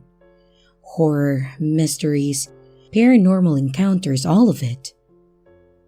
One article leads to two, and two leads to four, and before you know it, you are knee-deep within the Dyatlov Pass incident. This night was different, however. I knew it, the moment that I clicked onto an article about the dark web. This is interesting. Unlicensed gambling, crime, drugs, and mystery, urban legend, depravity, darkness, and insanity. Oh, this is me. And like the high idiot that I am, without a second thought, I had relocated from my bed and switched on my computer. I still remember the intrigue that coursed through my mind as I rolled another joint and downloaded Tor. What would I find? What mystery could I lose myself in? Where would this journey take me? Looking back now, I wish I had gotten off at the first stop, but I did not. I scrolled for minutes, hours maybe. Between drags I explored, and between plumes of smoke I savored. There was conspiracy, there was mystery, but more interestingly, there was possibility. And there it is, a question incarnate. Where am I?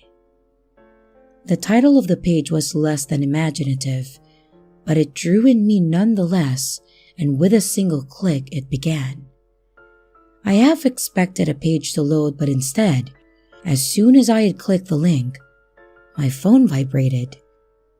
Confused, I quickly turned and checked the message.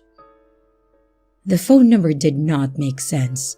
It was 6 digits, a mess of numbers, letters, and special characters, not a configuration that I had seen before. The body of the message did not contain any text, only a link sharing a location. Curious, I of course clicked the link. Looking back now, I do not know what I had expected. I mean, I was stoned, but still, I had expected anything but what I did receive. It's the middle of the ocean? My mindset was less than sober, so I done what any intoxicated person would do. I laughed, ignored the message, and shortly after, I fell asleep. If only I had taken it seriously. The next day when I awoke, I had already received another. This time, the location was a beach, at least 400 miles from here. The day after that, another, and this one was closer, an interstate, probably 200 miles from me. The third day came another, and the day following that, another, just the same as before. Each of the messages was different, but each had one key similarity. With each passing day and with each passing message, the location seemed to be getting closer, closer to me. And by the fifth day, the location was just outside of my town, and precisely 1 week after I had clicked that stupid link, the location was a few doors down on my street.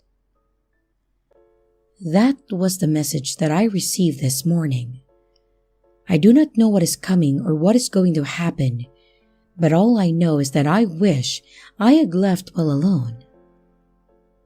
And as I wait for whatever is coming, for some reason, all I can think about is that cat. How did that old saying go?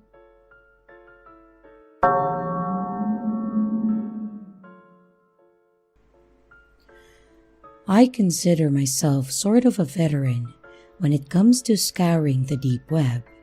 I've been doing it for over 5 years at this point, and in all honesty, I can say that for the most part, it was pretty disappointing. It originally started out of curiosity. My life was routine up until that point. I had a well-paying but dull job, and I hadn't exactly had much success relationship-wise.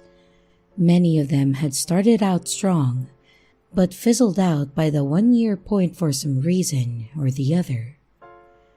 Not to say that I was unhappy or anything, just that I wasn't satisfied with how mundane everything was. I couldn't help but feel like I was wasting my potential, that there was something big waiting for me out there. I know it might sound childish, but I still hope that I might actually turn out to be somebody, you know? Like a famous musician or an inventor, just someone, anything important.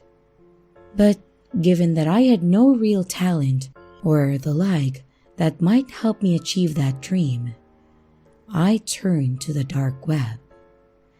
That might sound strange, but it wasn't so much as I was hoping to find something on there as I was sort of just hoping to escape the blandness of my life. I guess we all have our escapist fantasies, video games, movies, television, and so on. But for me, it was the deep web. It was exciting at first, but over time, even my activities there began to bore me. As it turns out, there really isn't anything all that interesting in the deep web.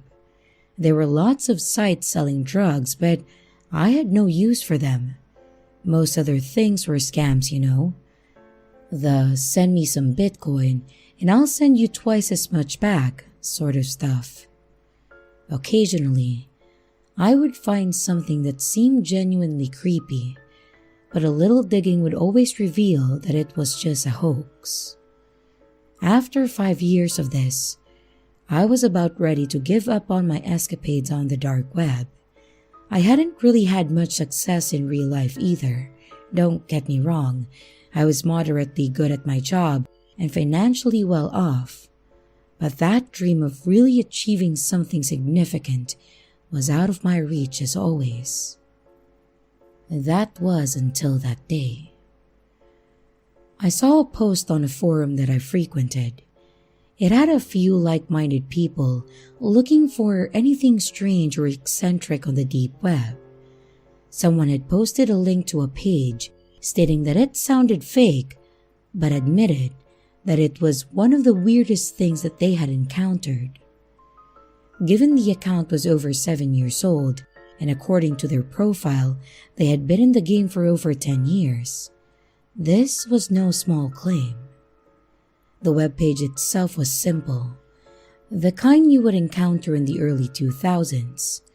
A little reading told me that it was a religious group dedicated to a deity known as XXXXXXX. I'm not writing it that way to protect you or anything. No, I wrote it that way because I quite literally couldn't read it. The name was written in letters that I didn't even recognize, and though I've tried looking up other alphabets online, I still can't find any language with letters that even remotely resemble the ones I saw. The basic premise of the religion was that this god, XXXXXXX, was an all-powerful entity that lived in a dimension parallel to ours, but would one day find a way to manifest itself on Earth. It all did seem like an elaborate prank someone set up, but then I saw how many members the cult supposedly had. Over 10,000? That couldn't possibly be real, and they must have been fudging their numbers. Or so I thought. Anyway, I did click on a few more links on the site, but all of the other information was blocked for people who were not members. Except for one. It was a page that had writing about someone called the Prophet. According to the site, this person would herald the arrival of XXXXXXX one day, but had no further details. The Prophet would be reborn over and over again until their God manifested, and the cult was dedicated to finding this person. And it was then that I read something that sent a chill down my spine. They had a description of the person who was supposed to be a reincarnation of the Prophet. I won't write down the details here for obvious reasons, or post a link to their site either for that matter, but the description matched me. The description wasn't vague enough that it could have been written off as describing anyone. It had my height on there, and also my birthday and month, though it did not mention the exact year, but instead the decade when I was born. It said that the Prophet's profession would involve handling money. I was an accountant. It also said that the Prophet would be unmarried and was a man. And not only that, it described a birthmark that I had. It had to be a coincidence, right? That's what I told myself. I mean, there must have been dozens of people who matched that kind of description, right? Or had the people who made this site made it specifically to describe me? It couldn't be. I scoured posts in both the normal and deep web looking for more information on this group, but practically no one seemed to have heard of them before. Those who had just told me what I already knew. I did learn that the description of the Prophet was the same for nearly everyone though, meaning these people hadn't hacked my webcam or something, and it was a bit reassuring when I did a little fact-checking and realized that there must have been tens of thousands of people who matched the description that they had written down. But still, some uneasiness remained, and eventually I felt that I had to get my hands on some more information.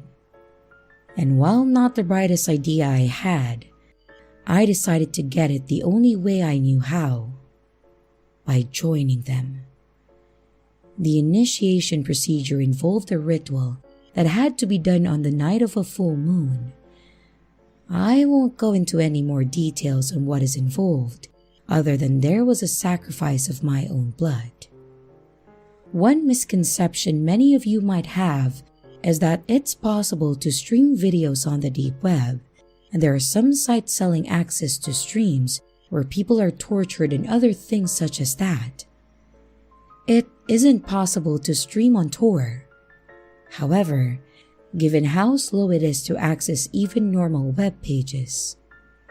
As such, this group wanted each new member to film themselves completing the initiation ritual and send a copy to their leader. I did it wearing a mask, of course. As a matter of fact, the site even recommended everyone doing so to hide their identities.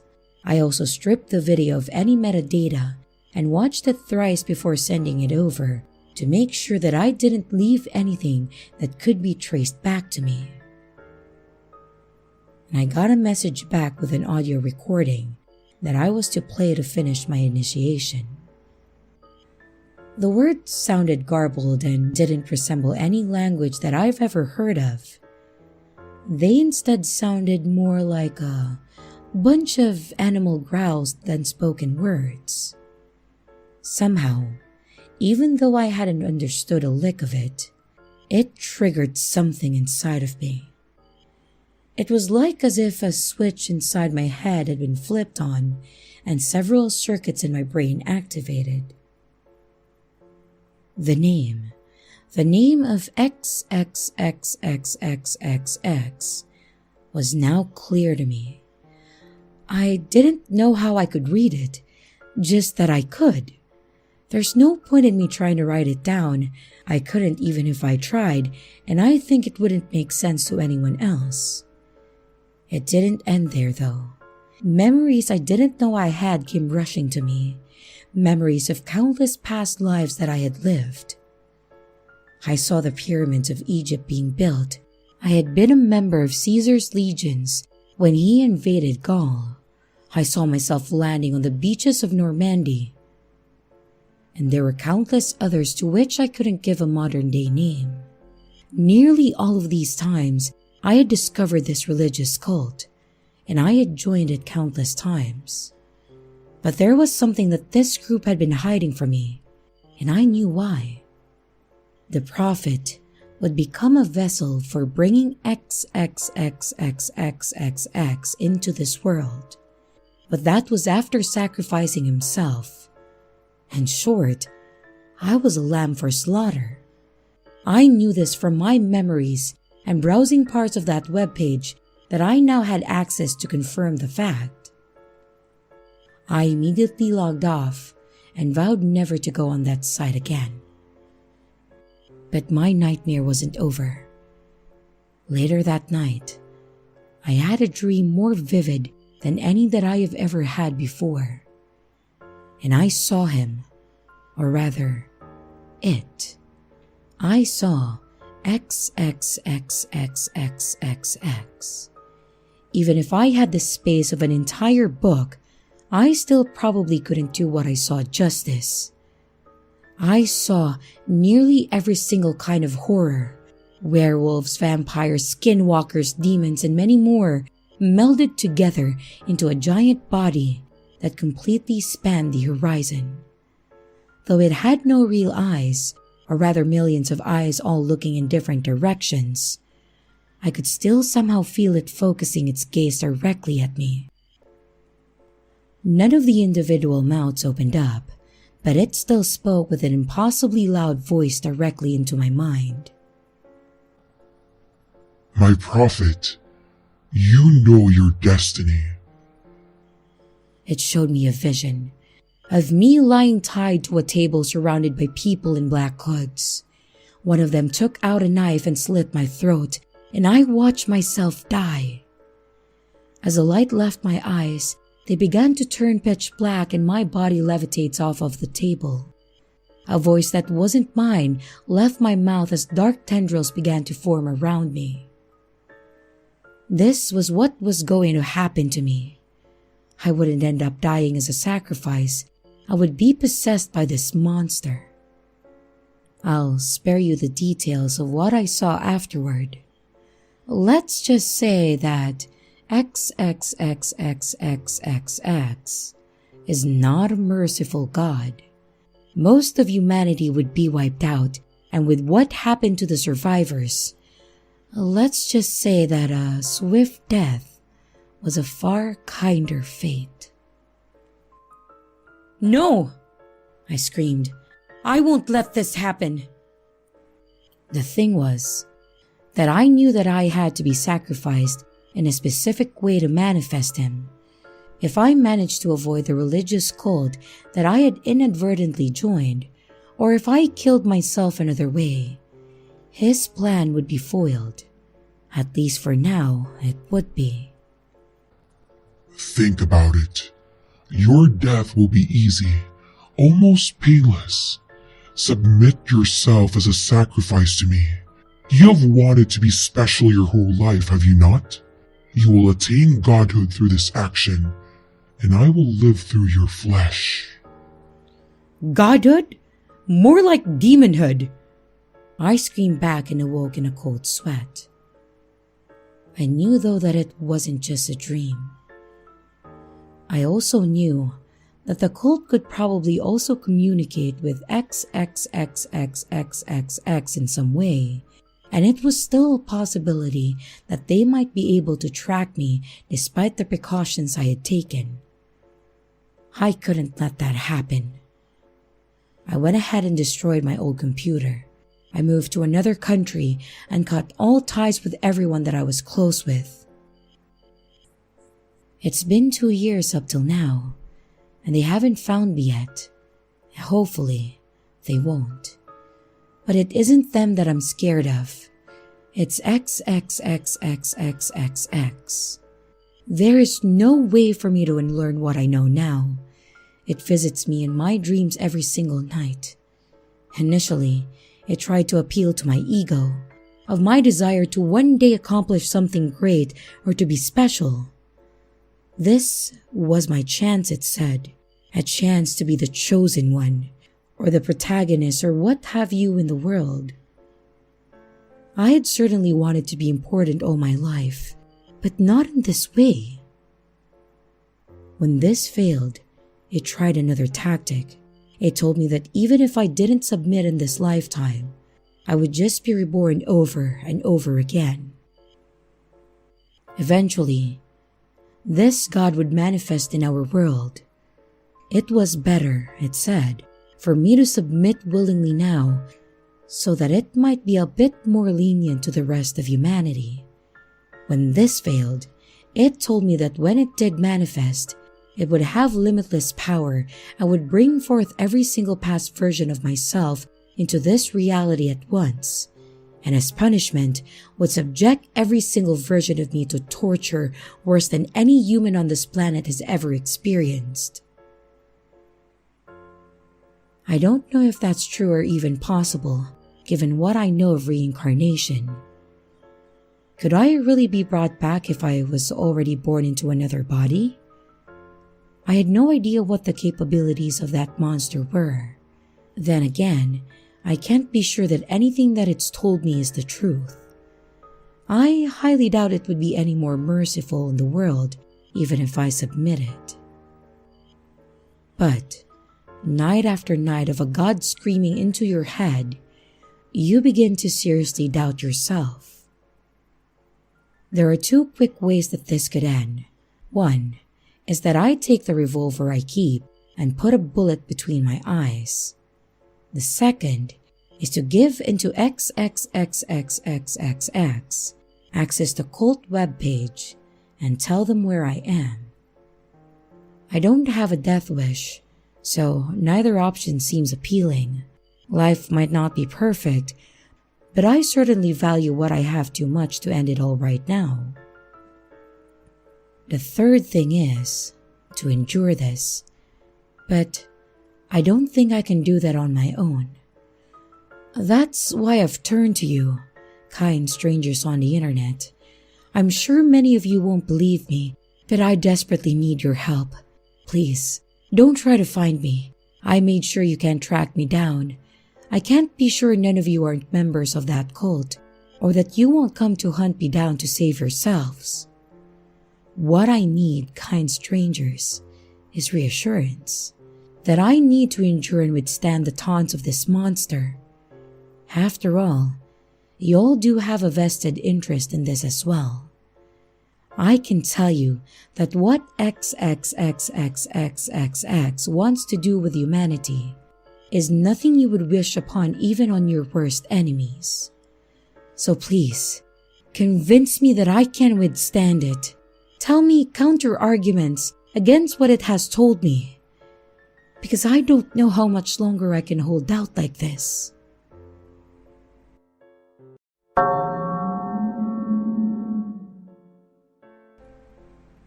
You have got to see this.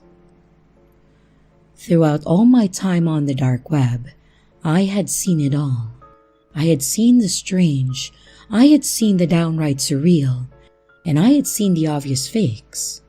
Initially, when I first began my journey, it was from a place of intrigue, but as the years passed, I found a place where I belonged. The people, these people, the ones who create this open space with no censorship, just pure truth, these were my people. As I said, I had seen it all. That was, right up until that night that I received that message. You have got to see this. The message had come through on an IRC channel for the community that I was a member of. It was not odd to receive unsolicited messages after all. I was well known within my little circle, but the message that followed was anything but normal. Daria, please, this cannot wait.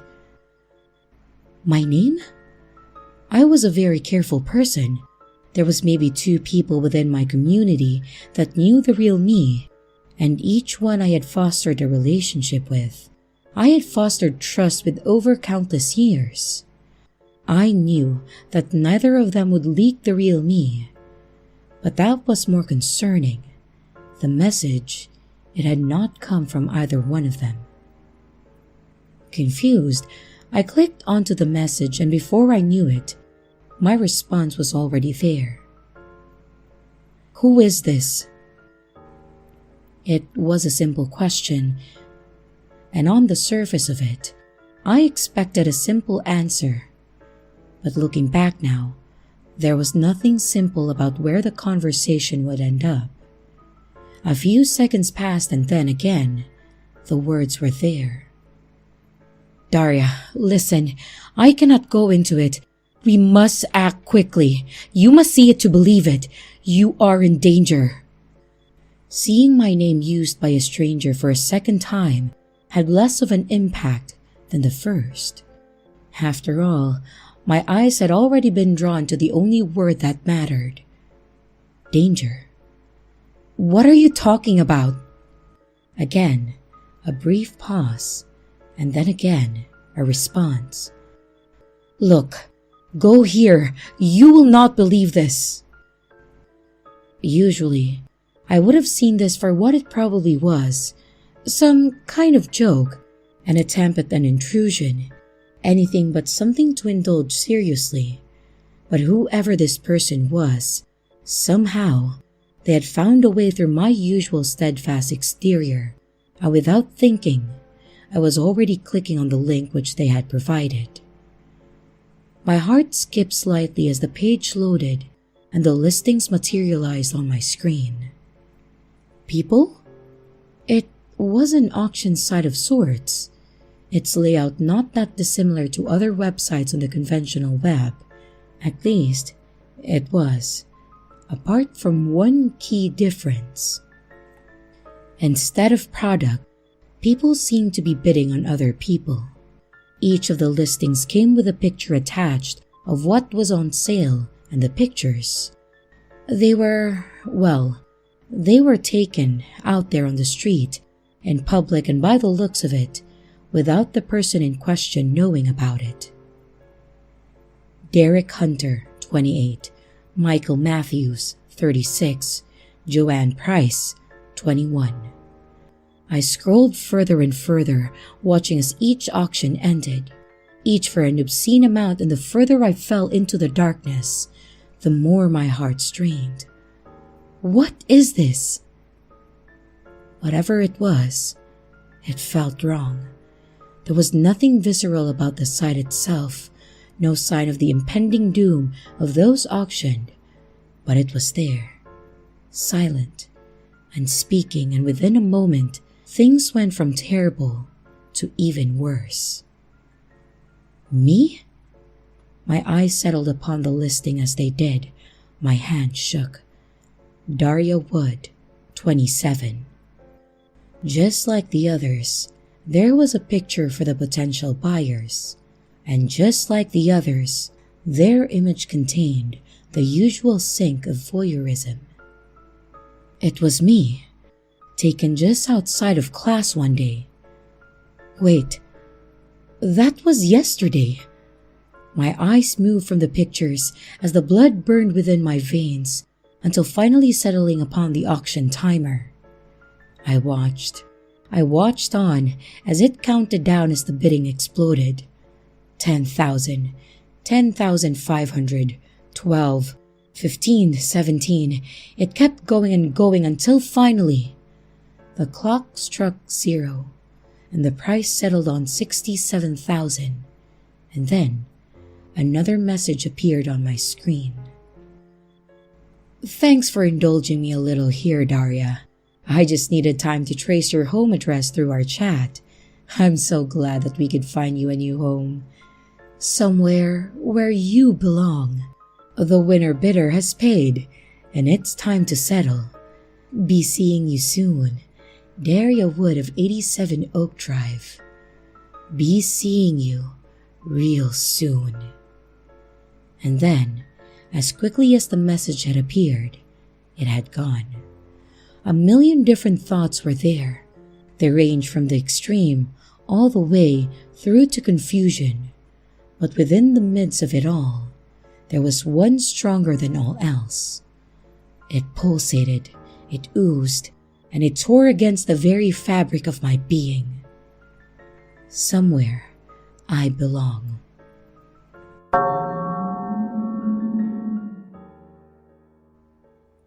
Roulette. We all know the game. Place your bets and let the chips fall where they may. If only I had known just how literal that would be. I had always browsed the dark web ever since I was a teenager. I guess I was one of those kids. You know the kind? The one that you never spoke to in school. The tech kid. A little too into computers and not enough into girls. You know the kind. That was me. I was raised on Reddit and educated on 4chan. The boards were my grounds and the anonymous my peers. The darkest corners of the internet, just below the normal internet. They were my playground, and over time, I had seen it all. And none of it shocked me. I suppose you grow accustomed to it, you know. You kind of become, what's the word? Desensitized? Of course, there was the usual darkness that comes from unfiltered power, but there was also unfiltered knowledge. And that is what kept me coming back for more. Throughout my life, my mind was always open, so the ability to consume was unrelenting. I was a logical person. I saw the world through the lens of rules, and I always sought ways to skew the rules in my favor. It was my passion, but more importantly, my downfall. The ultimate risk. It called to me. It beckoned me, and it resonated as my hand moved without a second thought. What will you sacrifice to win? The title of the page was new. The title of the page was odd, and the title of the page called to me, and before I knew it, I was there. Are you willing to spin the wheel in the ultimate game of risk and reward? Of course, I was. My entire life was spent on a pedestal, one which sat a reasonable distance above that of my peers. I was more intelligent. I was more deserving. And I was more foolish. But hindsight does little to solve the mistakes of your past. The page was nothing more than a visual representation of a roulette wheel. On it, around the circumference of the wheel, the usual arrangement of letters and colors, but with one key difference. The 0 had been replaced simply with the word win. But what do I win? What are the stakes? My eyes scanned the page for instruction, for some kind of explanation, for anything that would explain the rules, but there were none. A reasonable person would have clicked off the page. A reasonable person would not agree to a bet without knowing the stakes, but there I was, anything but a reasonable person. In a moment, my mind was set, and in another, the wheel was already moving. The virtual ball moved, it danced, and it clicked until finally, it came to rest on black 21.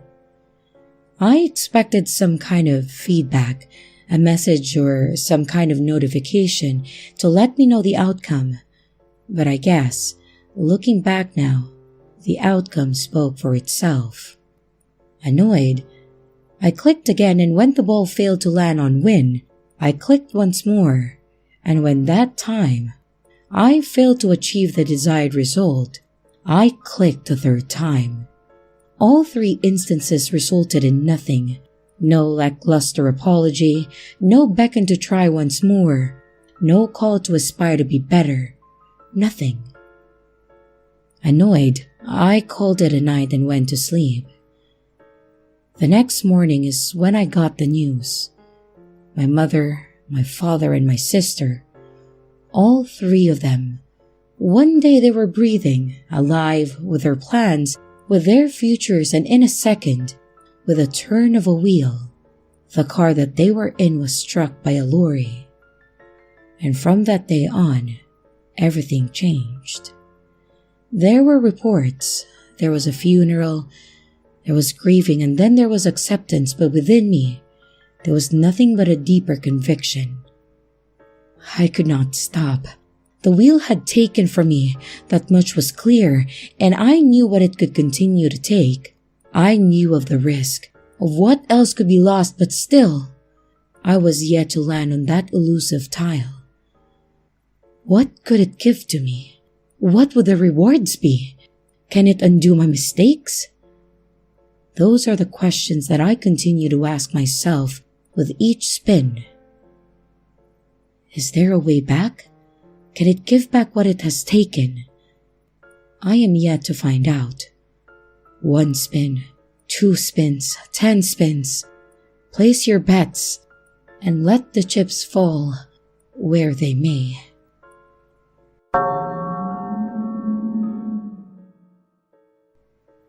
I don't know what I was thinking really.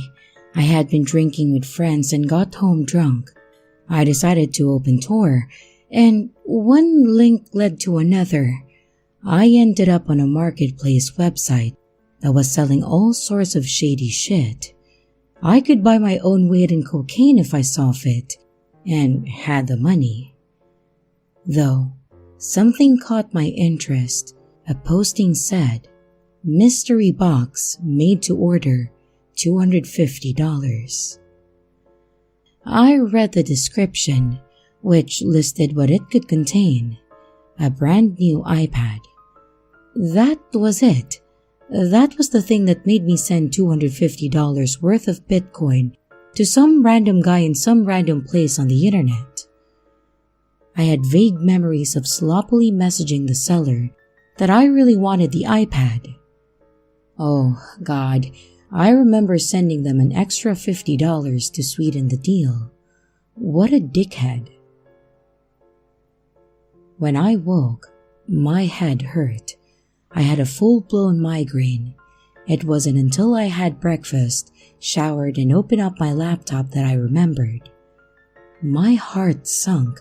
I didn't have money to waste on shit like that, but I did. I clicked the button to message the seller to tell them that I changed my mind, but nothing happened.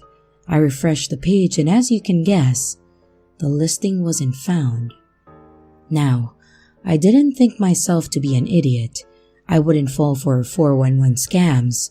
I know no Nigerian prince wants to send me money. But drunk me, he's a bit of an asshole. I checked my Bitcoin account to see it tell me that I was out of untraceable money. I swear, I had at least $750 worth in there. If you take the exchange rate of the day, with the way it fluctuates, it may have been only worth $300. I was depressed for the rest of the day. I promised myself that I wouldn't do anything like that again. But then, drunk me is a real, you know. Weeks passed and I completely forgot about it. To be honest, I didn't want to remember how stupid I was. Today, though, I did remember. I walked downstairs to see a large brown box on the kitchen table, addressed to me.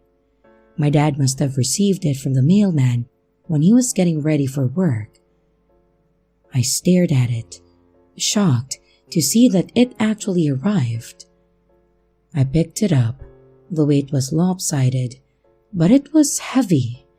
That was a good sign, I guess. At least, it wasn't filled with packing chips. I pulled off the tape and opened it up to reveal a lot of packing chips. I chuckled to myself before plunging my hand in. I pulled out an anonymous red sweater. I held it to my face. It smelled of perfume. It was used, and I was slightly disgusted. But what did I expect from the dark web? I placed it on the table next to me. The next item was a set of keys. I examined them, and I wondered why on earth that was part of this parcel. It was literally like the guy just shoved some random things into a box and sent it off. I was beginning to feel ripped off. I placed my hand in again and pulled out a small bag with a note attached to it. I knew what it was before I read it. I was excited. A little thing to make the time pass more calmly was written in Sharpie. It was a good amount of weed. I'd never bought drugs off the internet. I opened the bag to see if it was the real deal, and that strong, skunky smell rose up. I took a deep breath and sighed. I'd say it was $70 worth, give or take, and I pushed it into my back pocket, worried that my mom could be up in any minute and then catch me with it. I was intrigued to see what was remaining. Maybe I'd make my money back yet. The next item was a small wooden box. I opened it to see a few pieces of silver jewelry. I checked each one, having no idea if it was worth anything. There were 2 necklaces and 2 rings.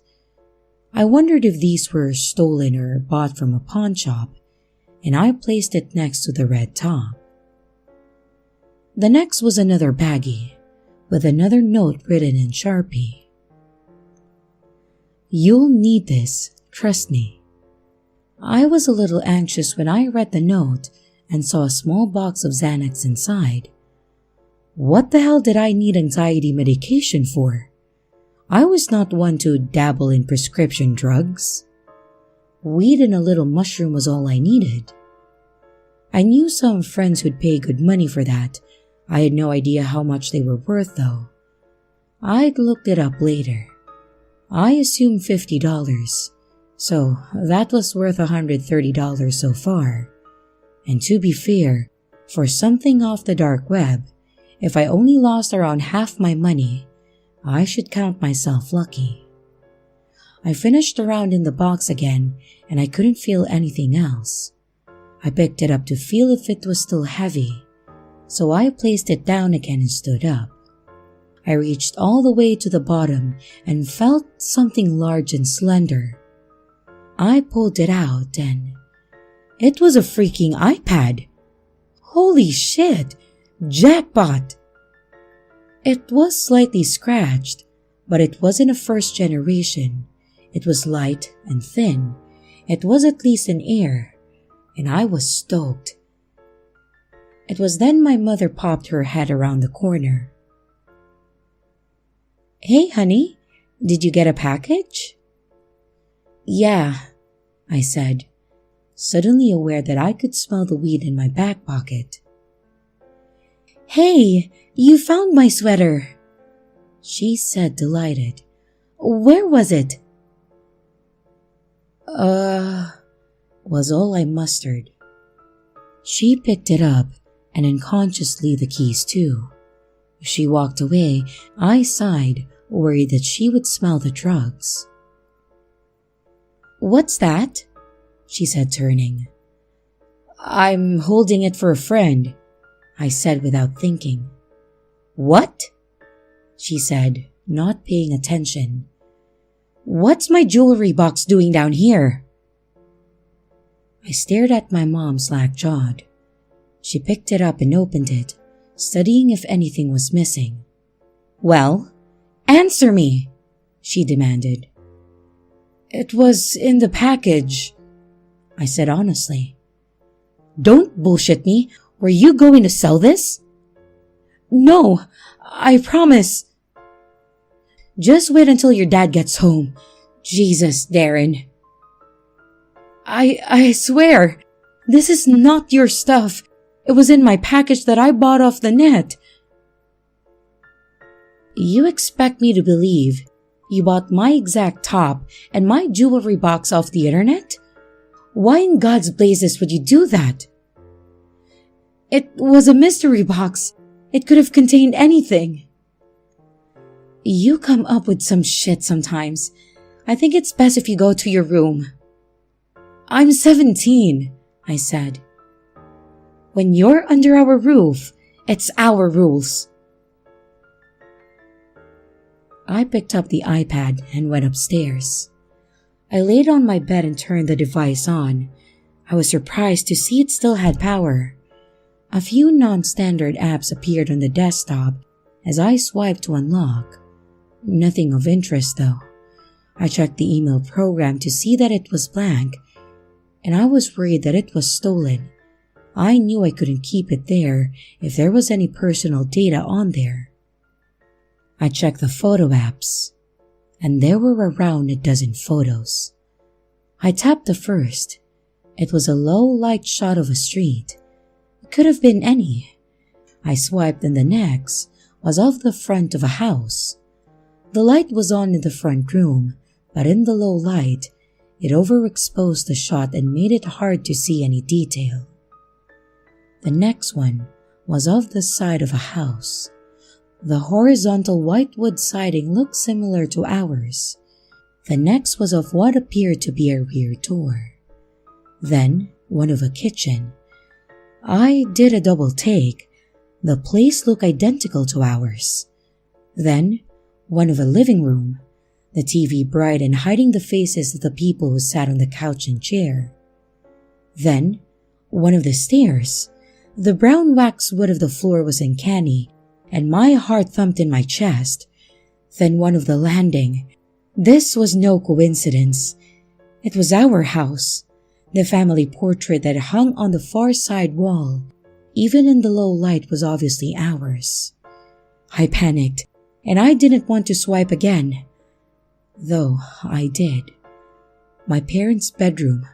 My mother asleep on the bed. The bed covers pulled taut. The next view, the covers being pulled back gently. My mother pulled her legs up from the sudden cool air. The cupboard open, a black-gloved hand reaching out and searching, the hand holding a red sweater, a dark photo with lines of light obscuring the view. Another dark photo. This time, the exposure was better, and I see it's from inside the cupboard. my dad was in the room.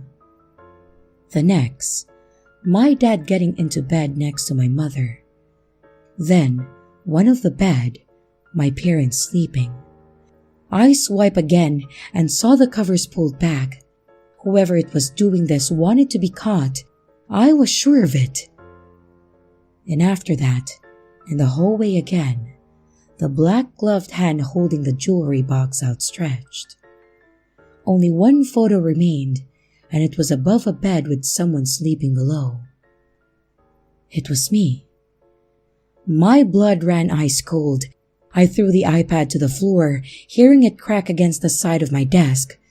No, no, no, I said to myself.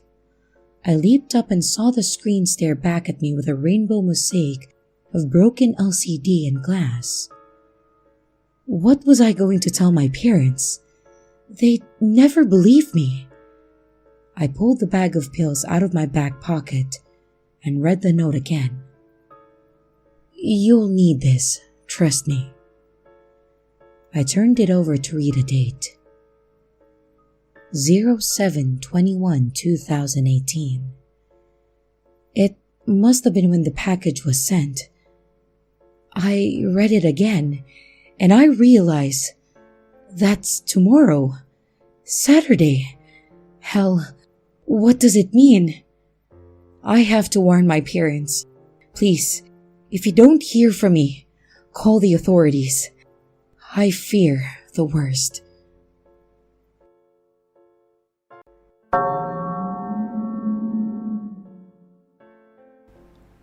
To begin, I think I should explain to some readers the difference between the deep web and the dark web. The deep web was a place that was accessible online by the use of special web browsers such as Tor that contains less than legal things such as drugs, human trafficking, and hitmen for hire. The dark web was pretty much everything that was no longer available by conventional means, such as military websites and other sites that have not been incorporated into the current internet architecture. With that in mind, I would like to convey to you all my story of my accidental journey into the unknown space known as the dark web. I'm a computer technician by profession. I work for a company that was contracted by local businesses and private consumers to set up internet connections, install software, and repair any sort of computer problems that they can come up with. So, naturally, I got all the crazy stories and problems that these people could come up with. I swear, some of these people just don't know how to work a computer, even in this day and age. Well, anyway, one day I got a call from a local business complaining that their internet was acting up and that they must have a virus. So, I shook my head, thinking that someone must have unplugged the network cable or downloaded a Trojan horse accidentally. I got up and drove over to the business to address the problem. As soon as I arrived, the man who called me immediately spotted me and started going on and on about hackers and how much he hated Microsoft Windows and how many viruses it created and all that nonsense that I usually receive when addressing business problems. He led me to his computer and I pulled out my laptop and sat down in front of it and I began to work. He told me good luck and walked away to go do whatever it was he did in this downtime. I opened up the browser he used. No surprise, and it opened to About Blank. It didn't even have a home page, so I tried connecting to google.com. 404 error. Well, I know that google.com definitely existed, so there was a problem with his internet connection. I opened up his network and sharing center to see if I could use the built-in troubleshooter to diagnose the problem. But I gave myself a well-deserved facepalm when I saw that he wasn't connected to any network at all. So, I searched for networks and found a few wireless connections for him to connect to. They were all WEP encrypted, and I was almost positive that he didn't know the key. So I broke out my laptop and I ran a cracking tool to get his computer up and running again. As I was waiting for my tool to find the key, another network suddenly showed up on my computer. This one unprotected, with an SSID consisting of a random hexadecimal string. Now, I was extremely bored waiting for this guy to return, so I decided to connect to it and take a little look around to see where it was coming from. I connected without problems and opened up my toolkit of cracking tools to see if I could find a source for this connection. As I was having my fun hacking away at this unprotected network, my computer froze up, albeit only for a second or two, but this didn't happen much, and it caught me by surprise. I shrugged it off as the poor internet speed there, and I just kept on going. A couple minutes later, however, it happened again, and a few minutes after that once again, each time getting longer and longer. Weird, I thought to myself. What's with this network? It was then that things started getting really interesting. After the long string of pauses, my screen flickered a little bit, and out of nowhere, my browser opened by itself. Now, I was worried that I had somehow infected my computer with some kind of malware by connecting to this network, and I proceeded to close the browser and began to disconnect from the network before anything worse could happen. But I couldn't disconnect. No matter how many times I clicked the little disconnect button, my computer didn't respond, despite everything else on my screen running fine. Fuck, I thought to myself. This is gonna be a long day. And just as I was about to hit the power button on my laptop to perform a hard reset, my browser opened again, this time with a little chat box open. Hello. I stared at the screen for a couple seconds, not quite sure what was going on. I want to talk to you. Now, I had heard about those AI programs that had these program responses to simulate conversation with people, and I was not impressed. This was one nasty virus. You need to leave this network now. This is your last warning. Maybe an automated security program designed to keep hackers out? I'll have to admit, I was impressed with it. I had never seen anything like this before. I'm telling you one last time, leave now. I don't know what made me do it, but I responded to the program. Or what? The next response scared me more than anything in this world ever had. The program began listing information about me. My name, address, telephone number, credit card information, my parents' name, their address, and my heart sank in my chest, and all the color immediately left my face. I couldn't move. I just sat there, paralyzed with fear. But what came next was even worse. Don't look at me like that. My webcam was on. You really shouldn't stare. You might see something you regret. Suddenly, the most horrifying images you could ever imagine flashed on my screen. Images of disemboweled humans, human sacrifice, detached limbs, cannibals eating people, video clips of mass suicides and firing lines. My heart was racing. My body was shaking in utter fear of the images that I was being shown.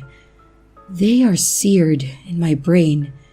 Those were things that no one should ever see, and I mustered the strength that I had left and I hit the power button on my computer and I slammed it shut.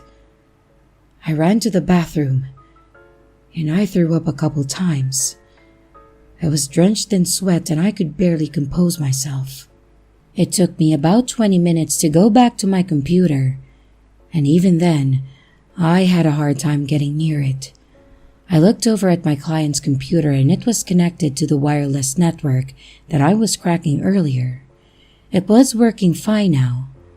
And just then, my client returned and thanked me for fixing his internet. I didn't say anything. I just grabbed my laptop and left. Going down the elevator with my laptop under my shoulder was terrible. I just wanted to leave that place and get my laptop replaced as soon as I could. 5th floor, 4th floor. Come on, come on!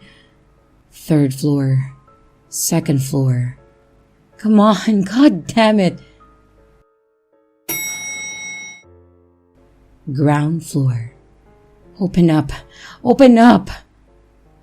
And just as the doors opened from behind me, a whisper, "You really shouldn't stare." I immediately left the office building and drove back to my office. I promptly gave my laptop to my boss, telling him that it had become non-functional and that I required a replacement. I told him that someone had accidentally spilled coffee on it during my last trip and that it short-circuited. In reality, I made a pit stop on my way back to the hardware store and bought the most powerful magnet that I could find, and I ran it over the hard drive several times. I wasn't risking that thing ever turning on again. So after a few short minutes of the "keep better track of your shit" speech, he took the laptop and told me that I would get my replacement tomorrow. And it was probably the most satisfying thing that I could ever hear. For a few days, everything was back to normal. No more AI chat boxes, no more funky unprotected internet connections, and no more disturbing images popping up on my screen. I was safe. Well, until the nightmare started. I remember the first one that I had very vividly, and I shudder when I think about it. But I'll tell you nevertheless. It began with me walking through a large city. I remember seeing large buildings and people walking up and down the streets on their way to work or shopping, whatever it is that city people do. And as I was walking, I found myself in front of a very large building, much taller than the rest, and for some reason, I wanted to go inside and take a look. So, I walked through the front doors and took a look around. It was a fairly normal office building, people moving about, talking on their cell phones and whatnot, minding their own businesses. And I realized that there really wasn't much to see there, so I turned around and leave. But something was wrong. The doors to the building were gone.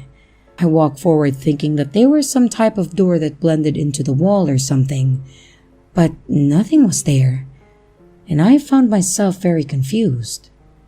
So I turned back around again to maybe ask the receptionist where the exit was, but she was gone too. Everyone was gone. The lobby was empty. No sounds, no people, no furniture, just an empty white room. Now I was scared.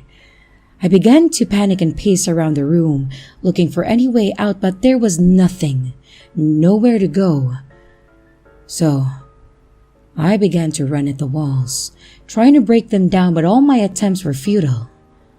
After about 4 or 5 bum rushes against the walls, I sat down, out of breath, looking down at the floor, and it felt like I was there for hours, just staring at the ground, when suddenly, I heard a small whisper. I looked up to see a black silhouette of a man facing me. He stuck out his hand and whispered ever so slightly, "Trying to leave?" For some reason, I trusted this figure. Don't ask me why, it's dream logic, but I felt like this figure was going to show me the way out somehow. So I took his hand and I got up and said, "Yes, can you show me the way?" "Of course, follow closely." He turned around and began to hover away from me, so I followed. I don't know how, but he began to create the hallways and staircases out of the room that I was trapped in, leading me all sorts of ways as if through a giant labyrinth. We climbed up and up and up until we finally reached the hallway that had a door at the end of it. It was then that he stopped moving and turned back toward me. I could make out a faint smile on his face as he pointed toward the door. "Is this the exit?" "It is." I was so happy to finally get out of this place, so I grabbed the door handle and began to turn it as he placed his hand on my shoulder. I turned to look at him, and his words made my heart race to this day. "But remember, you shouldn't ever stare." My eyes widened as his face began to morph into that of a horrible horned creature. His teeth became like razors and his mouth was filled with fire. I threw him off me and I opened the door only to find my worst fears behind it. Dead people were hanging from the ceiling and blood covered the room like wallpaper. I screamed, but nothing came out. I turned away from the room and ran as fast as I could back the way that I came from. But it was not long before I realized that I was hopelessly lost in this labyrinth that the demon had led me through. I ran and ran, but couldn't find the way out. There was no way out. I was trapped in this nightmare. I started hurling myself at the walls in an attempt to leave this evil place, but nothing was working. I thought I was going to die here, and that was when I awoke. I was drenched in sweat, my heart racing and my breathing was heavy. I looked around and it took me a couple of minutes to realize that it was just a nightmare. A horrible, horrible nightmare. I got up out of my bed and walked over to my bathroom to wash myself of all the sweat that I had just doused myself in. And as I washed my face, I noticed something in the mirror, a small light coming from my room. I turned around and I saw it. Sitting at the foot of my bed, my personal computer. I slowly walked over to examine it, thinking I had accidentally left it on before going to bed, which I rarely do. So I bent down and picked it up. The command prompt was open, but it was blank. No prompt or anything. Just that little black box with a white cursor flashing at me. It was then that I remembered that I didn't even use my computer before going to bed. In fact, I had left it in the kitchen. My webcam light turned on. Command prompt began to type. "What's the matter? Bad dream?" Now, immediately after seeing what had appeared on my screen, I did what anyone else would have done.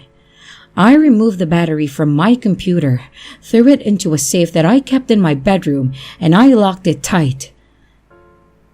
I didn't sleep the rest of that night. I just sat on the edge of my bed staring at the floor, paralyzed with fear.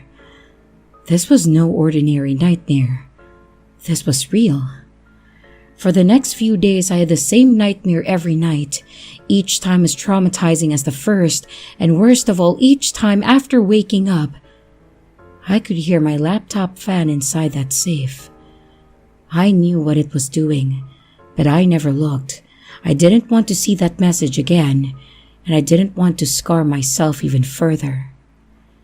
After 3 nights of experiencing that terrible nightmare, I stopped sleeping.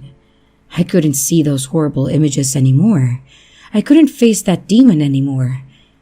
It was too much for me. I kept myself up with caffeine and vitamin B. My motor functions declined and my cognitive ability deteriorated after the second consecutive night. I was so weak, so tired, so afraid. On my 3rd day of self-induced insomnia, my boss walked over to my desk and gave it to me straight. You look like dried up dog shit, man. Go home, go get some sleep. I looked up at him. I wanted to tell him so badly, but I know if I did, he would just tell me to get my shit together and then come back tomorrow. So, I nodded my head in agreement, picked up my stuff and walked out. As I was driving home, I turned on the radio to help keep me awake. I had not slept in almost 60 hours, but instead of my favorite tunes, all that came out of my car speakers was static. Just a bunch of white noise. I started changing channels, but everything was the same. Static. So, I turned it off and drove home in silence. As I pulled into my driveway, I noticed through my front window that there was a flickering light coming from inside my house. It was my TV. I left the damn thing on before leaving to work. I wasn't surprised though. Not sleeping for 2 consecutive nights was definitely taking a toll on me.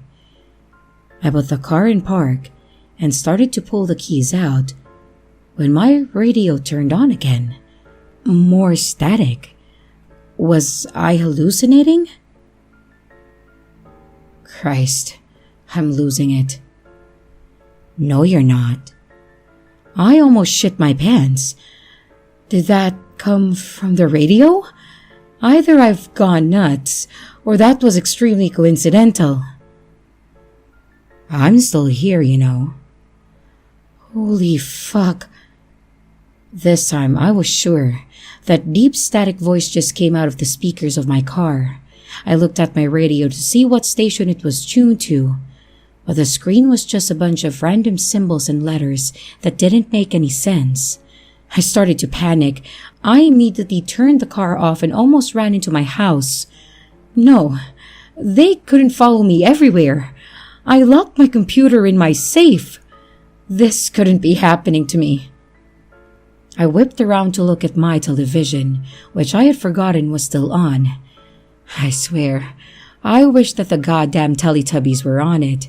In fact, I wish there was anything on. But there wasn't. It was just static. No sound, no signal, just static. I almost fell over backward in fear. The television sound came in with a huge bang, and the static was very audible. White noise filled the room, and I could feel my heart pounding as my hands began to shake. No, please, no. The static began to get louder and louder until I couldn't even hear myself think. I covered my ears and began shouting to myself, "Stop it! Stop it now! Please!" And it stopped. I looked up slowly at my television. Nothing. Black screen. It was off. I stood up slowly, still shaking from what had just happened, and I walked slowly toward my television, fearing that it may turn on again and blow my eardrums out. I got right up next to the screen, reached behind my TV, and unplugged the power cord. I stared at it for a couple seconds, hoping that I had stopped them from gaining access. I backed away slowly, breathing more evenly now. I stopped it. And that's when I saw that face on my television screen. The black silhouette from my dreams. It was here. It was real. He smiled at me with the most evil smile you could possibly imagine, and I couldn't look away. I was too afraid to move, and suddenly, he began to speak in the most frightening voice imaginable. It was deep and booming, somewhat distorted as if he was speaking through a voice masker. It sounded like 10 voices in one, all as evil as the other. Do you fear me? I couldn't move. I said, do you fear me? My body was shaking uncontrollably. Do you know these people? The next images I saw were the most traumatizing images in my lifetime. I saw pictures of my family, my friends, people I had met throughout my life, He had them. This couldn't have been happening. I told you not to stare. And probably out of sheer adrenaline, I snapped out of my paralysis and picked up a small glass bottle sitting on the table next to me, and I hurled it as hard as I could at the TV. Sparks went everywhere, shattered glass covered the floor. I looked up at the television, and it was broken. The screen was cracked and it was no longer functioning. The demon was gone. I mustered what strength I had left and walked up to my room. I was so tired. I fell to my knees and I began to cry, when suddenly I heard it. My laptop fan. I slowly raised my head and there it was, sitting on the edge of my bed. Command prompt open, webcam on. The screen said, "That wasn't very nice." I screamed as loud as I could, "Leave me the hell alone!" And I picked up my laptop and I threw it out the window as hard as I could. This was going to end today, and I walked over to the window and I had thrown my computer out to make sure that it was shattered. I wanted nothing to be left of it. But as I looked out the window, I didn't see any broken laptop. I saw him looking up at me, smiling. I backed away slowly from my window. I couldn't think. I couldn't comprehend anything at that moment. He was real. He was here. I backed up into my room, slammed the door shut, and I sat on the floor, trying to formulate some kind of plan of escape from this thing. Or, more importantly, how to rid myself of this demon forever. I immediately stood up. He was knocking at my front door. Again, I heard it. He wanted in. I heard him knocking over and over and over again, incessant pounding on my front door, always in threes. I began thinking frantically, what was I going to do? Should I stay in here? Should I get a weapon? Should I call the police? I didn't know. And the knocking continued. I was pacing my room, desperately trying to think of what to do. My heart was racing, my body purely running on adrenaline at this point, and suddenly, as if perfectly on cue, the knocking stopped. I stopped pacing. Was he gone? Did he just decide to leave? I had to be sure. I slowly opened my door and looked around. Nothing. I moved out of my room and toward the stairs and peeked down. Still, nothing. I slowly moved down the stairs and saw my broken TV and the shattered glass on the floor. Was it over? As I made my way into the living room, I began to feel cold. Very cold. I looked around to see if I could find my thermostat when something else caught my eye. My front door. It was wide open. I swear, I almost had a heart attack. Was he inside? I had no way of knowing, but the first thing that came to my mind was that I had to close that door in case he wasn't. So I quickly moved to the door and slammed it shut. It wasn't cold anymore. I slumped down back against my front door. I was unbearably tired. I needed to sleep more than anything in this world. I just needed to sleep. My eyes began to close. My muscles began to relax. My breathing slowed. And right as my eyes shut and the shroud of sleep began to cover me, his face right in front of me. My eyes snapped open to see his face right up against mine. He was staring at me, smiling. I had no strength left to do anything about it. He slowly stood up and reached out his hand. He said to me the evil whisper of his, "Get up. I want to show you something." I shook my head in disagreement. There was no goddamn way that I was following him. He was going to force me to live that nightmare. He was going to finish killing my mind before he was going to destroy my body. I said, get up. You have no other choice. All I could do was look at him. I stared into his amorphous face as if looking right through him. You know what I can do. Now, get up. He wasn't going to let me die there. He wasn't going to leave me alone. He wanted me for himself. He was right. I had no other choice. So I raised my hand and grabbed his arm. Somehow, as if my legs were moving by themselves, I began to follow him up my staircase. He's going to torture me. We started walking toward my bedroom. The door was shut. As we were in front of my room, he pointed at my door handle, looked at me, and smiled. I knew there was no way out. I had no strength left to run, no strength left to think, no strength left to fear. So I grabbed the handle and opened the door. When I looked inside, expecting to see dead bodies and burning flesh, I saw something that caught me by surprise. It was my laptop, the one that I had thrown out the window earlier. It was sitting on my bed, and the demon walked into the room, stood at the foot of my bed, looked at me and said, "Come, you need to use this device." So, I walked forward once again. As if not by my own will, I sat down in my bed and picked up the computer. Nothing was open, just my desktop with the regular icons. Nothing strange. This, now that I think about it, was probably the strangest thing of all.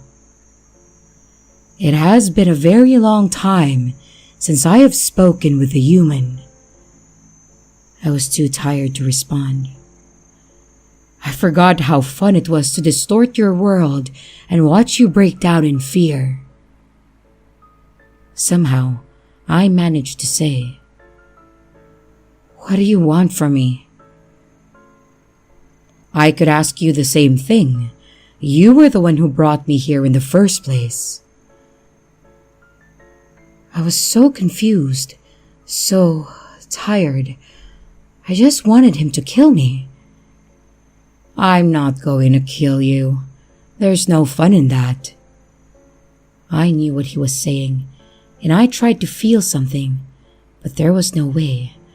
I was too depleted, just an empty shell. I'm going to give you two choices now. Two very important choices. I looked at him with the most lifeless stare. Listen closely. Your first choice is to live the rest of your days with me. I could have great fun torturing you for the rest of your life. I had no response. Or, you can choose to send me to another, because I would love a change of scenery. All I could do was stare at him. Then out of nowhere, I found the strength to say, "I hate you." He smiled as I said this. He leaned down, put his face next to mine and whispered, "Make your choice, human." And suddenly, a window opened on my screen. It looked like a sort of VPN client. Some kind of network was being hosted on my computer, and for some reason, the SSID was permanently seared into my memory. 49 20 414 D20 50 41 494 D4 F4 E. For a few minutes, nothing happened. I was the only one in the network. Then out of nowhere, a message box appeared that read, "Someone has joined the network. Would you like to welcome them?" The demon began to smile, and once again he said, "Make your choice." I clicked the OK button, and a little chat box opened up and I began to type. Hello. Following that night, the demon that had been haunting me left my life. He vanished as soon as I sent that message, along with the computer sitting in my lap. I wanted to feel remorse for what I have done. Hell, I wanted to feel anything. But all I could do was close my eyes and sleep. When I woke up, I looked at the clock and discovered that I had slept for 26 hours. It was the first night of sleep that I had gotten in 3 days. It had been several years since my experiences with that demon, and I've been using a public computer to write these stories because I was too afraid to own my own again. And it has taken me that long to muster the courage to tell my story to the people of the world, to warn them of that demon that was likely still out there, torturing people for his amusement, forcing them to pass him on to more people through their internet connections. Beware. He was out there somewhere, and he gave no mercy.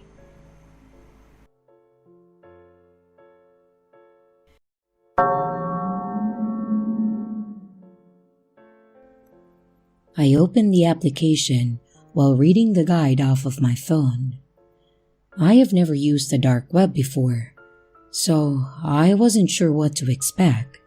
But my tech friend assured me that if I follow these instructions then I'd be fine. The things I do for my subscribers, I say to myself as I click a link. I'm a horror narrator, and I do a lot of dark web stories, since they're pretty popular at the moment, and I've recently hit 10k subs. So to celebrate, I'm going to be live streaming. But I also wanted it to be dark web related. But since I've never been on there before, now seems like a good time to learn a thing or two. And while yes, I have of course narrated a bunch of stories about the terrors of the dark web, but I know that most, if not all of them, are from writers and not actual events. So it's probably fine, right? I mean, think about it. A secret illegal version of the internet, full of evil hackers and serial killers. Yeah, sure fam, whatever. And while scrolling through the links, nothing really seemed too interesting. Yes, there were some dead links, some illegal things on there, but nothing really seemed to catch my eye. Until that is, I saw an ad.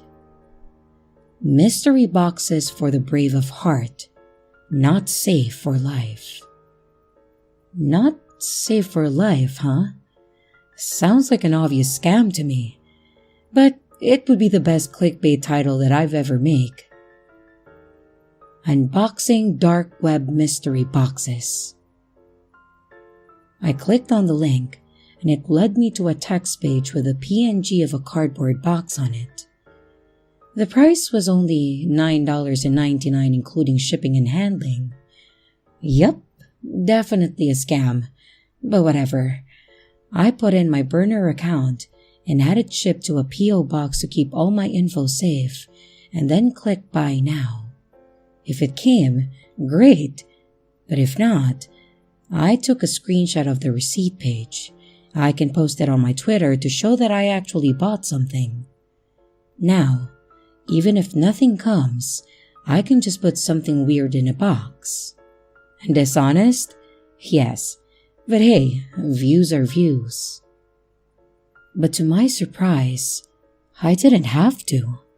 A package actually came to my PO box the day before the stream. It didn't have a return address, and when shaking it, I could tell that there was something in there. While I was curious as to what it was, I would save it for the stream. Of course, I would open it off camera, alongside the fake box, in case there was something inside of it that would get me demonetized for showing on camera. And with that, I set the box near my streaming setup and then went to bed. On the day of the stream, I brewed myself a coffee and I got ready to stream. and when it was time, I took a deep breath and I hit start streaming. Hello everyone, welcome back! Today, we're celebrating me hitting my milestone of 10k subs. You guys are amazing. Thank you so much for supporting my channel. But, enough of that small talk. I've got a surprise for everyone. I show them the box on camera as I explain. So, a few weeks ago I posted on my Twitter that I did some shopping on the deep web. What I got is supposed to be a mystery box, and today, we're gonna finally see what it is. I put the box down, resting it on my lap off the camera, ready to switch it out if need be. Okay, let's see, and it's... I open the box and I see a book. I take the leather-covered book out of the box and I show it to the camera. A cooking guide for men. I read the title. The red leather book was by someone named Nico Clouks. I sighed in fake disappointment and I said to the camera, "Well, I think we got scammed, guys." Well, I didn't expect much from it. I can't say that I wasn't a little disappointed. "Is it even a good cookbook?" I asked, trying to hold my viewers' attention. If the horror bit wasn't gonna happen, I might as well get a laugh out of it. So with a smile, I turned to the first page. It said, "This book is to help you prepare, season, and cook your meals in a safe and appetizing way. That being said, it's best to leave out certain parts, especially for beginners, as improperly preparing them may lead to severe health problems, including Kuru and prion diseases." I look at the camera with a noddingly approving face and say, Maybe it is a scary book." I say with a slight chuckle. I continued to read until my eyes came across a specific sentence. I scanned the letters and felt my stomach drop. It said, "When preparing human flesh, it is best to ensure that there are no tattoos or other things marking the body, as this affects not only taste but also health." I threw the book down. I felt like I was gonna be sick. I looked up at the camera before realizing that I was still live. I managed to get out some excuse before cutting the stream. And after that, I just sat there, breathing heavily, trying to calm down. And after a few minutes, I managed to slow my breathing before looking back at the book. What was I gonna do with this? After a few seconds of thought, I grabbed the book and a lighter before going to my backyard. And as I watched the fire blazing in the makeshift pit, I knew one thing for sure. I will never order anything from the dark web again.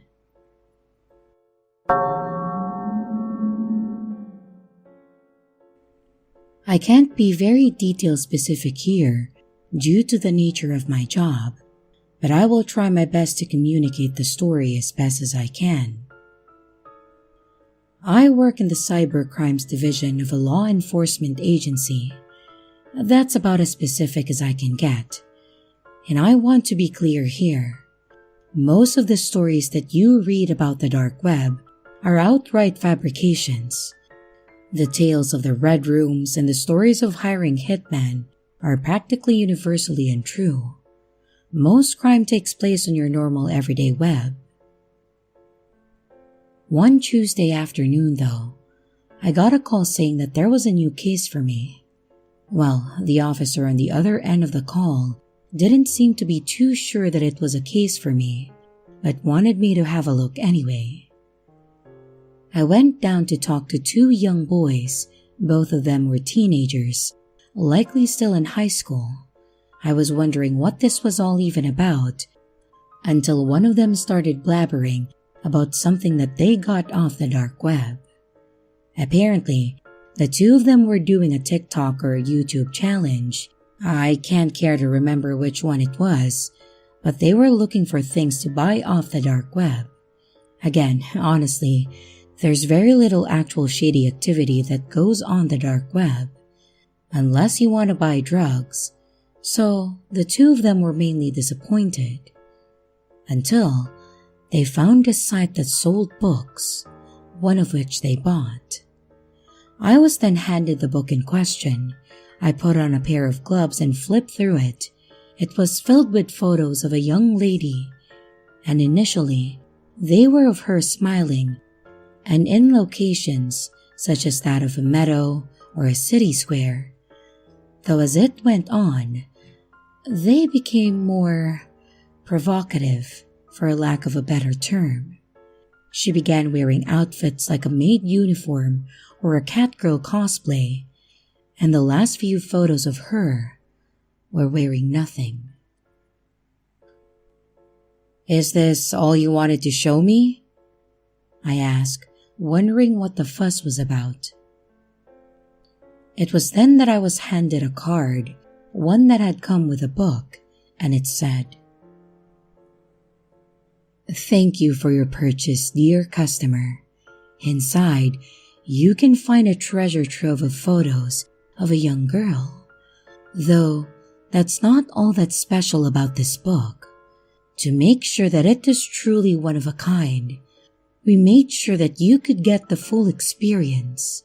The book is bound with her skin, so feel free to gently caress the leather as you think of her. Again, thank you for your purchase." At this point, I should probably mention for those who might be unaware what anthropomorphic bibliopegy is. It's the name for the practice of binding a book with human skin. I probably don't need to say this, but it's illegal. Even assuming the skin was from a cadaver, you'd run into laws dealing with human remains. This card, though, from what was written on it, it was made to sound as if the skin had been taken from the girl while she was alive. Well, either that, or she had been killed and then skinned specifically to make this book. I thought the whole thing was an elaborate joke. My first hunch was that the two boys were in on it, but they seemed too scared for it to be a hoax on their end, and I interviewed the two of them separately, and their stories held up. Alright, perhaps they were telling the truth, but that didn't mean that the book was really bound with human skin. Even if it felt like leather, it was most likely animal leather, and all of this added for flavor. I told the officer in charge of the case just that, and said that there was no real need to investigate further, though I did give the young boys a warning regarding buying things off of sketchy websites. And that's when the case ended. Or so I thought. As it turns out, the officer in charge of the case decided that on the off chance that it was real, to get the book tested. And it turned out that the leather binding the book was a matter of fact from human skin. As you can imagine, interest in the case surged after that. We were dealing with a potential murder case now, and we called the two boys back. I was also brought back on board to try to get the root of things, and I was able to get the .tor address of the site they used. And fortunately, all I got was an error message when I used that link. I did some more sleuthing, but that got me nowhere. Frustrated, I turned to other sources for help, but there was little progress that I was able to make. Further analysis of the skin revealed that it did belong to a woman and one of Caucasian descent, which all lined up with what I saw in the photographs. But there was little else that forensics could do as the process of preparing the leather made many tests unviable. A DNA test of the skin didn't reveal anything, and we searched far and wide to see if anyone recognized the girl in the photos.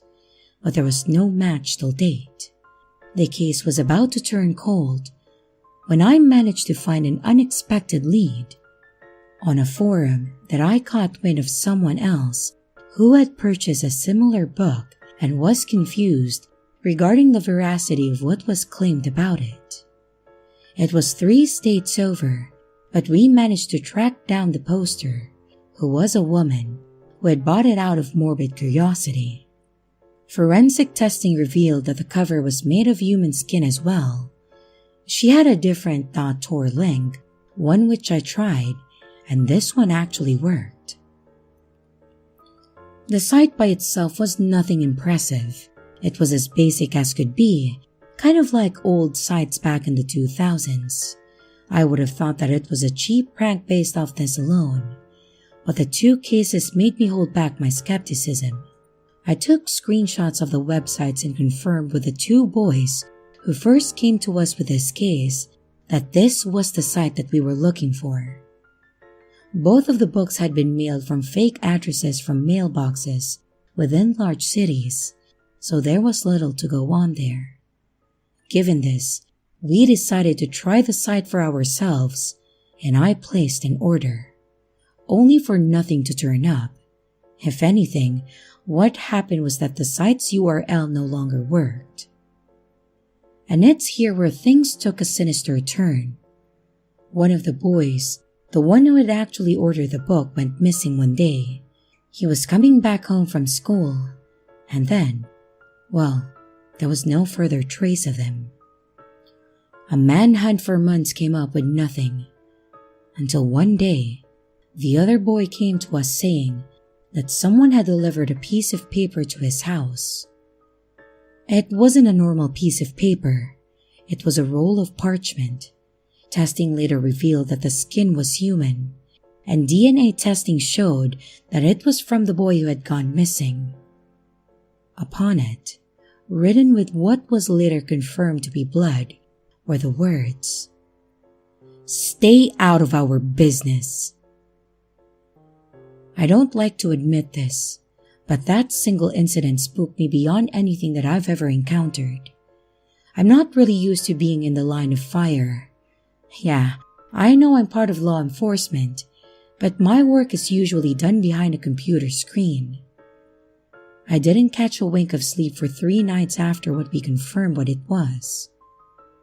I vividly remember how his mother broke down in tears when we gave her the news. There were no more leads aside from that anyway, and I honestly want nothing more to do with that case anymore. People who would gladly skin someone and then use that skin are not people that I want to be in close contact with.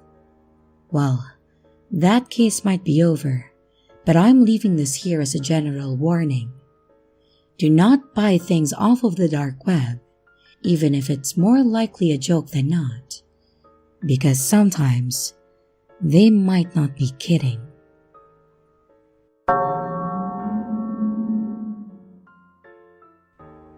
This occurred not long after I turned 18 years old.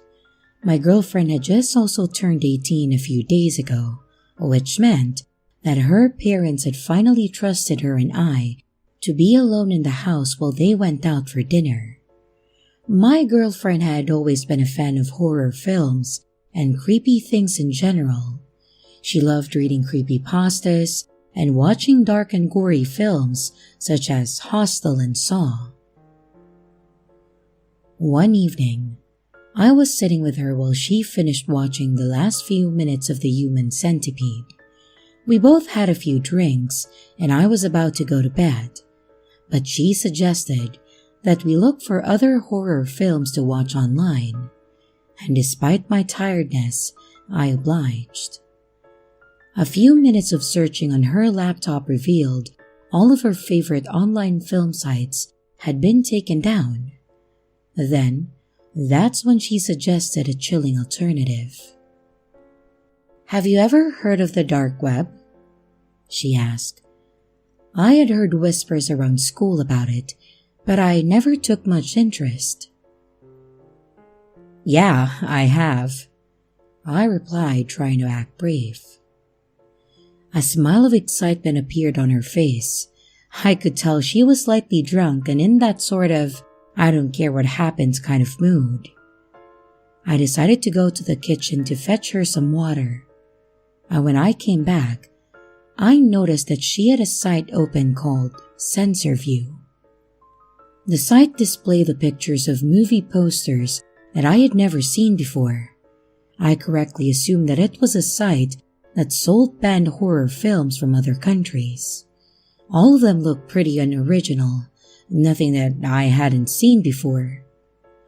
All except for one.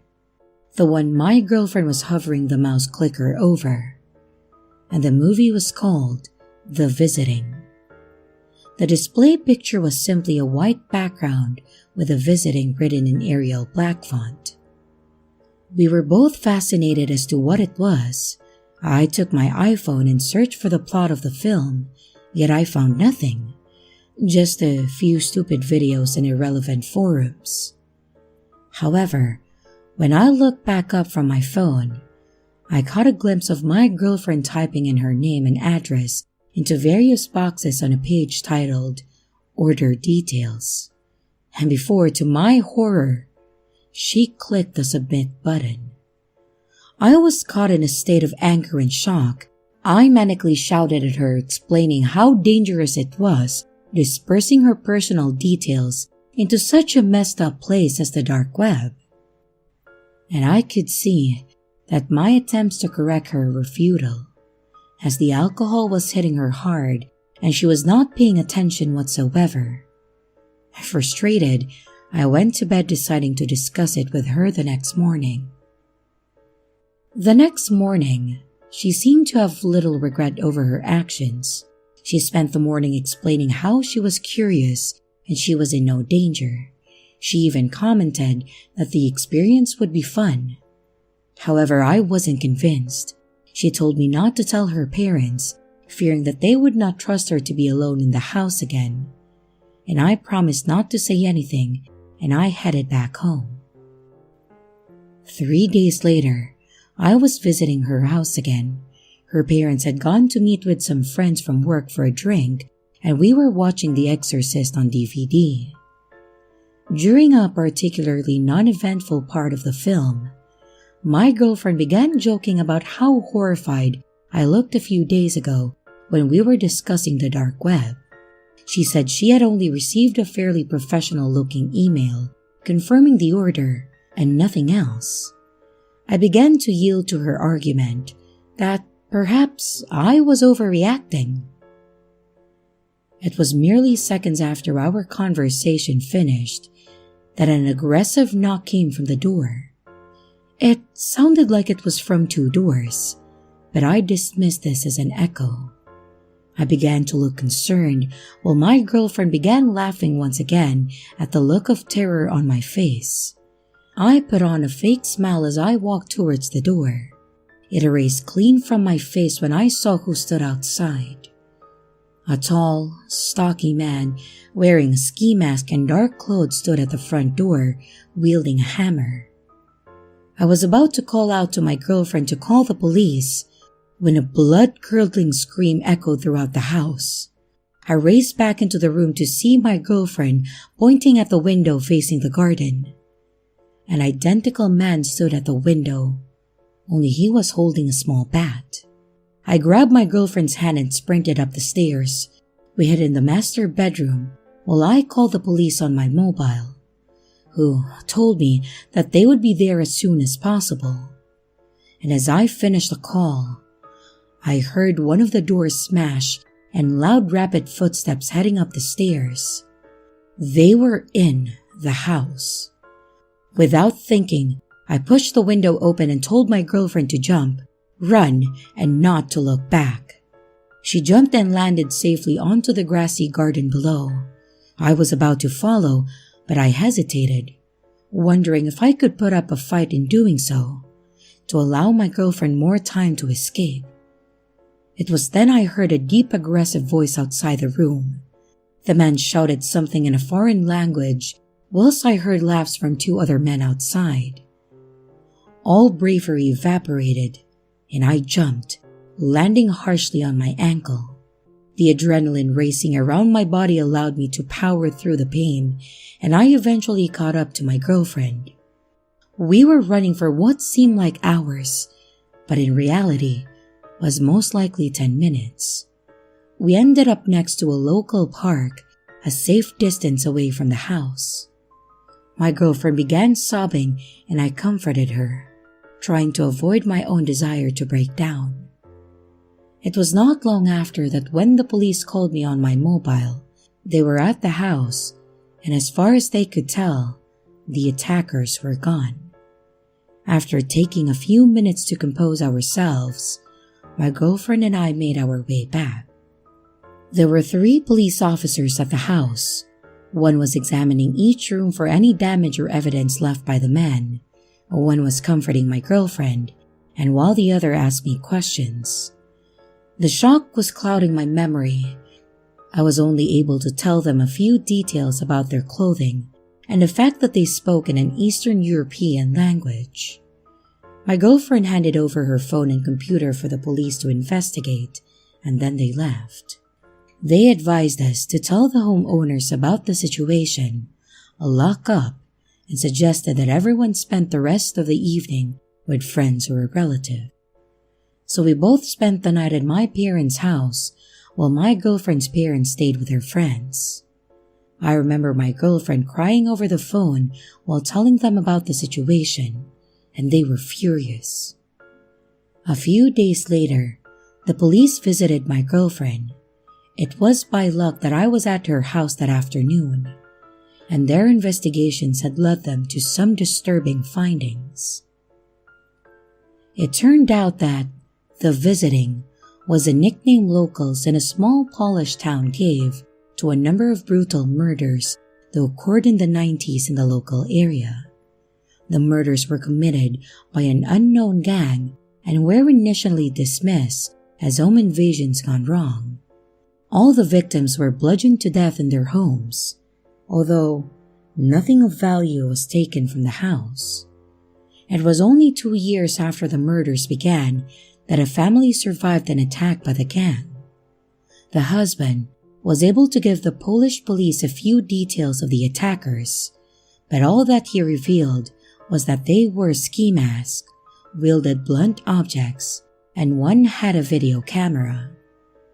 However, the crucial evidence was that one of the attackers had dropped a backpack containing 1 blank videotape and 3 other tapes with content on them. The 3 tapes showed the horrific murders of the other victims of the attackers. The police came to a shocking conclusion that these men were creating snuff films to be sold to whatever psychos paid enough for them. A nationwide manhunt began, but after years of investigation, nothing was found. I remember feeling incredibly cold as the police told me their findings.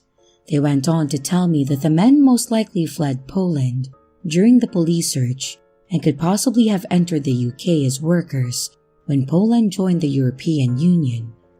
The only thing they knew for certain was that these men were operating once again, decades after their last murder, and they were using the dark web as a way of deciding on their next victims.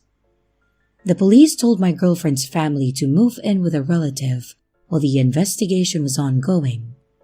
It was not long after that when my girlfriend broke up with me by her parents' wishes. I assumed her parents suspected me of forcing her into using the dark web. My girlfriend discovered later that various documents containing her information had been taken from the house. So, I'm not allowed to see her, but our parents still speak. From what they tell me, her mental state has become incredibly fragile, and it broke my heart to hear this. I can safely say the police will never find the attackers using the information I gave, which means they will most likely strike again. I can only hope that the next time they do, it will lead to those bastards ending up behind bars and not the creation of another tape to add to their collection. Be safe out there and avoid the dark web. Hello everyone, it's your creepy sister here. Thank you so much for watching the video. I really appreciate each and every one of you.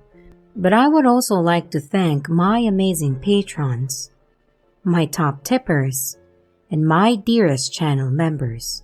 Thank you very, very much. I really appreciate it with all of my heart. If you want to support the channel further, you could also choose to become a patron, a tipper, or a channel member. But remember, it's appreciated, but never a requirement. I would also like to announce that we have merch now. The link is in the description of the video, along with all my other social media links, like my Discord server, Twitter, Instagram, and others. You can connect with me and send your stories there. And don't forget to like and subscribe if you haven't yet, and comments are highly appreciated. And remember, your fear feeds me.